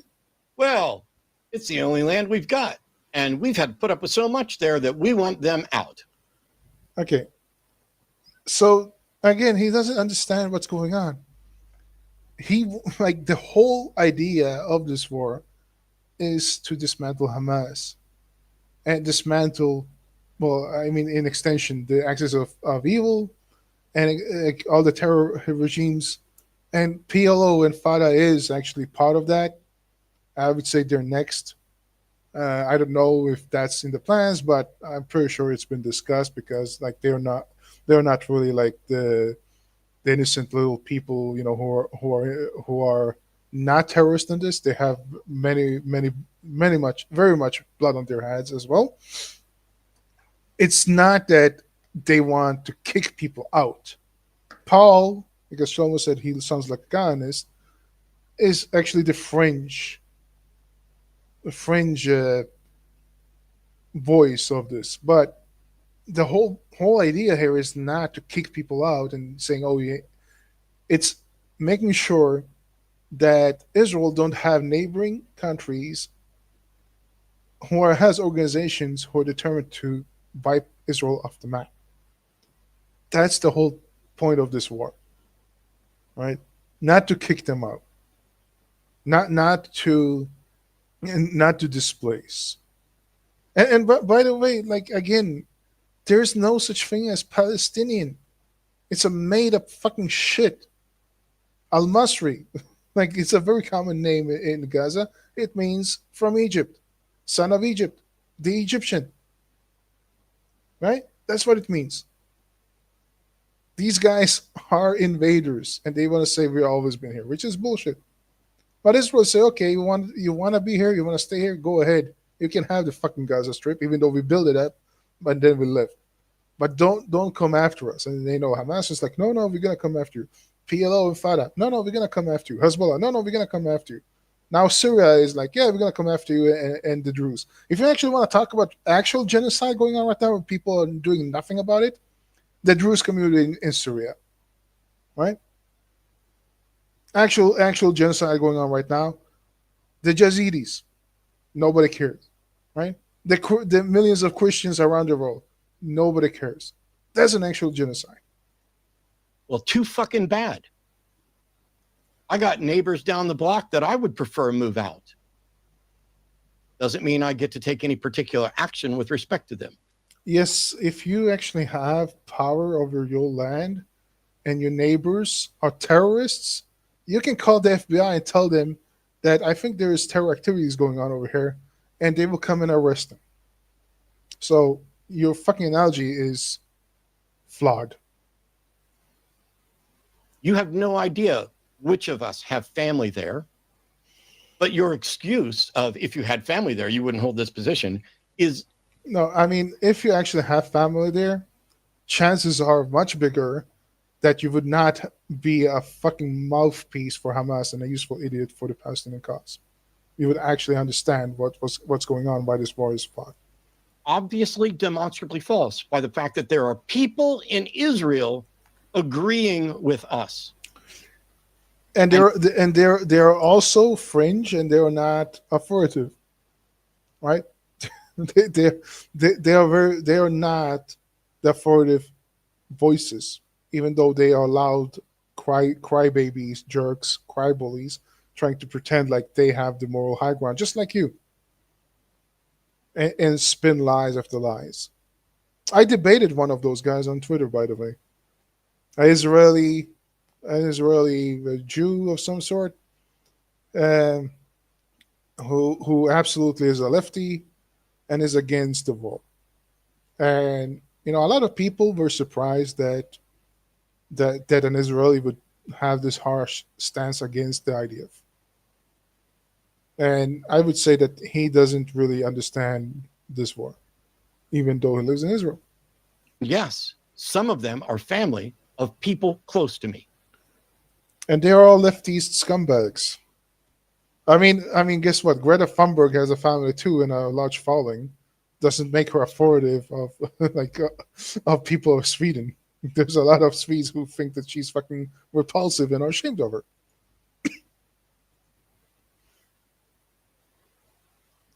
You are here rationalizing.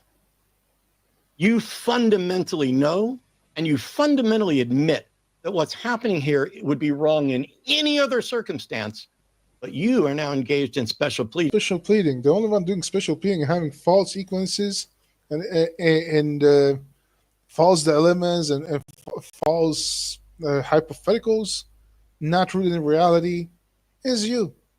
And you're spreading nothing but fucking lies. And it's evident because your fan club, a lot of these people came in here today who absolutely just said the same fucking stupid tropes as you did. It shows that you are embedded in lies and you have no problem just repeating them. Like this propaganda movement is so vast, spread like wildfire. I have to say, even though I disagree with Christians a lot, I am very happy that a lot of Christians, even though some of them are, the Orthodox and stuff like that, but a lot of Christians seems to be very much pro-Israel today. I think that's a good thing, and I think it's a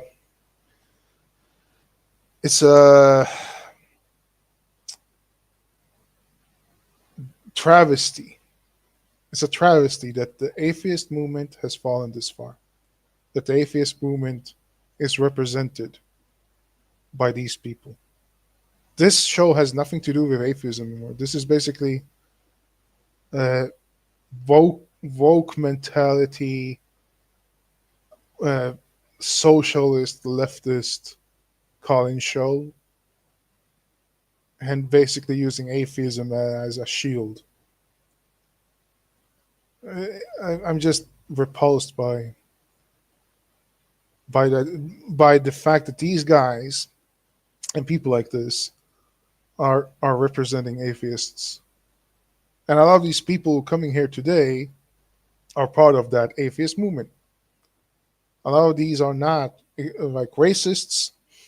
They're not orthobros. They're not extremists, right-wing extremists. They're basically liberal lefties who think they're doing good. Right? A lot of these people came here today. They're not Muslims. I think one of them were. But a lot of them were just people like Matt and Jimmy. They do not represent me. I honestly, I think it's a travesty that they represent the atheist movement. Yeah. This is the land that God gave us, and these are the people who have accosted us over the time. And let me just come up with all of the little excuses. You're like the kid that got caught with a hand in the cookie jar, and you're like, but I was never allowed to have cookies before, and I didn't get to do this. So what a stupid fucking analogy. And if you're actually going to talk about that, yeah, how about you put it on the Palestinians, right? Put their hand in the cookie jar and thought it was theirs, and they could take anything. And if people say stop, they're like, oh, why did you tell me to stop? Jane, did you watch the Apostate Prophet? Oh, sorry, go ahead. No, go ahead. I'm listening. I thought you were going to say something. No, did you watch Apostate Prophet debating Dean response yesterday? No, there's just so many live streams to keep up with. I didn't see it. I put it in my saved. Yeah. Well, a great example of this was basically because Apostate Prophet went apeshit at the end of it, where he said that Muslims always play this game, like they think he's like, shut up, I'm not your dhimmi. Don't think that you're always in power. Like you always play this game that you antagonize, and then when I tell you to shut up, you play the victim card, like you did something, like this mentality. Exactly, reminiscent to the war effort in Israel and Gaza, and and the Hamas helpers and the Palestinians, how they actually act, how their mentality, how they are. Yeah, that's typical narcissist behavior. I mean, that's Allah is the god of narcissism, like I always say, and that's the key, strategy. Yeah. You're not the first one who say that. I mean, it's basically the narcissist syndrome, and then cry about it when you don't get your way. Mm-hmm. Yep. It's amazing that Matt doesn't spot it, because if he thinks that God in the Old Testament is a narcissist, and he thinks that a lot of Christians or Jews display this mentality, how come he doesn't understand that Islam is the worst of them, and the culture that Islam spreads results in this Hamas terror organization, these terror hubs worldwide in the Muslim world? How come he doesn't get that? It's beyond me. Yeah, it's just like I said, because he's he conveniently doesn't see that. I think it's just a convenience of popularity on the internet. There's no other explaining it. You know, I mean, if it's all about popularity, then it's actually show how detrimental the Palestinian propaganda has spread. Yeah. It's actually going into people who are atheists, who are not Muslims, right? There's nothing to do with this, but they Well, pick it up. this was Ion Hersey's point, when she was having the discussion with Richard Dawkins, is people are drawn to this like community group mentality, and so they get drawn into cults very easily if they don't have a cultural spiritual standard that's better than that they can all agree on. And even Richard Dawkins sort of like agreed that, well, if we're all bound to get in one cult or another, one religion or another, then maybe Christianity is like the best of the worst, Yeah, but the thing is, like, this is very much politics. Like, their whole standpoint is politics, So, like, you said it's not logical, so it's not really politics. It's illogical. It's just going along to get along. It's just like my team versus your team. Yeah, I mean that's true, but that's not religious. Like, basically, tribalism. Nikos, as I talked about before, actually he had actually a good Nikos Sotirak. I cannot pronounce his last name, Greek. Sotirakopoulos. Nikos Sotirakopoulos actually talked about this. Has a video out. I urge people to watch it. Let me find it. It was about the woke right, and he actually addressed like this kind of tribe mentality thinking. Why it's on the rise, and how the politics, like whether you're right or left, it doesn't matter. It capitalizes on the tribalism and thinking of people and wanting to belong to a tribe.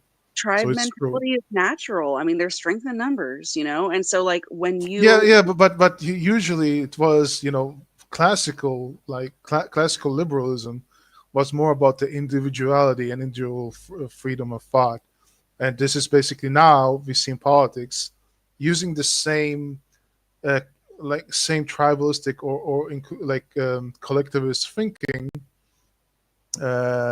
as the Marxists used to do, right? In the like they capitalize on the same mentality. So yeah, I mean, it is a problem. Like this whole new age of tribalism. This is the video I'm talking about. The New Right, an Introduction and a Warning. 2 weeks ago, Nikos Sotirakopoulos.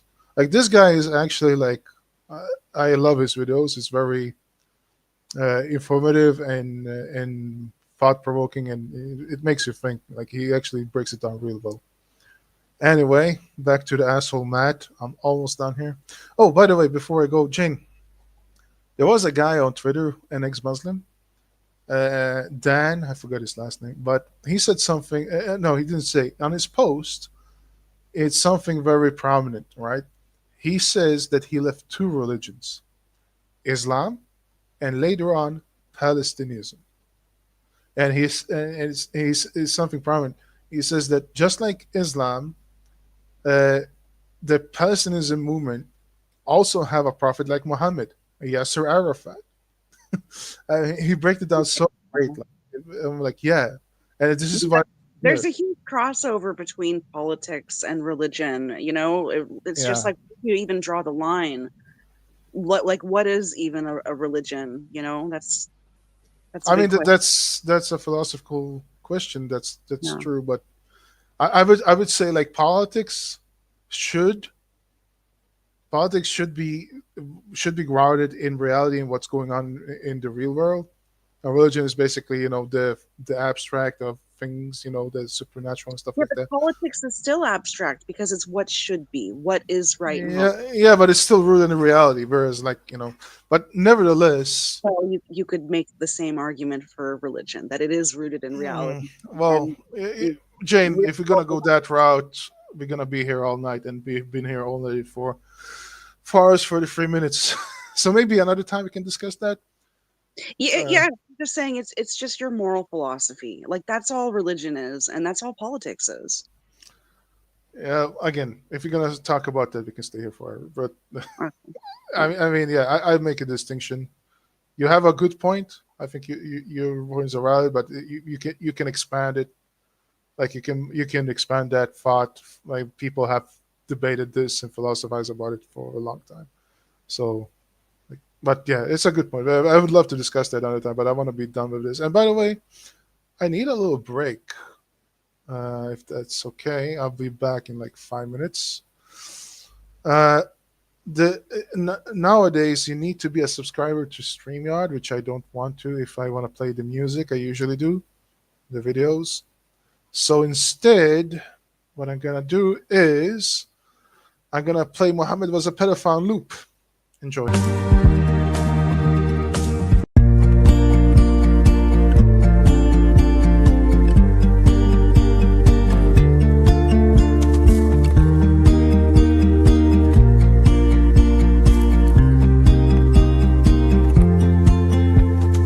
Muhammad is a pedophile. Muhammad is a child molester. Muhammad is a pedophile. Muhammad is a child molester. Muhammad is a piece of shit of a guy. Muhammad is a rapist guy. Muhammad is a piece of shit, and so is all that was left.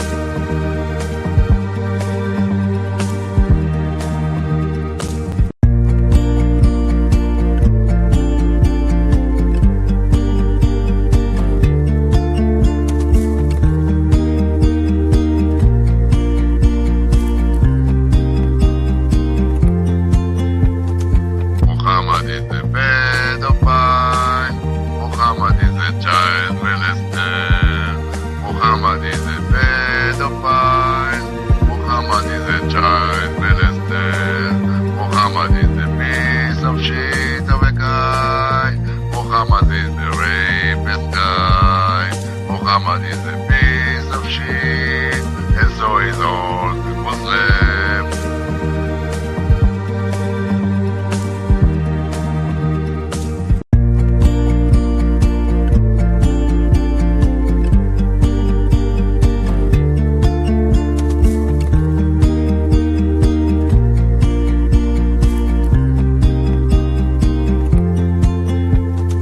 Muhammad is a pedophile. Muhammad is a child molester. Muhammad is a pedophile. Muhammad is a child molester. Muhammad is a piece of shit of a guy. Muhammad is a rapist guy. Muhammad is a piece of shit, and so is all that was left.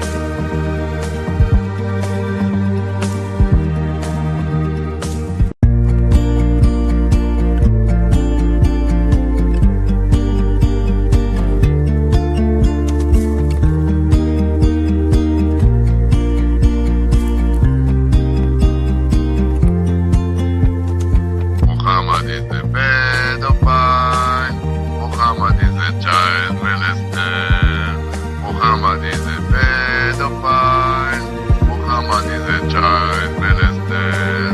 Muhammad is a piece of shit of a guy. Muhammad is a rapist guy. Muhammad is a piece of shit, and so is all that was left.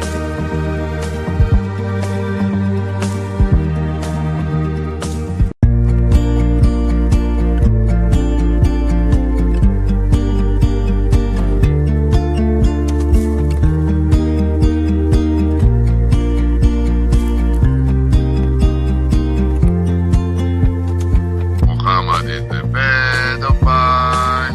Muhammad is a child molester.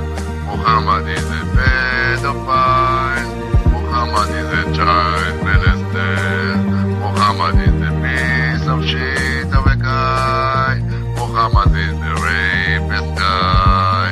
Muhammad is a piece of shit, and so is all that was left.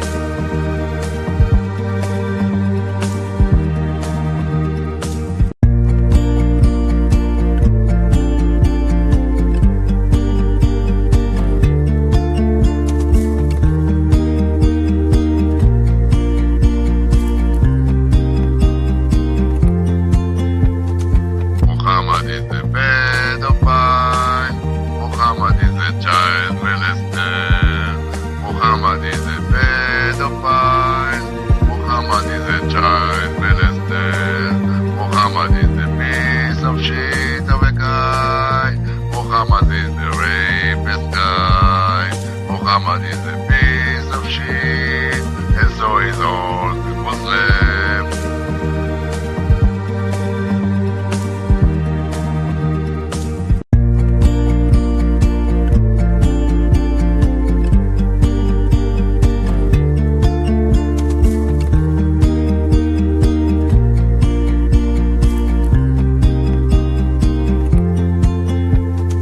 Muhammad is a pedophile.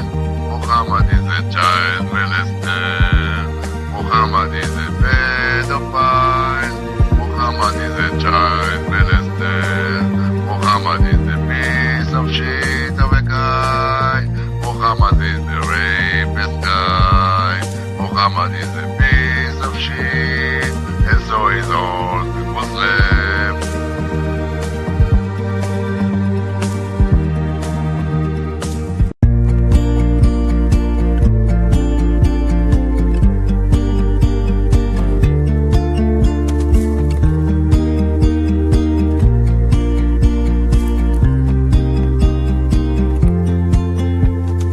Muhammad is a pedophile. Muhammad is a child molester. Muhammad is a pedophile. Muhammad is a child molester. Muhammad is a piece of shit of a guy. Muhammad is a rapist guy. Muhammad is a piece of shit, and so is all that was left.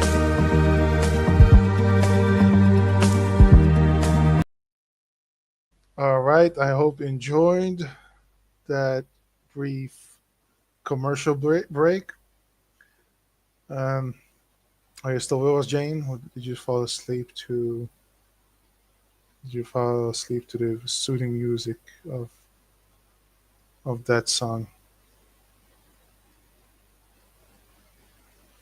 Okay. I guess you fall asleep. So let's finish up. We're almost done. Almost done. Let's finish up. So I get to do whatever I want. You're a fucking child, and so is Israel. Calling Israel a child, that's funny. How is Israel a child? I mean, Israel is doing more work for its citizen than you ever had, Matt. Israel is standing up against everybody else around the area who wants them dead, and standing tall and firm. How are they a child, idiot?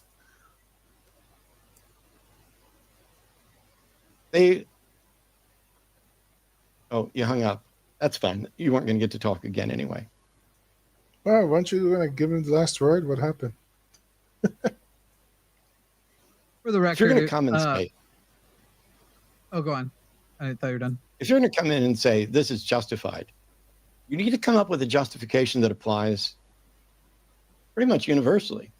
I gave you justification that applies universally. You just dismissed him, and you didn't want to hear him, and you didn't let him speak. All he was focused on was the Bible, the Bible, the Bible, and God.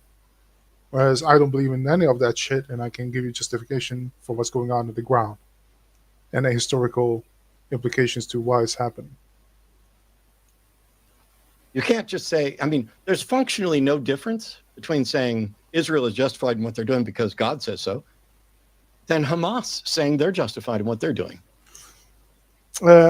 Not really, because the Hamas propaganda and jihad basically says that until everybody's wiped out, there can be no end of days, and Jews are not allowed to be equal citizens. And the Mahdi will not come until they control everything, including Al-Aqsa Mosque. Yeah, they have an obligation to spread their religion, whereas in Judaism, they have an obligation to protect themselves from being corrupted and dominated by these people trying to spread their religion. Right. Thank you, Jane. You said it better than I would. There's no functional difference there. And when you say, well, we want peace, but we want Hamas gone. Well, Palestinians want peace. They just want Israel gone. Did you hear that? What an idiot! What a fucking moron! And he says he understands this. He says that he was on Israel's side. Israel, well, sorry, what Palestinians, what did he say? Listen to that shit again. What a fucking idiot. Difference there. And when you say, well, we want peace, but we want Hamas gone. Well, Palestinians want peace. They just want Israel gone. No. No, Palestinians do not want peace. Palestinians want to eradicate Israel so that the end of days will come, and so that the next step would be to go for the rest of the world. Israel is a sight in the sore eyes of the Muslims because it reminds them daily that they don't have control and that Allah is not greater. And they don't have control of the Al-Aqsa Mosque. This was never about peace. You think if Israel is gone, there's going to be peace? They don't understand what peace is. They only know dominance. And to him to say something that stupid is just, again, another admission to that he doesn't know what the fuck he's talking about. He has not invested one single second to understand the Palestinian cause and what's really about, and why the Palestinians want Israel gone and what they're about. You just listen to the lies and be like, oh, they're innocent. Oh, no, you're siding with them. No, I'm not siding with either of them. Yes, you are. Yes, you are. And I hate this fucking false equivalency and this trying to be neutral fake game, because everything he said so far is showing me that he is not on Israel's side and he's absolutely supporting the Palestinian propaganda. So he is actually being a useful idiot for Hamas. I'm siding with innocent people. Okay. Can you please tell me who's innocent in Gaza? If you were a soldier in Gaza and you went after Hamas, and all you saw was civilians, and then you knew that some of them would be in the midst of them, can you please tell me how would you determine who is a civilian and who's innocent and who's an operative? Can you please explain that, Mr. Military Expert? I'm siding with civilians. I'm siding with humanitarian efforts that are attempting to abate the destruction, the systematic destruction that Israel... A systematic destruction that Hamas started and were complicit in, and did that deliberately because they booby-trapped the whole fucking area, and they had tunnel networks under the houses, and they wanted to kill as many soldiers of the IDF as possible. So when the civilians left and there was nothing left and only empty houses, they were all booby-trapped. Okay? That's why you see the systematic destruction. Israel is engaged in. When this started... And Israel is not engaging in it. Israel is responding to it. I was on Israel's side. Yeah, this is exactly what I said in the start, at the start. When people always say, oh, I was on Israel's side, and then I saw, oh my God, this is like Piers Morgan, the same fucking bullshit with Piers Morgan. And again, Jews knew that they would have about 6 months of sympathy from the world, and then they would turn on them. It's almost prophetic. Because they've been through this shit so many times, they know that they will be stabbed by the back by assholes like you. That Israel had a right and a duty to go after Hamas. And they are doing that. So, again, the question is, if you think they're doing it wrong, how about you give an example of how they should be doing it? How would they be doing it right, if you know better? For what they've done. What have they done? What have they done other than your fucking lies? Huh? All these fucking lies. And even if they were true, right? Everything you say is a lie. But let's say that every fucking stereotypical lie that you want, blood libel tropes that you want to spin, let's say that they're all true. If you were in power, how would you do it differently? Go ahead. Anybody who is on Matt Dillahunty's side, answer that question once and for all. The answer I will not take is Israel should have roll over and do nothing and basically say, give them the land, because it's been tried and didn't work. So you are the military strategist. You have power over the IDF. You go into Gaza to find Hamas and take them out and make sure that the terror regime ends. How do you go about it? And how would you do a better job? Please, somebody who is thinking like Matt or Jimmy, tell me how would you done it better? Because this question has never been answered. It's all just more and more lies and more stereotypical tropes of lies and anti-Semitic propaganda and buzzwords and blood libels, saying Jews are bloodthirsty genocidal maniacs. And Israel did that and failed. No. Okay, so wait. Israel is still doing that. He's going to say they failed.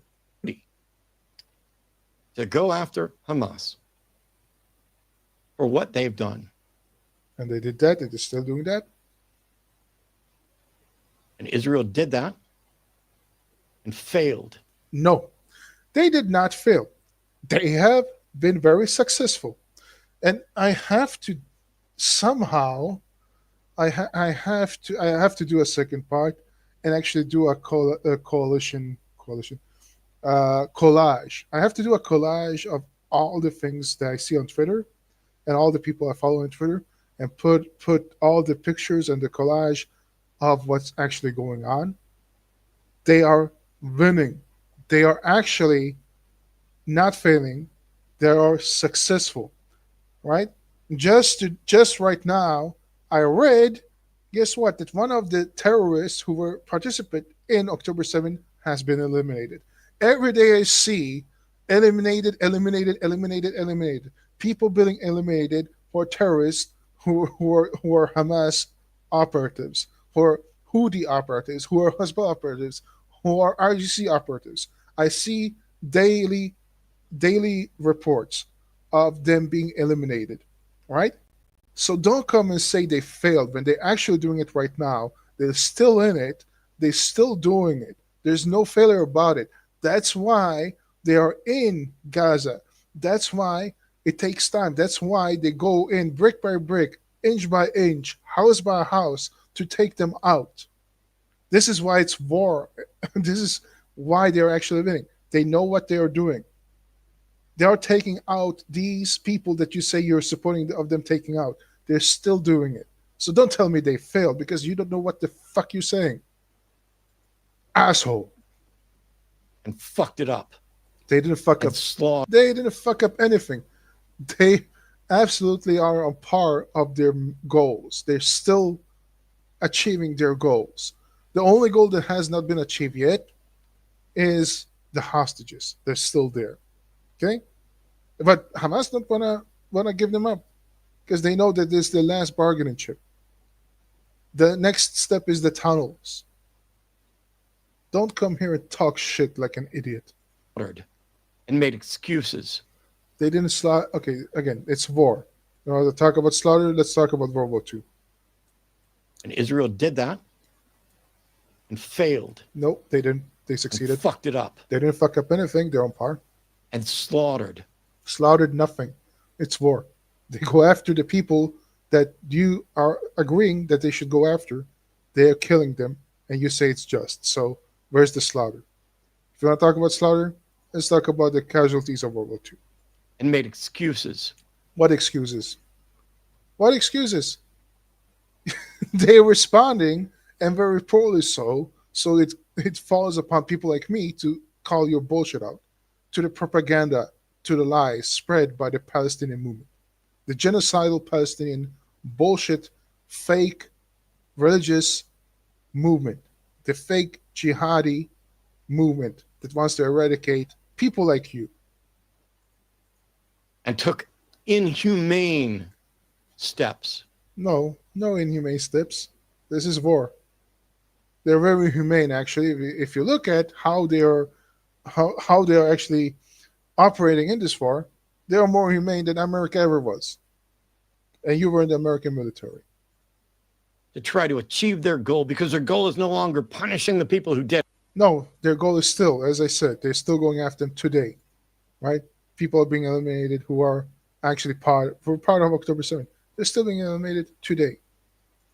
And preventing them from doing it again, their goal is the extermination of. There is no extermination. The goal is not extermination. It's extermination of Hamas, yes, not the whole population. Again, 60 million, 60,000, 65,000 dead over 2 years, right? 2.1 million population. Where's the extermination, idiot? Anyone who they think is remotely closely associated with Hamas. Not true. Not true. Not true. Not anybody who's closely associated. No. There's collateral damage, which is a sad part, but it's a fact. It's war. And then you have people who are actually Hamas terrorists. There are people who supported it, and there are people who do not support it. Now, can you determine who's who? Can you do a better job?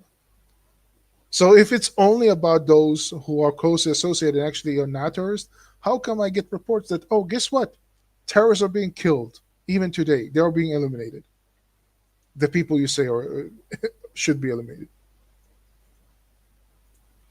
Which makes all of those people inspired to be more likely. And by the way, honestly, like, it's war, and I don't really care that much about Palestinians. Like, why do people care about Palestinian lives so much? Like, they're such innocent little victims when they go around.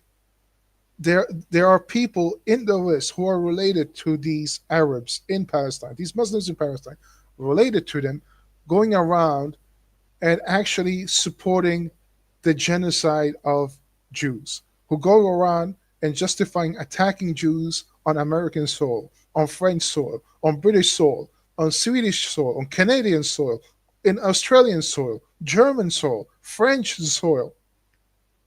These people who are Muslims and associate of them, pro-Palestinians, in the West, go around and being happy about the demise of Israel on October 7th, and going around and killing Jews, harassing Jews. In the Netherlands, hunting Jews, actually committing pogroms, and it's being solidified by assholes like you, justified by assholes like you, and promoted by the news media, and then make excuses for you. Who is the liar here, Matt? Who comes out as a liar when you put all these facts together? To continue the conflict and seek the No, nobody wants to continue the conflict. They want to end Hamas. That's what you don't get. destruction of anyone and everyone who even remotely agrees with Israel's action. What? What are you saying?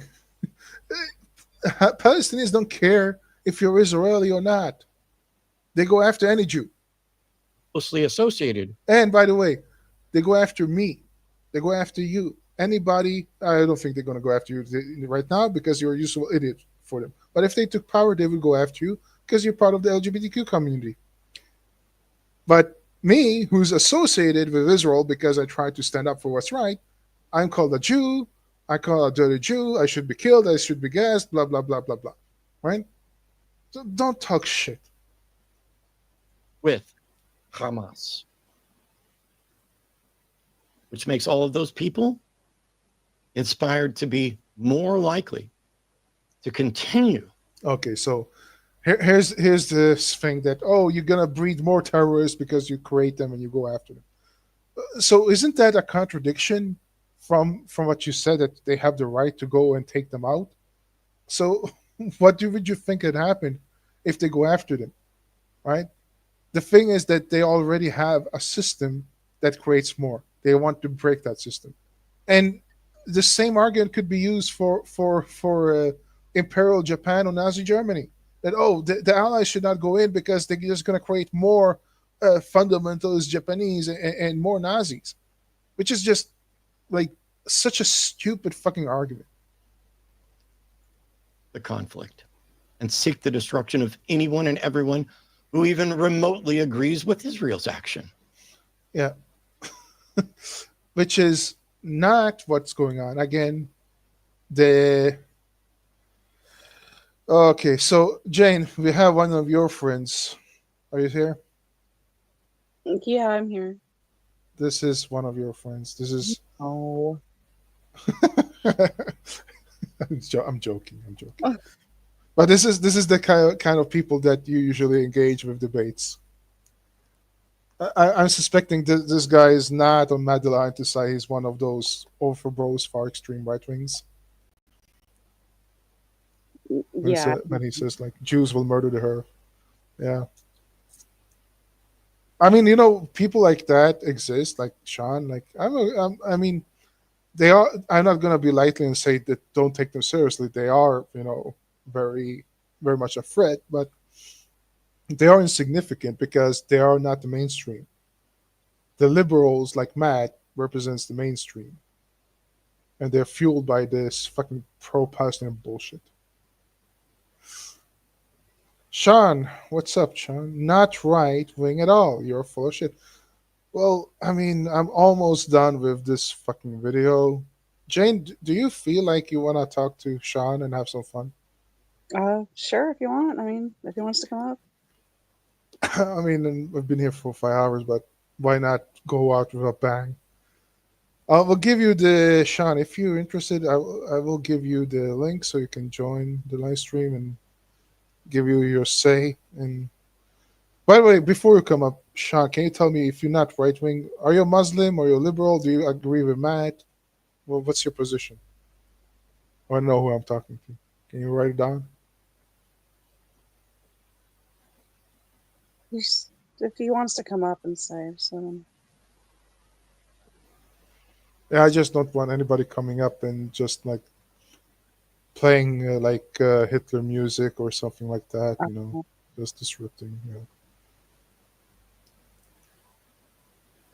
Religion is evil. Okay. Religion is evil. I mean, the thing is, I don't think Matt would agree if Jews will murder the earth. So, like, this is the funny thing. Like, when he says religion is evil, like, he's portraying himself as an atheist, but, like, this says Jews will murder earth, something that I will have to give the benefit of the doubt here to Matt. From what I know of him, I don't think he would say something like that. Let's finish this up first. It is bizarre to me. What did he say? Oh, well, yeah. So basically, he's saying that Israel is creating more terrorists, right? Not understanding that the ones creating the terrorists is the culture that Hamas, but jihad, what Islam has created. That is what springs more terrorists to the world. Israel's action. It is bizarre to me that you can only see this from one perspective. It's funny that he says that, but he really does the same thing. He doesn't see it from the other side. He only sees it from one perspective. He does not actually investigate the perspective of the Palestinians, like what fuels the Palestinian cause. He doesn't investigate why the conflict looks like it does. What is this idiot saying? You all worship. What is this? You all worship death. What? Matt is a pervert anyway. He says he's not right wing. Only saying. I think you are like far right. I think you're a Nick Fuentes fan or Jack Shield fan or something like that. I think he's a pagan, like Viking worshiper or something like that, perhaps. Yeah, that would be my guess. Yeah. Yeah. Not at all, jackass. Yeah. I'll give me 1 minute. Hold your horses. I will give you the chance to come up so we can have some fun. But let me finish Matt here. The one where you're right. You're fucking wrong. And no, you're wrong. Israel is right. It's like you were never on the right side, you pretended, asshole. You're immoral. And you're advocate. No. The one who's immoral here is you. Because you think that you stand on morality, on moral ground, yet you spread lies. You're being a useful idiot. Advocating for slaughtering and starving kids. Again, nobody's advocating for that. Maybe, I don't know, Paul, I don't know if you did that. He is not the same. But Israel is not doing that. Israel is not advocating for starving kids. So, fuck you. They actually give aid to their enemy, even though they don't have to. And civilians. And again, who's a civilian? If you were in uniform and were on the ground in Gaza, would you be able to spot who's a civilian, who's not? Yeah. Who will pick up a gun and shoot you and stab you in the back? If a 13-year-old come up and try to blow himself up or stab you, then what? You and your God can go fuck yourself. Yeah, and you can go fuck your boyfriend. I don't know. How about you go fuck Jimmy Snow? He seems to be hot for you. Jimmy, I know you had something to say. Sorry, I was in the middle of it. Oh, I was just gonna say, there was the. Oh shoot, what was it? Well, first of all, people want to know what foul. Hold on. As fucked up as Matt is, he does not lie.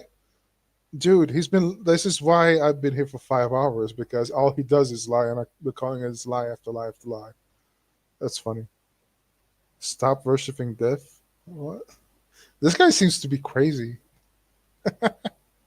Dude, I think you're gonna be fun to talk to. Just let me finish with Matt here. We're almost done.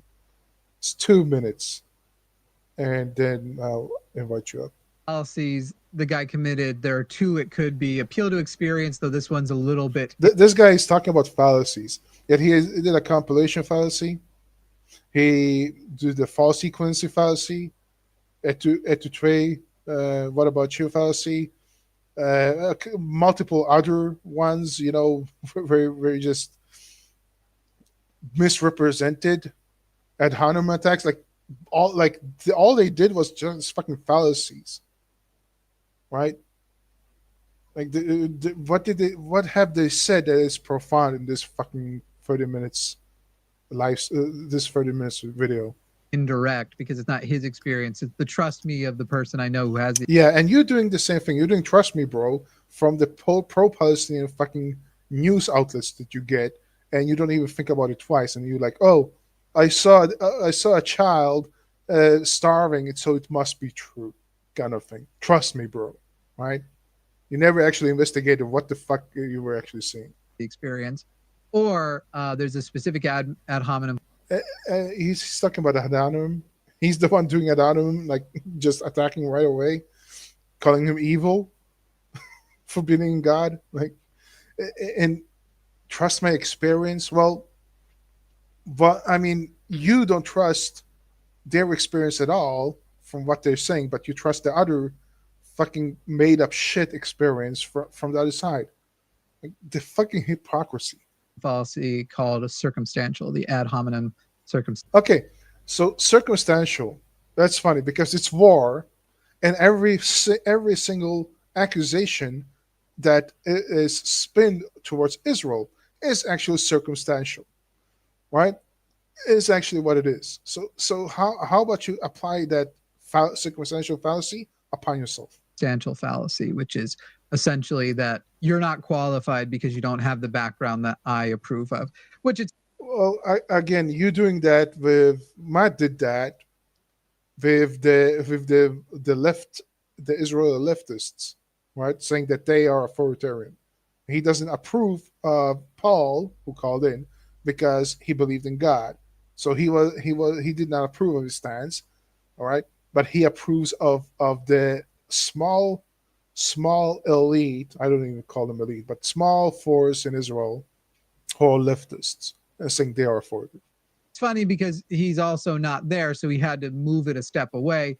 And okay, but here's the thing: I know people there. I know people who have been in custody, as hostage, and been freed. I know people who died. I know people who are veterans. I mean, they tell me a lot of things.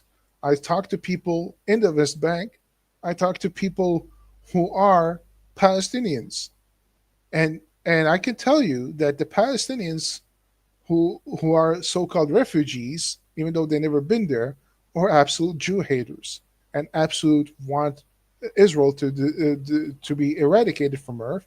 They absolutely believe in blood libels. They absolutely believe the Jews are the evil of the earth, and they put any form of conspiracy as true towards the Jews. So, I mean, it's funny that these guys talk about like they know what they're saying, and they talk about fallacies, yet they are committing the same fallacies. They have just jack shit understanding of what the fuck they're saying. And what I almost interjected with when he was making that accusation is I could easily say your point is invalid because you don't have any family in Palestine. You don't have any family. So would my point be valid if I actually talked to both sides and evaluated both sides? Because I did, but I wonder if you did. In Gaza. So now you don't know what's really going on there. This is why these are fallacies, because you can just. But then why do you take pro-Palestine propaganda as valid? If you don't know what's going on there, then why do you look at a video and be like, oh my God, Israel is committing genocide. It must be true. Right? When you see a circumstantial baby begging for food and not even thinking twice, who took that picture? Who took that video? Why are children playing around in a war zone and not being sought shelter from their families? Flip them, and they work for whatever side, so they don't actually point to anything useful, and it's not the actual point at hand. Paul, you're kind of a piece of shit. Okay, so now it's funny. He's going with the ad hominem attack again. And I hope that calling him a piece of shit after all the talk about fallacies, he's like, "Oh, you're a piece of shit." Amazing. You will stop supporting the terrorist organization and and the false sequence again, calling Israel a terrorist organization, doing false equivalency with Hamas. That's not a fallacy. I think that's a fallacy, right? I mean, this guy started this shit with saying that military organization, a legit military organization, is terroristic, equal to Hamas. What a fucking scumbag! Them one day. I hope that you wake up from this delusion, the Palestinian delusion, and get some fucking sense into you. Yeah, I love though they use civilians as body shields. You literally conscript children to fight in.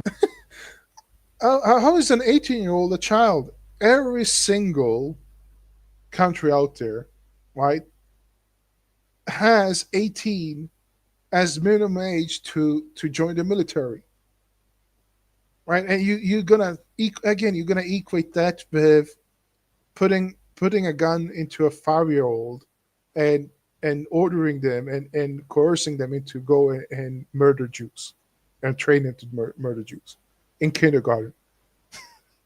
This guy is just nuts. This guy, I don't know, like, does he even understand what he's saying? Jane, what do you think that this guy is like actually understandable? Like, do you think he understand what he's actually advocating for here? No. He's just playing to the crowd. Honestly, I don't even think that it's playing to the crowd right now. This is just him being like, I don't even think that he knows what he's saying. This is just beyond stupid. And Matt is like, How the fuck does this make any sense? Your military. Okay. The only way it makes sense is basically if you're against all militaries in the world and saying military should be demolished. Any military organization should not exist. But then again, why do you hyper focus on Israel? Why do you have this stance on Israel? Like Israel, one small country with 50 other Arab states around it, and you don't single them out and saying that their military should be dismantled. And the Egyptian military is horrible. The stories I hear from my friend, what's his name, Devil Kitty, right? But he talks about how the military is basically vile and beyond reprehensible. How come you don't address those stories? Shlomo said, like, why you talk about rapes going on in Pakistan and the fucking share insanity of what's going gang rapes in Pakistan. Why you don't address that shit, right? And how the military is using rape in Muslim countries as weapons of warfare. No, you're gonna just hyper focus on Israel and do the false sequence with Hamas.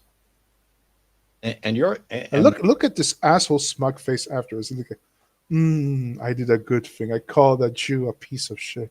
I called him out. Yeah, go Palestine. Oh, pro Palestine. I'm such a good kid. Look at me, Palestinians. Are you happy? Are you happy with me, Palestinians? Look, I did a good thing. I schooled a Jew. I told a Jew he's a piece of shit. Are you happy with me now? Look, I gotta get so much followers from the Philistines now. Look at, you know what, Jane, you're right. He's playing to the crowd. His face right there. So young himself. I wonder how old he is. Like, is he an adult or is he a child? Yeah. Fucking smug face. Matt is like, The Israeli government is using people like you as a shield to shield them from consequences.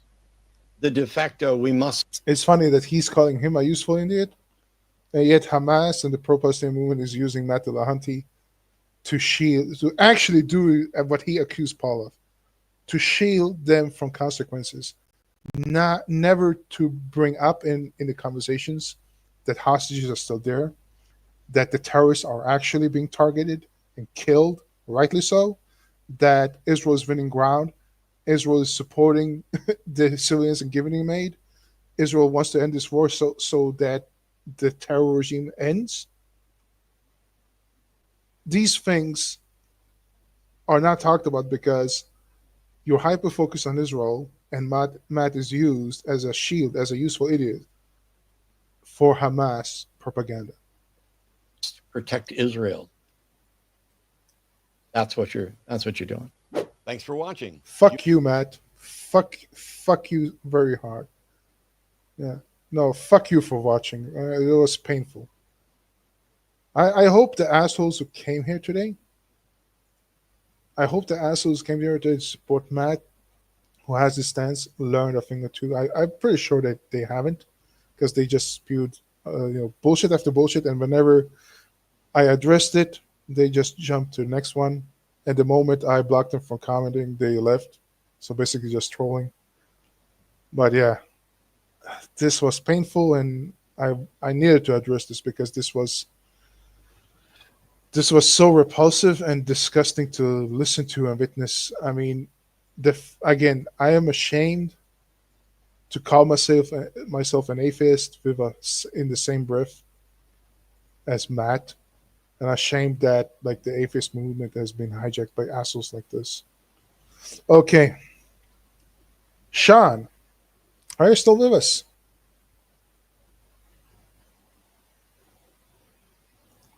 We have time for you now.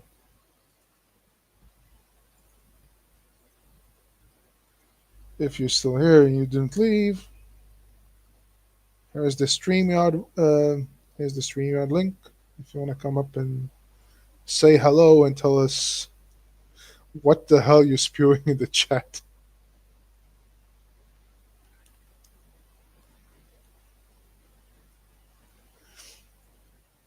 Otherwise, so Jen, you're saying that there is not a big difference between religion and politics, but then like, isn't the whole idea to differentiate between church and state? That's like what people want to adhere to. Like you said, it's another conversation for another time. You're tired, huh? No, it's just I mean that's just to prevent political corruption. I mean, because if the state determines what is a politically correct religion, it really is not, there's no separation between church and state, like constitutional amendment or anything. It's the state shall not like sort of institute a church, because then the state would get to decide what is a church, what is like the correct version of Christianity or whatever, and basically then people can't decide for themselves, and then there's like basically the church becomes part of the state. It's what is it called? Theocracy. It's sort of like a crossover, yeah. Yeah, I mean that's what you don't want. You don't want bureaucracy, right? Yeah, but I was just saying, as far as like moral achievements, moral goals, there's a big crossover between politics and religion. It's really just like your moral theology and politics. Maybe. I draw a distinction, with this supernatural and reality, but there are overlaps, of course, and like your views on reality and religion and politics. Well, even just like the claim that everybody deserves equal human rights is sort of like a supernatural claim. Like you can't, there's no natural demonstrative truth to that, right? Like you can't really demonstrate that scientifically. It's still a supernatural. Yeah, I mean it's a utopia, or like it's a goal trying to achieve it. Like you believe that everybody should have the like equal rights. Yeah, I get like there are a lot of crossovers and it influences both sides. I get that, but like from the distinction I try to make is basically what is supernatural and what's reality, and I would say reality is politics, supernatural is religion. Even though it's true that they influence each other.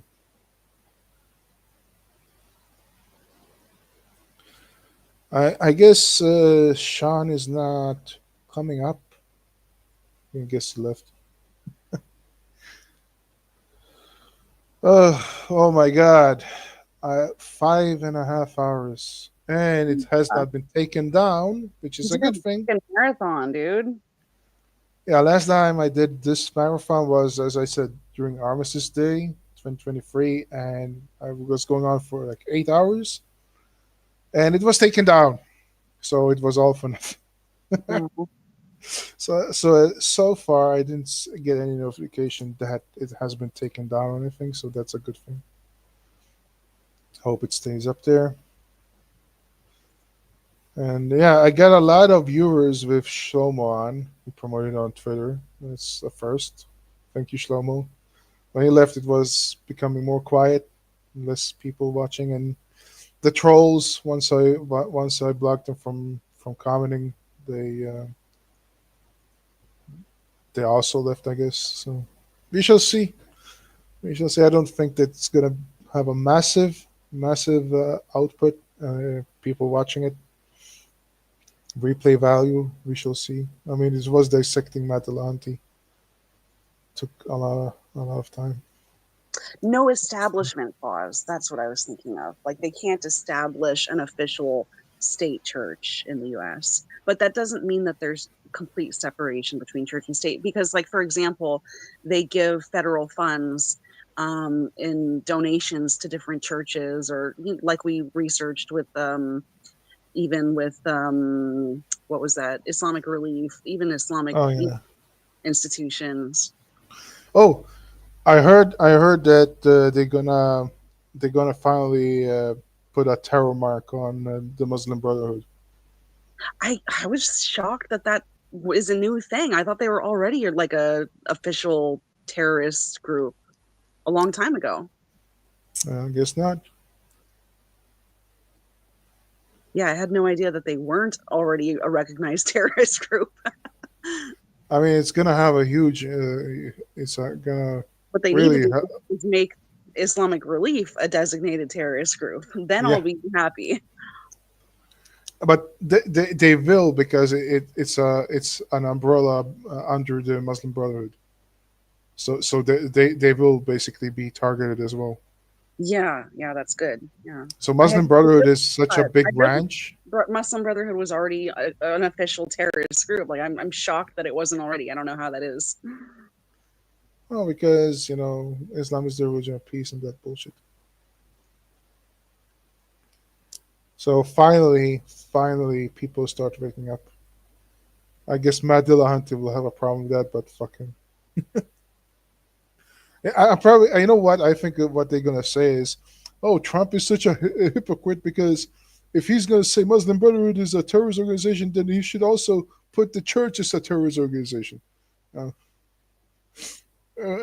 Believe me, it's gonna come. Like this argument, they're gonna say that. They're gonna try to spin it.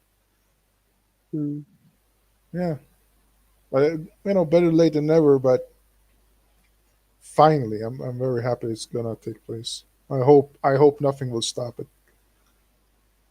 It's gonna have huge implications and changing a lot of things for the future. Just hope that they will put Saudi Arabia on it too, but I don't. That's a stretch. Like Saudi Arabia invest in a lot of mosques.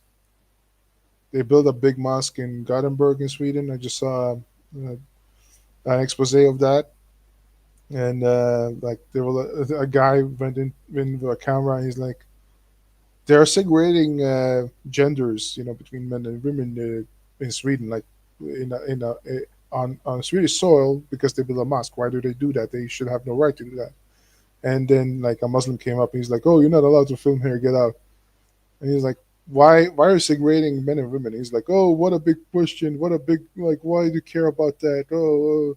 You try to say we try to take over the world. He's like, no, I'm just saying, like, a secular society, why are you segregating between genders?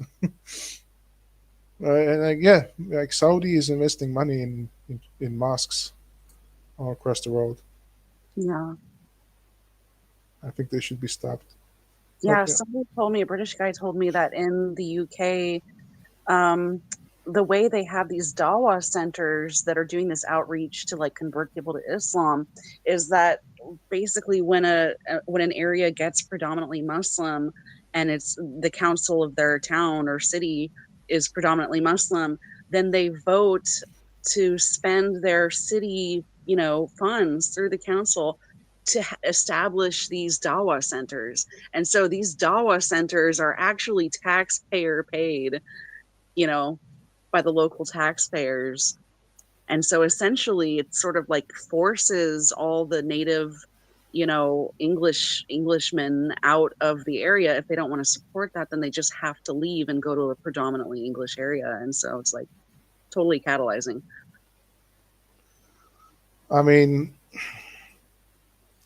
going back to the topic of Israel-Palestine, this is basically what the Palestinians want if they took power, if they were to take power. This is the model, like everywhere with Islam. It's no different in Israel. They would want that model too. And basically in Israel, like there are places like that. And guess what? Like Israeli police actually tell, like, David Wood and Apostle Prophet, when they went to Jerusalem, they couldn't enter like the Muslim area, right? They were told by the Israeli police, like, if you're not Muslim, you're not welcome here, right? Like segregating, like they segregating Muslim area, right? The now Muslims are not allowed there. Like it's just like, where's the apartheid? Yeah. when you actually contributing to the fucking Muslim apartheid. Yeah, I don't know if we actually even have that in the U.S. Like, if a city can vote to spend city funds to, like, fund a specific church or, mission group or something. Like, I've never heard of that, Yeah, I don't know. I have no idea. But this is beyond something I know. What I do know is that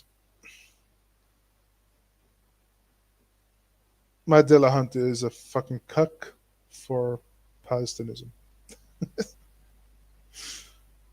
Yeah. Well, good stream. What did you think about my debate yesterday? I barely caught it. I think I just stepped in for a minute. Yeah, but it was pretty. I mean, it was good. It was like I was surprised how calm he was. No, he actually lost his shit when I said Aisha was promiscuous. Oh, yeah, I mean, eventually it's always going to get there.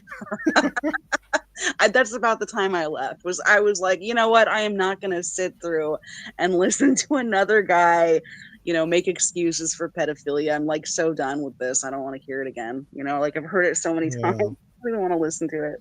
Yeah, but he's a convert to Islam, been Muslim for 5 years. Oh, really? And he's an Ahmadiyya, and he says he doesn't believe in that, in those scriptures. But then, like, he wants me to show him a hadith from the 6 books, the 6 authentic, hadith books.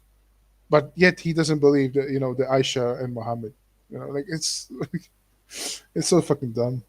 Was that the same one? The guy who said he had a degenerative illness? Yeah. Okay, yeah. I did.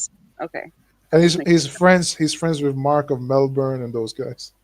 He actually said that Mark should be the moderator of the debate. I'm like, hell no. No way. Like, it's usually the case when you find somebody who's like at all reasonable or able to have a discussion that it's always a convert, right? Yeah, but they're still crazy. Yeah, but they're at least able to have like a conversation without just going full jihadi, He did went like very much overboard at the end. He wouldn't let me speak. He seems like a little bit, And he did want to debate Israel Palestine, but it was like, no, we're not going to debate Israel Palestine right now, like, because it's just going to be.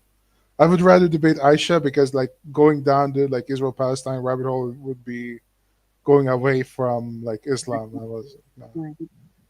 But I would maybe we could do like a part 2 of him where we debate Israel Palestine, because he's very much like Israel's committing genocide and blah blah blah bullshit, and Muslims are basically just defending themselves. Yeah. Yeah. Well, I guess this is it. 5 hours 41 minutes. Yeah, I think I need a break. Okay. I'm going on Telegram and I might message you. We can talk later. Okay, sure. Give me a moment to refill And if you my have any batteries. X spaces, then send me on X, because I don't check the Telegram that much. Are you on X though? I could open an X space like in 30 minutes if you want to talk. Okay, sure. All right. Take care. So everybody, thank you for listening and joining. And I hope you enjoyed. Until next time, I don't know when the next time will be. But till next time, I hope that you have a good day. And I think I will respond to another. I don't know if I have the strength to respond to another Dillahunty video, but I think I'm gonna go through. I'm gonna do the collage of images and go through like all these things from the Israeli side and show you like what's actually going on instead of just the stupid propaganda from the pro-Palestine side. Hamas can suck dick, cyberbully. All right, Hamas can fucking suck it and fuck it and get wrecked. If you're a troll, I hope you learned something today. And if not, well, there's no hope for you. You just have to sit back and cry while Israel's finishing the job and show you who's the boss. Fuck off and take care.